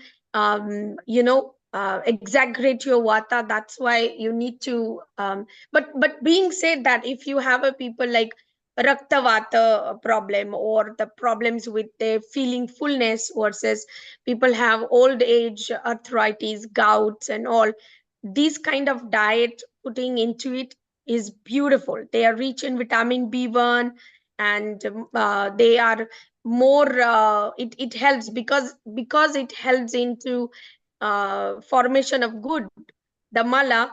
They says the mala and the asti works very well together, in Ayurveda. So mala, asti dhara kala and maladhara kara is specifically nourishes together. So if you forming your mala very well, you are actually nourishing your bone. So it really helps people, they have bone issues, or the tissues that we want to nourish, bone marrow and bone related issues. So I guess in brief, it has a lot of full spectrum of relationship with, starting from environment to the human body. And this is a and last most important point, because we and it's fascinating to me that we said our subject is millets and meditation. I tell you why, is because in old age there was no time for these rishis. They were doing the meditations to grow their crops and spend time in cooking and do the things, so they prefer eating millets because they ground them. They don't make them gassy, bloaty, and because of this lagu anna, they could stay in hours into the meditation. They could go into the caves and they could literally take that kind of a lagu food in penance practice, and naturally they would feel full while they were focusing on their mind, and long term meditation was possible. That is also why dirgha kal, dirgha sharir and dirgha jivit would be happening, as a longevity was happening. And I guess that's why in the vast land of India we so much praise millets. Thank you. That is a wonderful roundup of millets. And Dr. Ish Sharma, I would like to come back to you if I could. So we're talking about millets and the effect of that on the Vata dosha, in particularly when we're looking at things like bone density and an excess of Vata dosha in the system. What is the effect of this on Ayurvedic psychology, on the mind? You're on mute, by the way. Okay. Millets, Charlie, being like light, and if taken in excess, these can be pro vata, they can vitiate, they can increase your vata. But the goodness is, most of the population today is suffering from an excessive kapha, calorie overload. We all are eating way more than we require. So that is why, like intermittent fasting, or in whatever manner you can cut down your calorie intake, that is going to help you. Now, this calorie intake is the most important mechanism to lead to one and every non-communicable disease, calorie overload. Now, if we, for example, you are eating like 1 kilogram of food per day, and that 1 kilogram volume, now how many calories does that food have is very important. Now, if most of your 1 kilogram is millets, then you end up putting in lesser calories, and that's how you are benefited.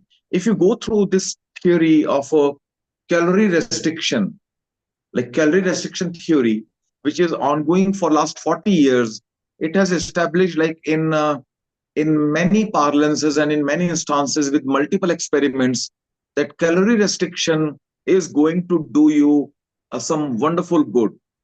It has been like tested upon animals, in human beings. In human beings, just being a little calorie restricted, the cardiac parameters, what we called cardiac markers and cancer markers, went down by 65% in 2 months. If you have got a high cardiac risk, for example, what are cardiac markers? Your high blood pressure, your cholesterol, your triglycerides, these are called bad cardiac markers. Okay, you have all of them, your heart is not healthy. Now, you don't do anything. You just take millets for 2 months, just replace your wheat and rice by millets for 2 months, and you end up reducing 65% of your cancer markers and cardiac markers. Now, this is not a mathematical figure. This is a mathematical figure from one study. Now, this will not fit across universally, but the goodness is there for sure. So, why do we age? Why do we die? Oh, he was old, so he died. The most important theory of aging, there are 10 theories. The most important and relevant theory of aging is the theory of free radical damage. Where do we get free radicals from? They come from two sources, stress and calorie intensity, overeating and stress. If we can replace most of our calorie intense food, like we now consuming dry fruits is a fad, I take almonds and cashews every day, soaked, and I feel very nice. If you can replace your calorie intense food and your wheat and rice by some millets, 10, 20, 30, 40%, your calorie intake will go down. And if you are upon intermittent fasting, if you are calorie deficient, your Agni, your metabolism will be redirected to destroy your toxins. As the shloka goes from Ayurveda, aharam pachti shikhi, that is, your food is digested by your metabolic fire. Doshan pachti ahar varjitah, when you don't take food, your doshas will be destroyed. Dhatun pachti doshak kshay tatha, when your some of your toxins have been destroyed and you are still not eating, then your dhatus, your healthy tissues will be destroyed. Pranan dhatu kshayas tatha, and after destroying your tissues, your life will be destroyed. That is, we die of starvation. So the digestive fire we have got has got 4 preferential fuels.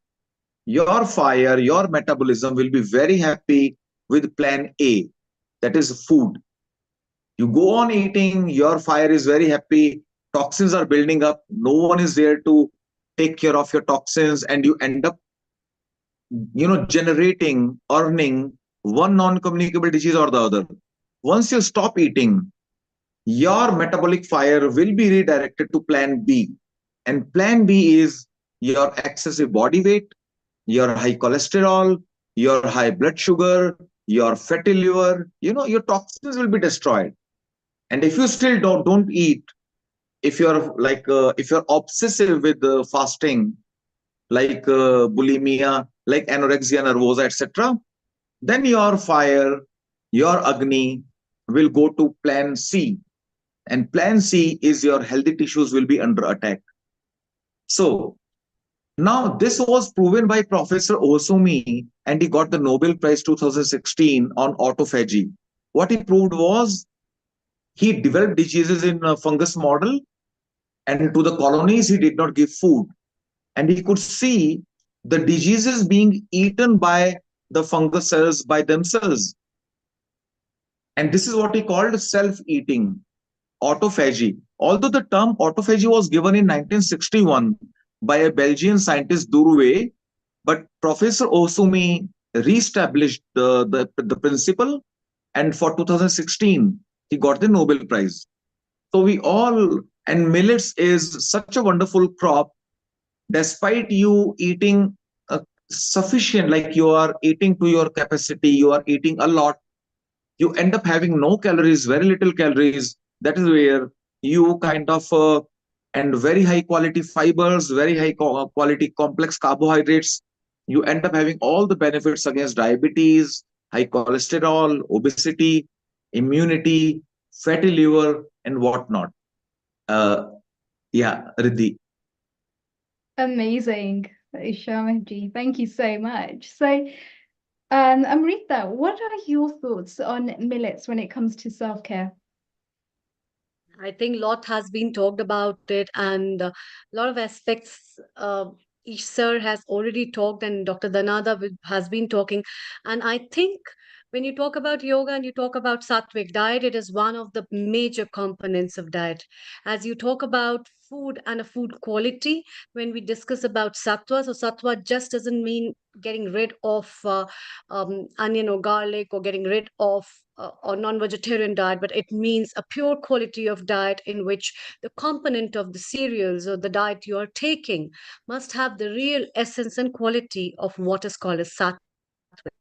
And I think all the points that have been mentioned by Professor E. Sharma as well as Dr. Danada put forward the points of a big marker for it to be claimed as a sattvic diet. And in today's time, it is a requirement for all of us, because food as sattva is not only helping me, but it is helping leading us globally to fight against a lot of crises on basis of health, mental health, spiritual health, as well as environmental health. So millets is an answer for that. And I think this kind of a light food will help you make feel better, good, happy, as well as will make you get rid of a lot of toxins. And that's what I have to say. So we're in agreement then. Millets are not just good for the environment, they're also good for the body. They're also vata satisfying, and not only that, they're good for self-care too. Neil Kumar, your thoughts, please. Thank you, Riddhi. Thank you, Amrita. Very well done. Both of you have been here in the start. Professor Sharma, if you can just twiddle your screen so it's back again landscape. And I would like to ask you a question as well. So we'll go to Ish Sharma in a moment. Yes. So Professor Sharma, Professor Ish Sharma, you mentioned very nicely and eloquently about millet, not just why they are healthy, but more importantly, they are super environmental friendly. And water is scarce. There is a project which is called Future Human Beings, 500 years from now. We may not have water, and people will be living into some sort of format how they will consume pills of water to replace in the body. We don't know whether it's true or not, but they are working on it. Professor Ishama, tell me, you are an Ayush person as well, which is also part of Ayurveda and meditation as well. Which do you like more, meditative yoga or actual yoga which brings physical ailments? What do you practice? See, yoga known by the asanas is surely a misnomer. You know, if we sit in a certain pose and we call, okay, I'm doing yoga. If we ask anyone, do you practice yoga? Then the benchmark is, yes, I sit in Padmasana, you know, or I do pranayama, then I'm doing a yoga. Yoga is a very comprehensive term. And out of 8 limbs, even if the first limb can be practiced by the world, like the first limb is yama, and the first principle in yama is ahimsa, non-violence. We forget about Ashtanga Yoga. If one fraction can be practiced by all of us, that is ahimsa, then the world would be such a wonderful place to live. Like after yam, niyam, now see the beauty. Yam comes before niyam, that is service before self. Yoga, the philosophy of yoga mentions your social responsibilities before it talks about your own wellness. So we have to practice yam, that is social responsibility. Then we come to niyam, that is self-regulation. Yam, niyam, asan. Then comes asana, what we know as yoga, you know, sitting in a particular pose and we say, okay, I'm practicing yoga. So yoga asanas is what such a small, meager aspect of yoga philosophy. If you can be like, if you go by Gita, there are 3 principal types of yoga: karma, gyan, and bhakti. Now, without knowing the philosophy of yoga, if you are rightfully doing your job, whatever your job is, then you are already a yogi, what we call karma yogi. So, see, what is yoga? My conclusion is being thoughtless is yoga. And the process is to come down from 1000 thoughts to one thought. When you are doing your work, then you are focusing upon your work. Now you are loaded with one thought only and not 1000. So you are becoming thoughtless. You are on a journey towards being thoughtless, which are like ultimate sadhana, dharana, dhyana, samadhi. So surely, like being thoughtless, not being overloaded with useless thoughts, is the journey to ultimate yoga. And if we can just practice a little of yam and niyam, then those are much more important than yoga asana. So my answer would be meditative yoga is surely the way we all should take than yoga asanas. Neil. And Professor Ish, the main point you brought is be present in the moment. Because if you are present in the moment, whether you are eating, praying, working, then that focus will make you feel peaceful and maybe deliver better results. So it's fantastic. Thank you very much, Professor Ish Sharma. The same goes to you, Amrita Sharma. What are your thoughts and which one main tip would you like to share with our audience? And please unmute yourself. Over to you, Amrita. Thank you, Neil Kumar. I would like to tell people that yoga is not just about following what is on the screen and what is off the screen. It's about following your own gut feeling. It's about following your own self. As Professor Ish Sharma already mentioned, following up of yamas and niyamas that talks about different aspects and qualities of life is very important because that will bring the real flexibility of your mind. And a flexible mind is the winner of all because it knows how to adjust itself, it knows to compensate with what it has to say in terms of ego. It also knows the way towards self realization. And once that flexibility of mind is achieved, the body will automatically know how and in what way I need to keep myself healthy. And that's what is your happiness. You have to find your own way of happiness. You have to find your own way of what yoga is. And that will train you on the yoga mat to your journey towards from very old being of what we have derived from. So as we start from Tadasana, move to Shirshasana, and then follow up with Shavasana. And that's what is happy ending for everyone. And So you keep talk about practicing, keep learning. Thank you. you talk about happiness. So, Amrita Sharma, does healing our earth make you happy? Yes, definitely. It makes me happy. So there you are. It If you're gives me an listening to, opportunity. It gives me an opportunity to meet everyone, and gives me an opportunity to see my sir, especially, who has brought me to this screen, and I will definitely wonders of thanks to you, sir, so much. I remember you on every Sunday. Thank you so much. so there you are. Those people who are listening to us, if you want happiness, just dive into healing our earth and bathe out with a lot of happiness. There is one more practice that Professor Ish Sharma practices in order to try to keep his insulin level reasonably well and be generally happy. Unlike eating 5 meals and 3 meals and 4 meals, one of the practice he has developed is roughly to eat when his body asks, and he has trained his body to eat at approximately 10 o'clock and 6 o'clock, and he seems to be happy. Am I right, Professor Ishrama? Yes, he's nodding to that. So you don't have to follow and stuff yourself too much. If your body says you are hungry, take a glass of lukewarm water. Don't use cold water because your body has to drive it to body temperature. It might be that you are dehydrated and you might think you are getting hunger pang. And it is nice to keep your sugar level happier.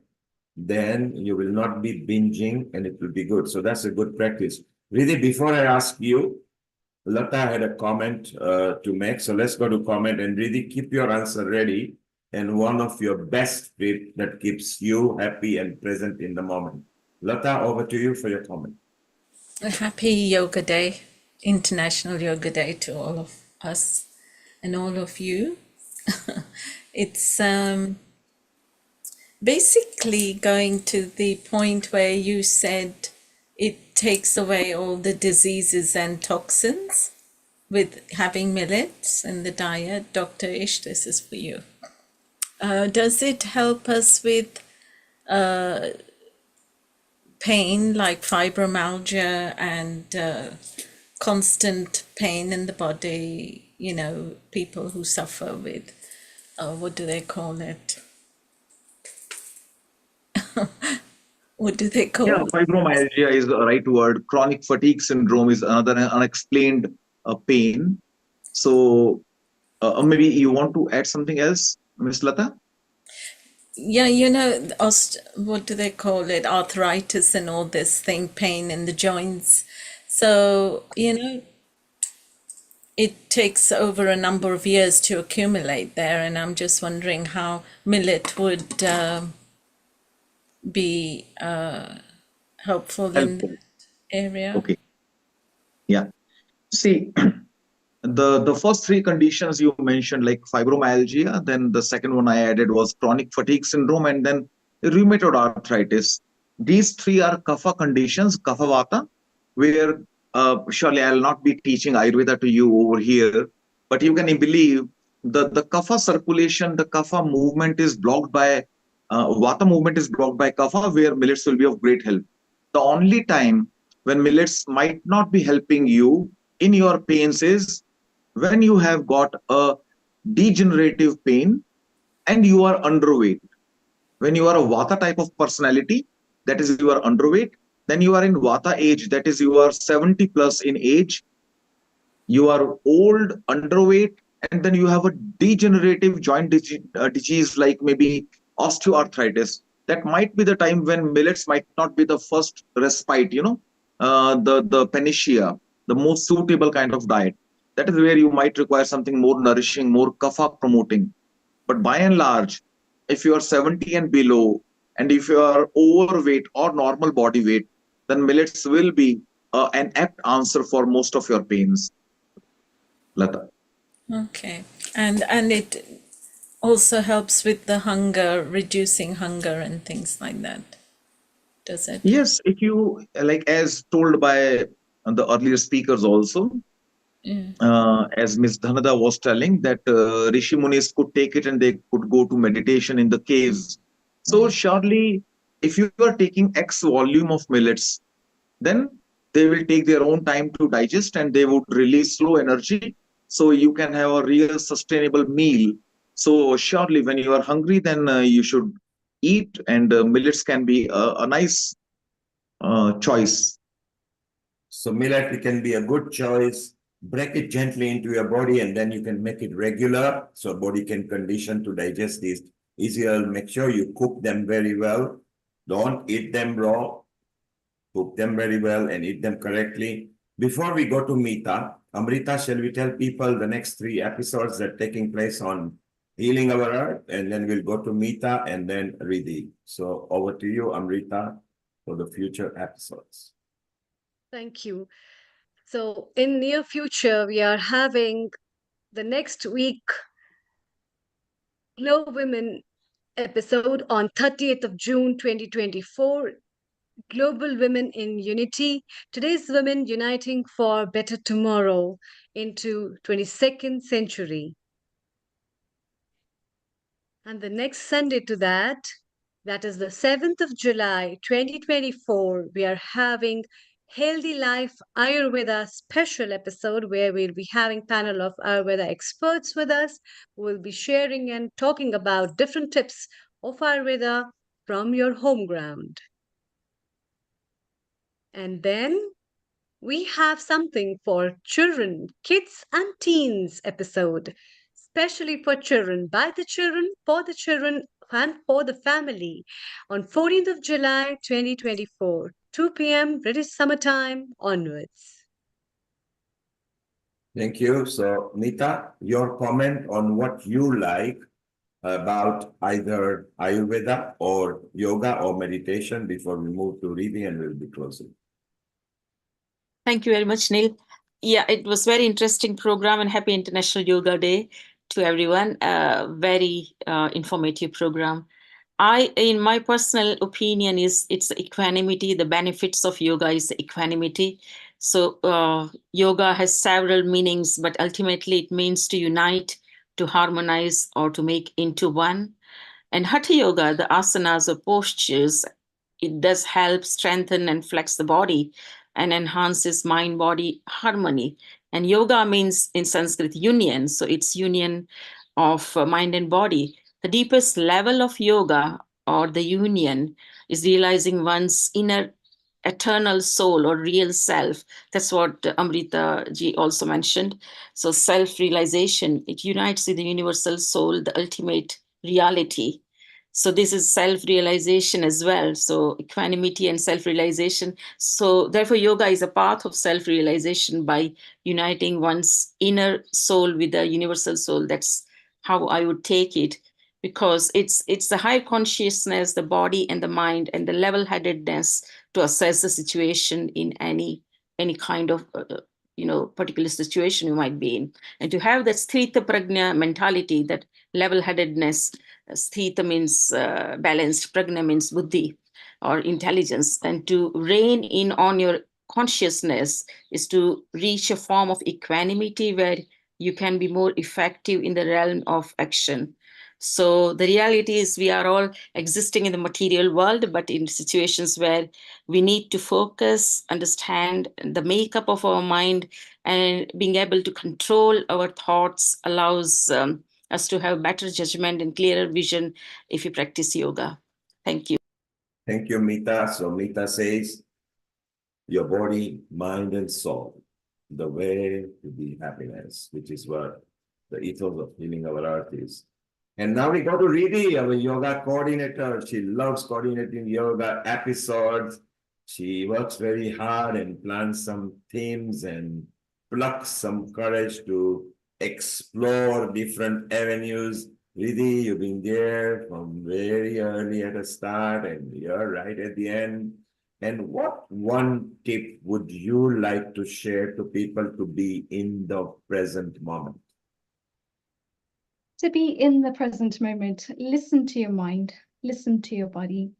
Your body and mind already have an innate wisdom to be able to cure themselves. The body itself may not feel thirsty. The mind will trick you to make you think that you are hungry. at times, but actually you only feel thirsty when you are 2% dehydrated. So sometimes it's about filling ourselves with water. Let's take that as an analogy. It's also that our body is made up of a high percentage of water. As Sharmaji kindly presented before, that water is wasted when we mix it with rice in order to be able to fill the rice in the paddy fields. We are wasting water. Well, guess what? Our bodies are also made of water. They need water and they need oxygen, H2O and O2, because of the high percentage. So sometimes it's about taking a step back and thinking, am I full or am I hungry? Am I satisfied? Which is a mixture of the two, because actually in Ayurveda teaches that your stomach is supposed to be half full of food, quarter filled of air, and quarter filled of water. So by creating now the right mix, that is where the power is. A lot of the times when we get things like cravings, for example, when we feel certain sensations, it's our mind and it's our body communicating a particular message to us. Are we listening? And I think that has been a common theme throughout today's program when it comes back to just dropping into silence and paying attention, being aware of the message in stillness to see what is being communicated and how can I connect with it. By connecting the two together, we build a bridge, and that bridge is going to be the thing that enables us to know, where is it that we stand? What is it that the mind needs? What is it that the body needs to ultimately feel happy, feel satisfied? So there you are. Riddhi says very clearly, hydrate yourself even when you feel that your hunger is real hunger. Consuming water will not harm you. Of course, once you have consumed water, approximately a good portion would be 250 ml, which is standard glass. Then wait for 15 to 20 minutes and then eat if you are hungry. If you cleanse yourself and keep your body hydrated, then Riddhi says your mind will be clean and happy. And if your mind is clean and happy, it will transmit good messages to the other organs and you may feel happy. So thank you, Riddhi. Wonderful. And a lot of the times as well, when we're actually eating, if we're having water-soluble vegetables, water-soluble fruits, then those already had a high content of water mixed with minerals, mixed with vitamins, and generally very good for us. So that is an example of what we can do. But also building on what Nilpai has just said, where we have water 20 minutes before food. Also, Ayurveda suggests not having water for an hour after food too. So being mindful, creating the right balance between the two. There you are. So Riddhi is preaching broccoli, carrots, cucumbers, because most of the vegetables are water content. Consume them. Watermelon, if it's safe for you in a hot summer weather. So have a water-based vegetables and fruits and cut out with the elements that is consuming water in your body. So that will be very useful. Amrita, what shall we sign off with? With a nice mantra or a bhajan, or you're going to sing? We are still live. So let's wind off. We've done very well. Once again, we are way over 1 hour, but that's what we do at Healing Our Earth. When we enjoy, we just carry on and on. Over to you, Amrita. Riddhi, thank you. Thank you. Riddhi, would you like to wind up with the mantra? I would just like to say thank you so much to all of our experts that have come on today and have shared their knowledge so wisely with all of us. I think there's been something for all of us to gain from it. And may we continue to have more satsangs like this where we discuss health and well-being, because after all, that is the ethos here at Healing Our Earth. Amrita, I pass it back over to you for concluding message and prayers.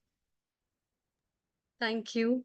And thank you everyone for making this episode a beautiful episode again and a successful episode. Special thanks to Riddhi, who is a yoga producer of this episode and also our coordinator.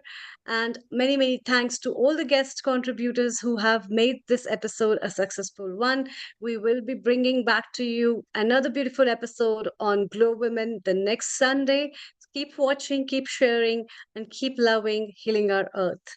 And let's wind up today's episode with Gayatri Mantra. Om Om Bhurbhuva Swaha Tat Savitur Varenyam Bhargo Devasya Dhimahi Yo Yo Na Prachodaya Om Bhurbhuva Swaha तत्सवितुर्वरेण्यं भर्गो देवस्य धीमहि धियो यो न प्रचोदयात् ॐ भूर्भुवः स्वः तत्सवितुर्वरेण्यं भर्गो देवस्य धीमहि धियो यो न प्रचोदयात् ॐ शान्ति शान्ति शान्तिः